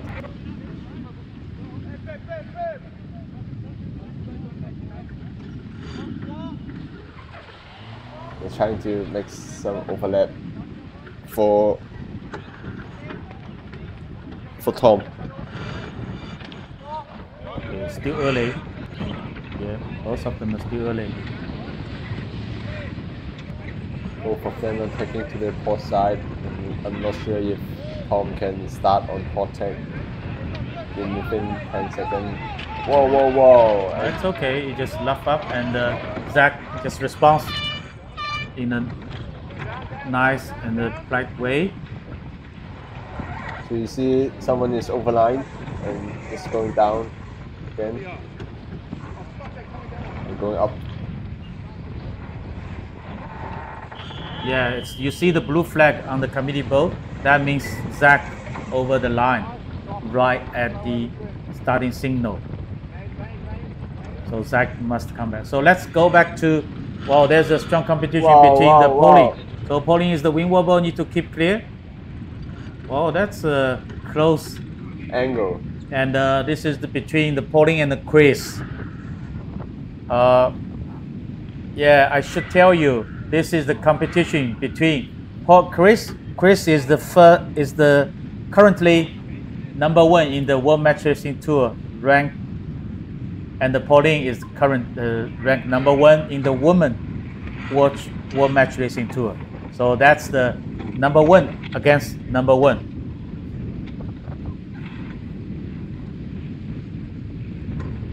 You just missed out the angle that they hit together. I'm not sure if there's any penalties about that. Okay, you can see Chris also sail very low. Just try to prevent Pauling from a jibe. Yes. And Chris is trying to covering Pauling during the downwind on starboard tack. Maybe at this point, I don't think he can cover the wind. He just try to sail low and just prevent Pauling to jibe. Okay, yes, another white flag from Chris. Okay, you can see Chris even push the boom. He doesn't let the boom cross the center line. Otherwise, he will be considered as a jibe, and then he's not sailing on starboard tack anymore. So, yeah, even okay, Pauling just jibe. So now the wind here is pretty light. Yeah, and then, because Chris just tried to stick with Pauling as close as possible, and so that when both of them jibe, Chris can just right at the right position, windward position of Pauling, just like this. But Pauling is, I think, is giving a big luff. Yeah, it's a big, try to make a penalty on Chris. Oh, that's a good job, Pauling. Yeah, just hold this course. And they overlapped again. And then Pauling just jibe, take the starboard rounding.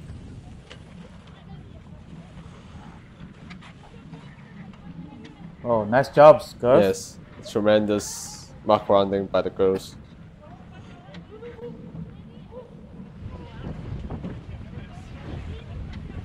And let's see how Chris react.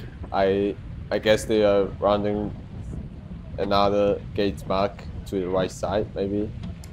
Yes, that's for sure.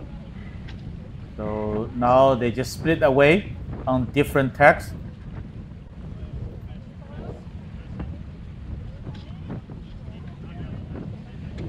Yes, because Chris doesn't want to tack because there's so many boats are sitting downwind leg.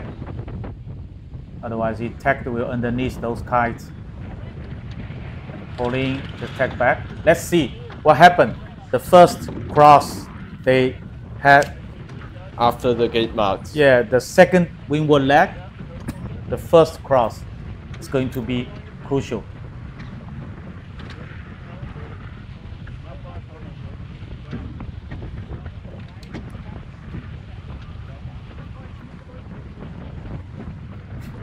So you can see now Chris is on starboard tack, pretty strong position.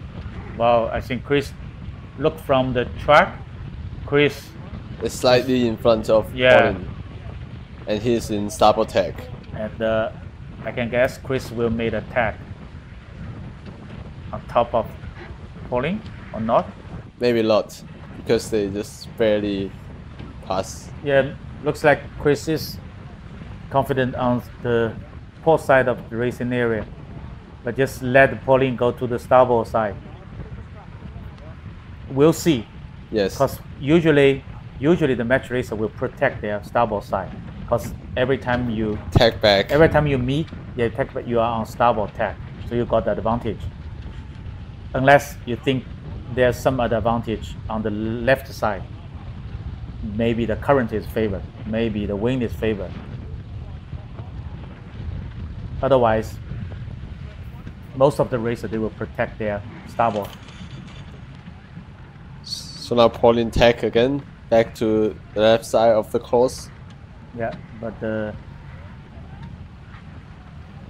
because Pauline doesn't want to go to their starboard ley line, too close to their starboard ley line, because they still want to keep the flexibility.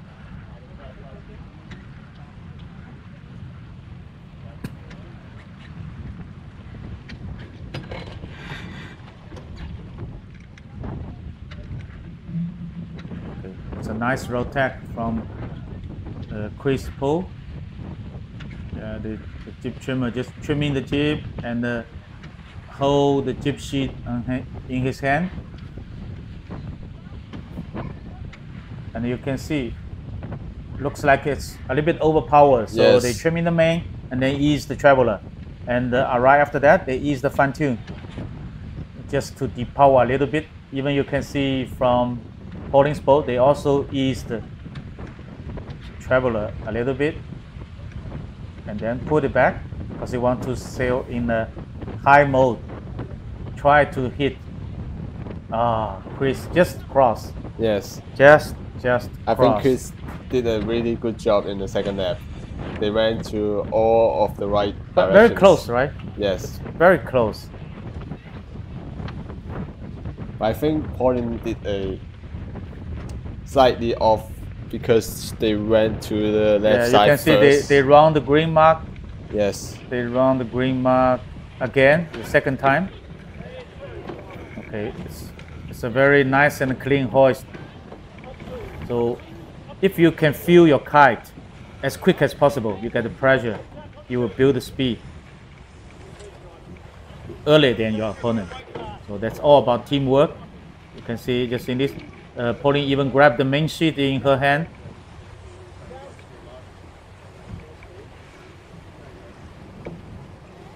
Yeah, you can see the whole process is going a little bit slower than the male's team, because it's all about the body strength.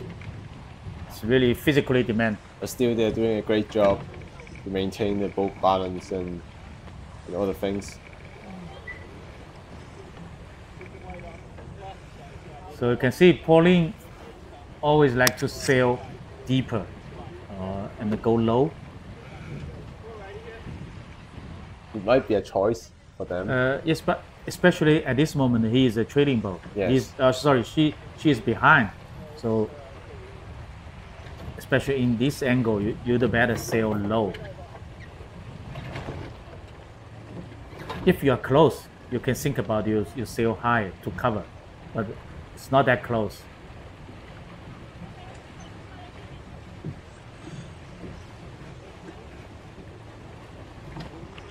Well, you can see Chris just a big change the course to go a low mode.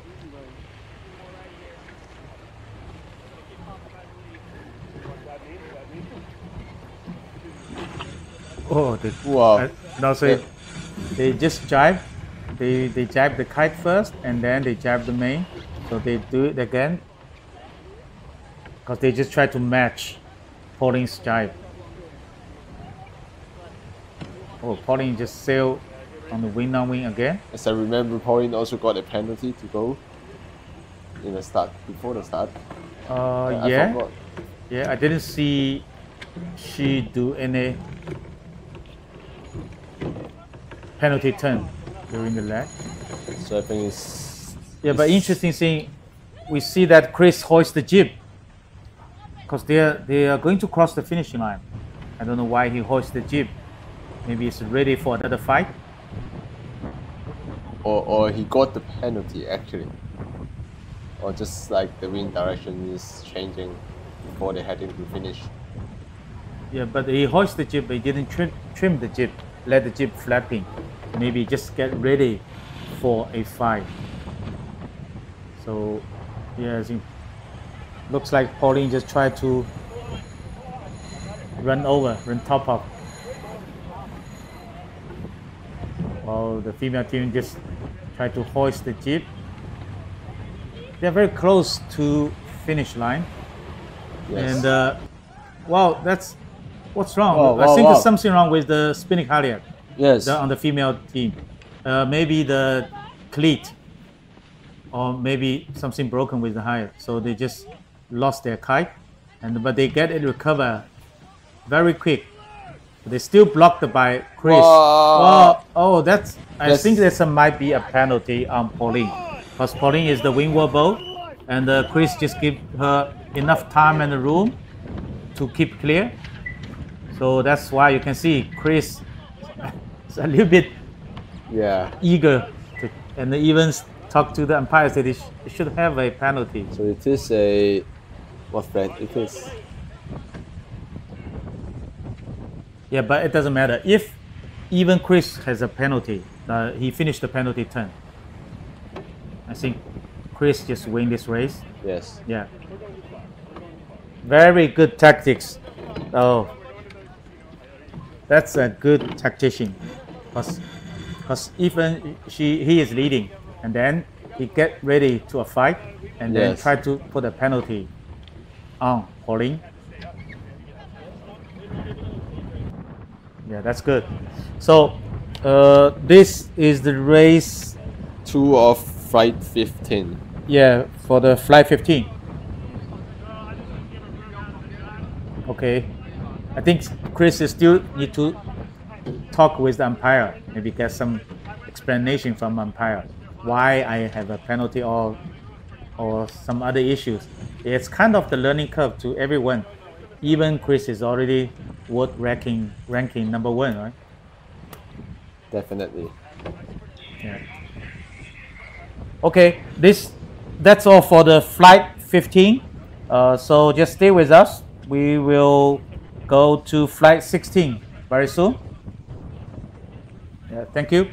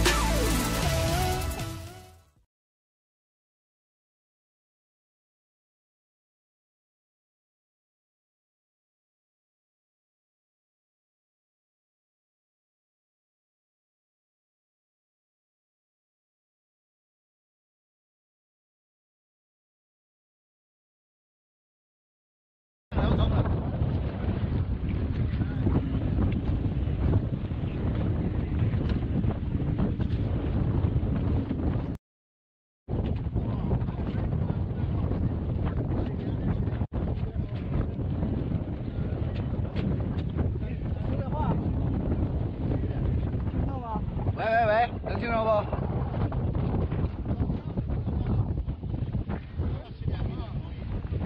一直，这个怎么给声音？等一下，等一下，等一下。陈老大，那个要不要往下撞一点？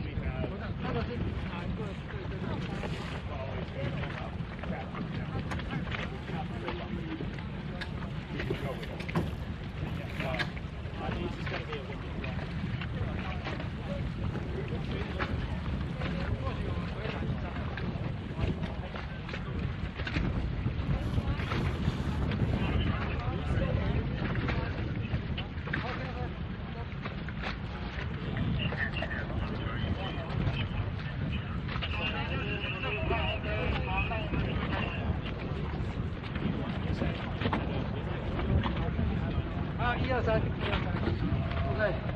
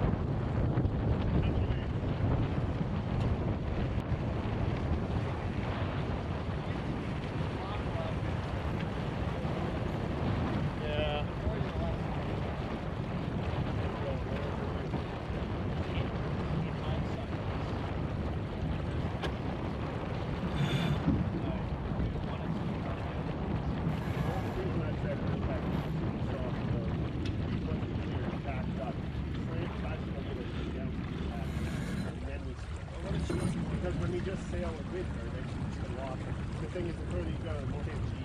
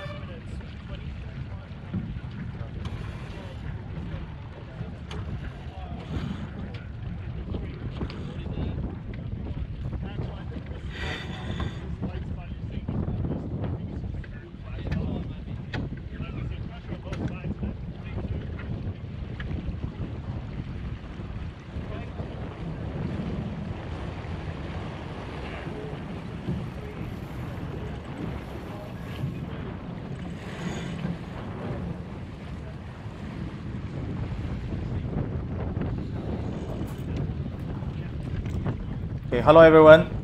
This is the day 2 of World Match Racing Tour 2025 Macao Match Cup. This is the day 2, flight 16. So for the first match is Chris Paul sail against Max Paul. So Chris is on port entry, Max on starboard entry.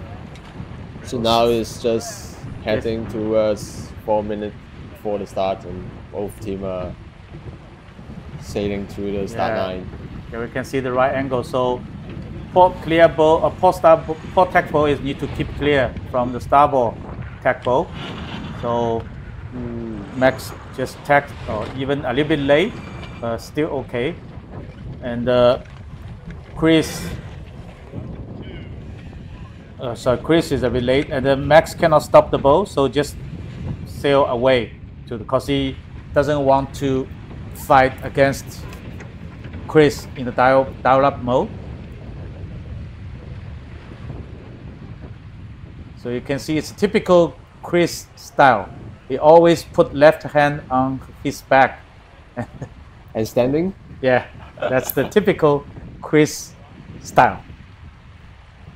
And I saw quite a lot of helmsmen. They are standing on the boats. Yes, especially for the pre-start. Pre-start. During the pre-start stage. Okay, so Chris just stay slightly below Max. Yeah, Max jibe onto starboard tack. But Chris doesn't follow. Still keep going and tack. And the wind direction here now is around 55 degrees, which is northeast. It's just more to the left side. And let's see how is it going.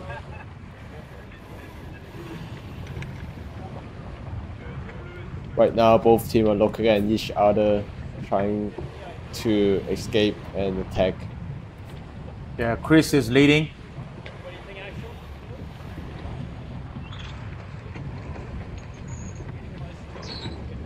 But still quite early.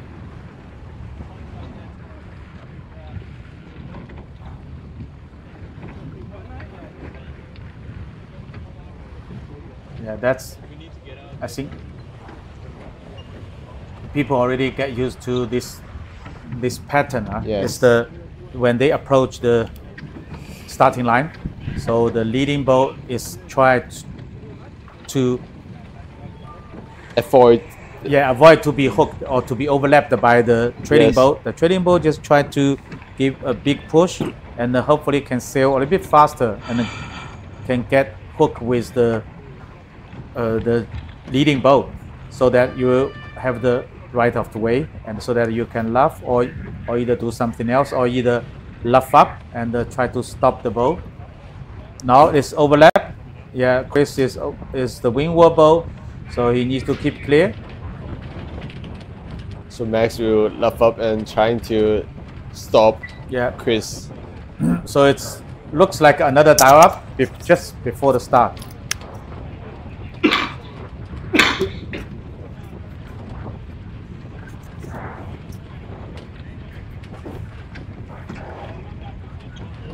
Okay, so Chris just tried to sail on port tack.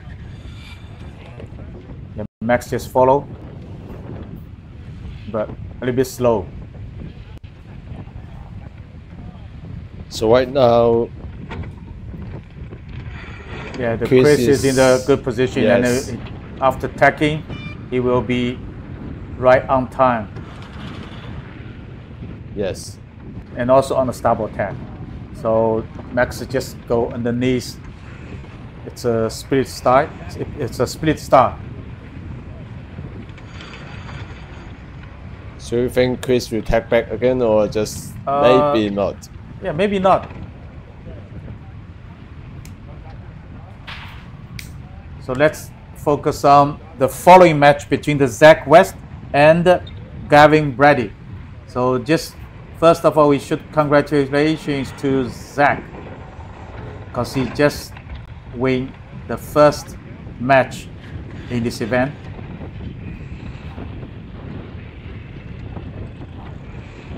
So I think the pressure has been a little bit released. Put it down, yeah, a little bit put it down.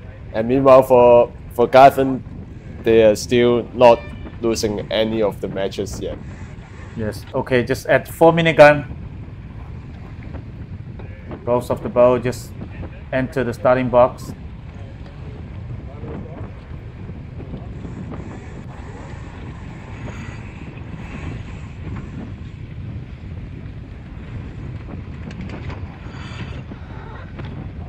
Okay, Zach just tack, and it's normal.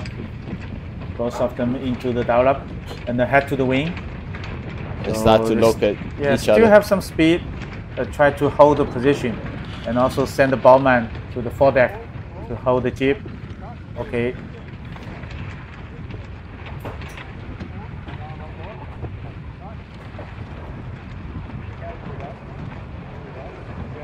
Because it's the distance between the two boats is about wind boat length, so not that close. Not too much pressure on each boat. Also, Gavin choose to get a bit closer to Zach, but he still is a windward boat. He need to keep clear.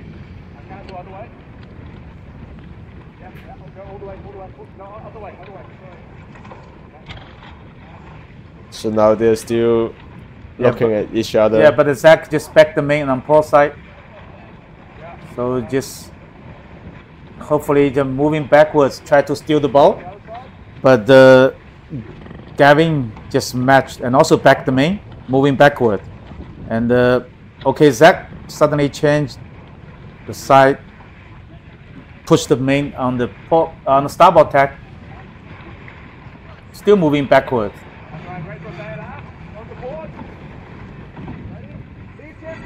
Yeah, and the meantime, he can just, wow, very good job, Zach. Steal the boat. And he escaped from the control from Gavin and sailed all the way to starboard side. Yeah, well done, Zach.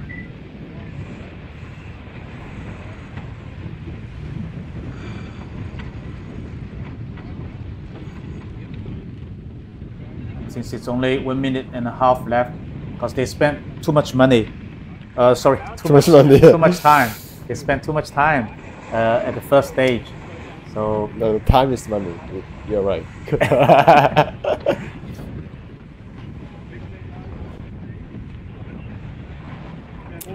Okay, both. So now they do slightly cycling here. So Gavin choose to stay on the windward side, and Zach just jibe at the leeward side. So less than 1 minute.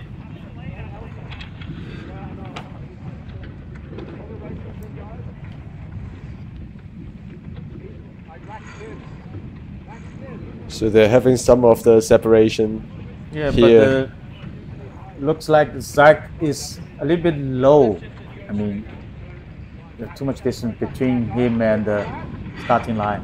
And yes, they're trying to tack back to the starboard end of the start line. And then you two, yeah, tack back because Gavin is on starboard tack. Okay, so now they overlap on starboard tack. So Gavin has the right to left. Let's see if it is enough time for Zach. Yeah, but it's not enough time to start on time, and it's been controlled by Gavin. So once again, a good start for Gavin.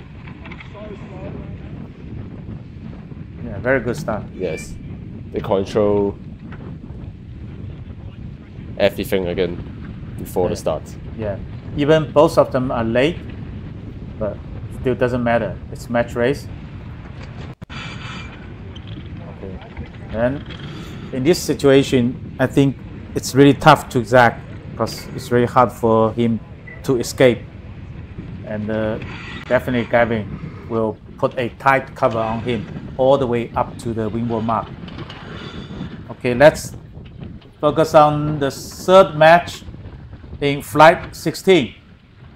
So on the starboard entry is Pauline Kochwa, a female team, and on port entry is Tom Forcher. So both teams are having a similar record at the moment. And also they are from the same country, Yeah. France. So we'll see what happened.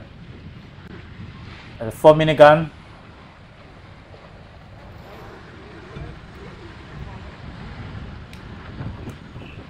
So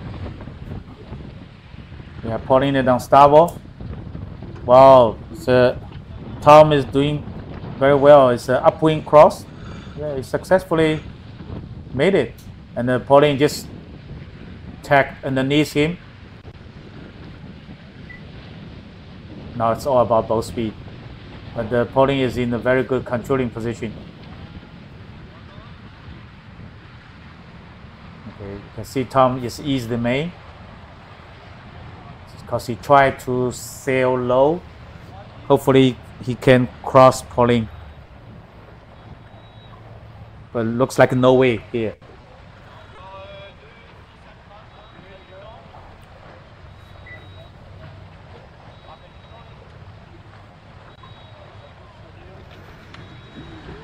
Okay, Tom tack, and Pauline need to tack.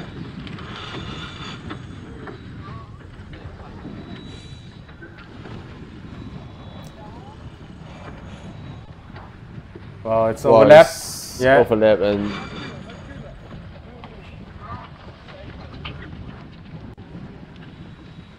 Okay, there's no flag.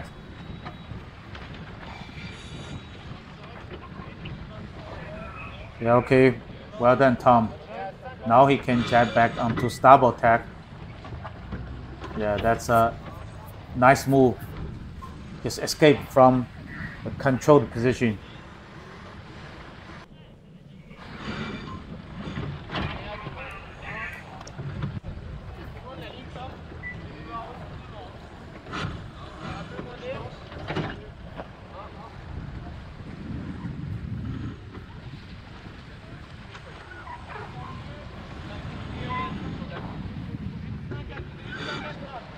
so you can see the sailors here are looking at each other, trying to maintain their positions, not to overlap for the boat who is clear ahead. Yeah, Pauline is trailing. Okay, Tom just swing the stern to break the overlap. Now it's overlap again. And the Pauline has the right of the way.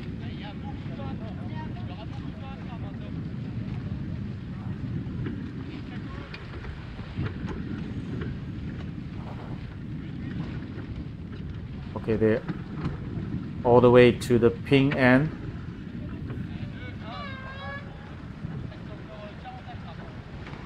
And I think they both will tack back to the starboard end. But now there's... Wow, there's having a overlap contact. Yeah, and- the windward boat, I think, doesn't keep clear. So see what umpire will say. Yeah, there's a, I think it should be a blue flag maybe.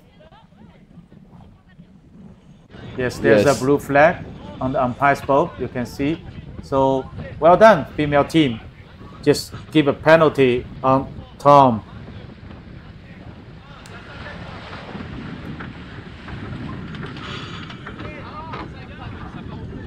So they tack again together back to starboard tack. No, because initially Tom just tried to make another attack. Yes. Because he's on starboard tack and the Pauline is on port. But the Pauline just responds. Well, And you it can just hear the gun. starts, Yes, yes. start. Okay, Pauline is in a very good position. It's the lee bow position. So I think, yeah, Tom will be forced to tack. It's a nice start.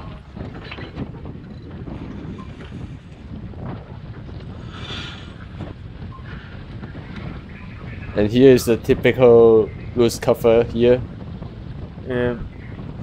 Or it is a tight cover. Depends on the angle. But Tom definitely can tack onto starboard tack to force Pauline to tack. But it all depends on the boat speed at this moment.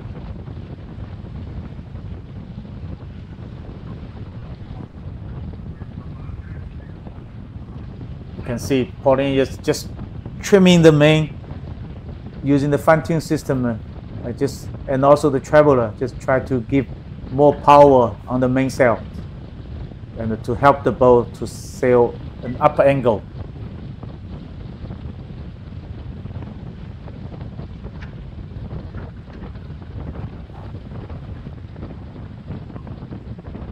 So you can see they're talking at each other.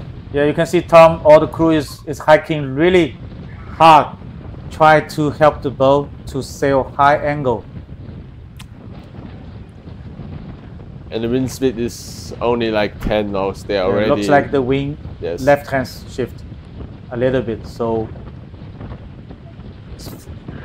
it's favor to Pauline.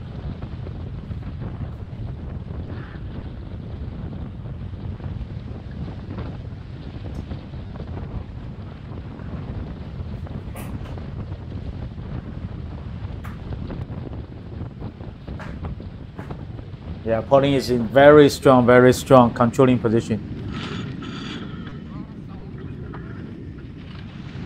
It all starts from Tom tech the start. and the Pauline just tech. It's really a tight cover.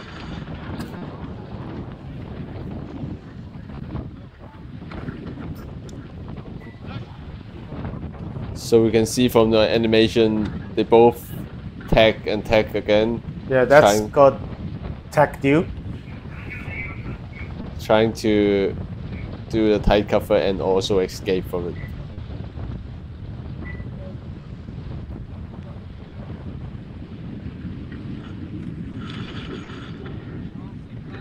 So top tag again. Yeah, that's a normal action. Mesh and then race. Covered by Pauline, and then he tag back. You see the Pauline's mainsail, the top batten still caught by the backstay.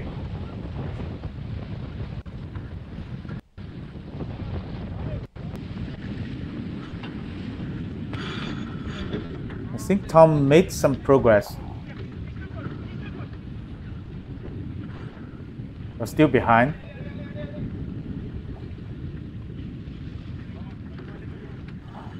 It is quite windy at the moment.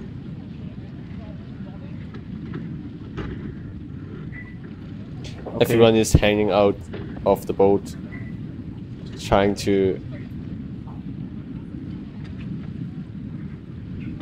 maintain the balance.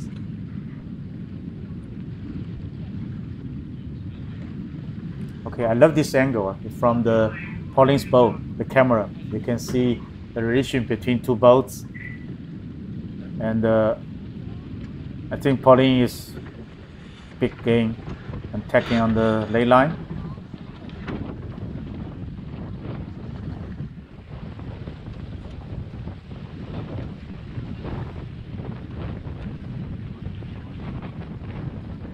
They already set the kite Before downwind. Yeah, but not too much, because if too much, it will be blocked by the wind, and then it's disaster. If touch the water, it will be really a huge resistance. Okay, round the mark, hoist the jeep, hoist the spinnaker.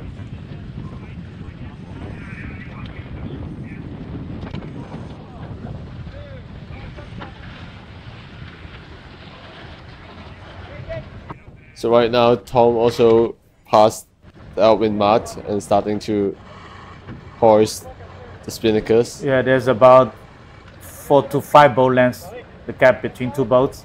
And think about Tom has another outstanding penalty with him. So Tom decided to make a jibe. I think Pauline will match.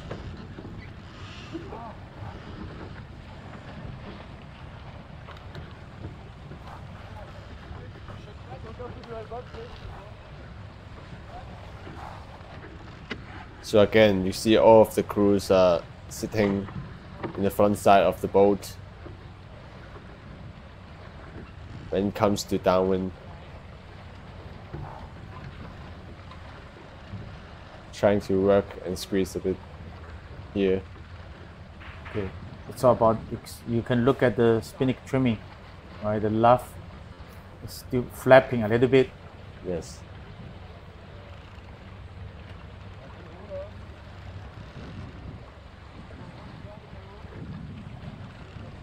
Okay, there might be some opportunity for Tom if he can catch the wind early. Definitely, if there's some wind coming from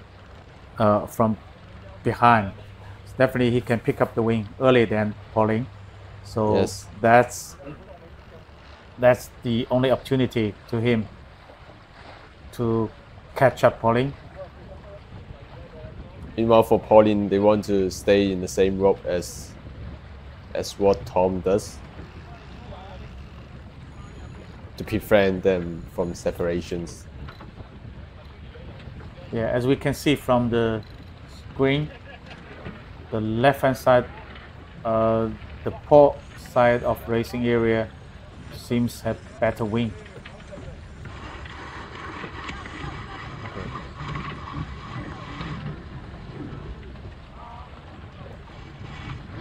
So Pauline reached the downwind gate mark first and take the starboard rounding. Yeah, very nice and a clean drop.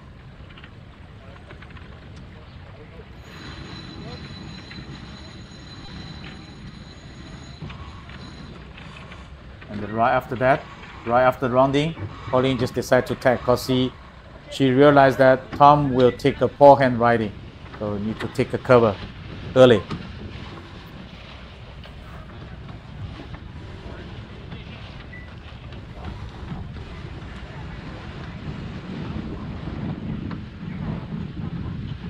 So it's Tom turns to round the bottom gate.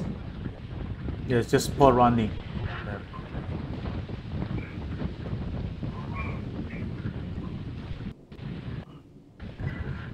So you see Tom is like adjusting the main setting.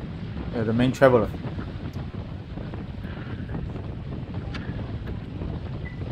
It's quite windy though. Yeah, according to the wind meters, it's only 8 knots to 9 knots at the committee boat, but just look at the camera. Yeah, look at the camera on the boat. It looks like something around 10 knots. Yes. So Pauline is in lead and a very good position.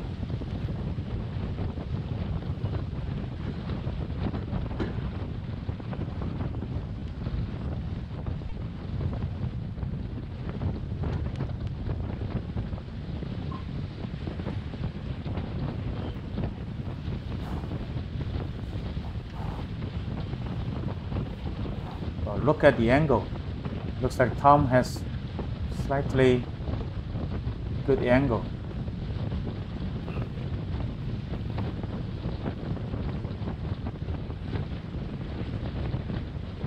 I think Pauline is gaining a bit distance, starting from downwind.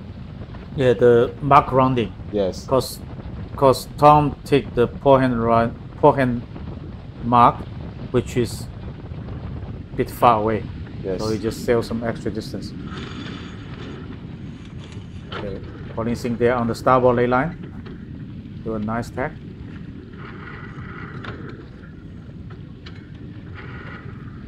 So everyone is sitting on the windward side trying to balance the boat after tack.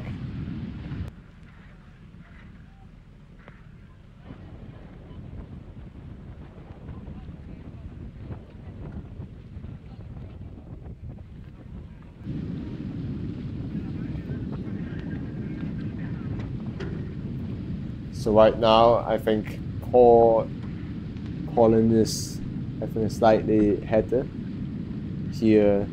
Yeah, wind approaching to do have top some left hand shift. But they will be fine as they're having a loose cover to Tom. Yeah, as long as they're on the same tack. Yes. No worry to Pauline. Yeah, I think Pauline need to tack now because it's headed and another tack has left. Yes. And they're about to round the top mark for the second time this race.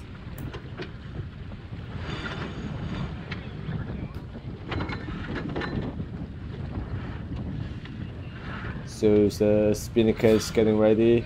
Yeah, with the help from another crew, they just get the tack out. Yes.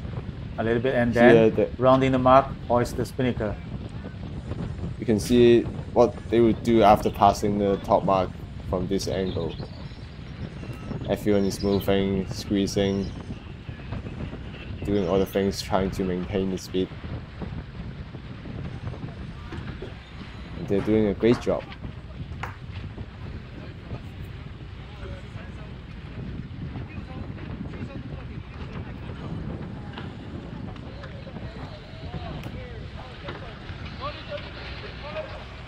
That's a big gap between two boats, and the Tom still has another outstanding penalty.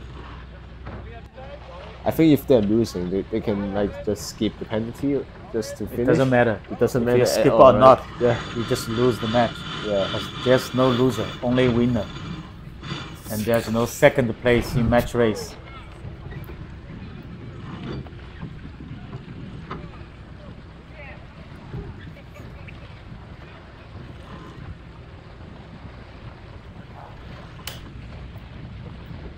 So Pauline will most likely win this race. Yes, I think so. I think so. In flight 16. Yeah, it was a big lead and another penalty on Tom. So seems no way for Tom to win this game.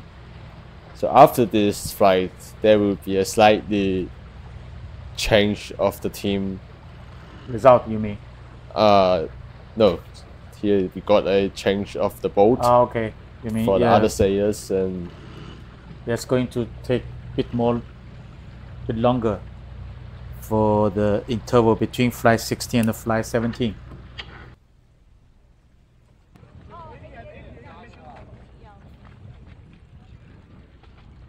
At least we got a great sunny day here in Macao Bay, and the wind is quite raceable. We finish around how many races? Yeah, we still got another 6 flights. We already finished race. Yeah. 8 flights already. Yeah, 6 flights. That means 18 matches. So let's see how is it going. There should be no drama here. Pauline will sail all the way to the finish line without surprise, and yeah, getting closer and closer to the finish line.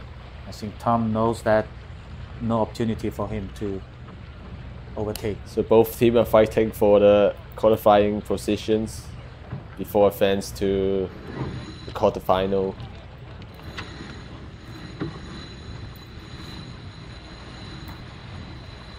Okay, congratulations to the female team. It's called Match in Pink, their team name, and with Pauline Kokwa. Well done, girls. So for Tom, they still got a good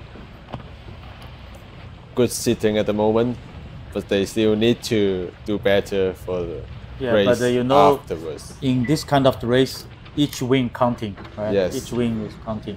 So we should pay attention to each race. Oh, we saw a AP over A flag here. So if you're a sailor, you definitely know what does that mean. It's a AP flag over a letter A flag. So that means the race officer decide to finish the race of the day already. To finish the job today. Yeah. That means no more race will be sailed. So that means game over today. So all the boats, at least they can go back to home. Yeah, so that's all for today, the second day of World Match Racing Tour 2025 Match Cup, Macao Match Cup. We finished totally 16 flights already, and we got another 6 flights left, so that in tomorrow morning we'll sail these 6 flights first to finish the qualification round robin, and after that we'll see. It will be an interesting matchup for tomorrow, as some of the teams are not yet losing. Yes. There will be like Ian against Brady, and some of them. And also another strong team here, and the EJ. Yes. So just thanks for watching, and you're welcome back to Macao Match Cup tomorrow morning, something around 10 o'clock. So yeah, thank you. Thank you.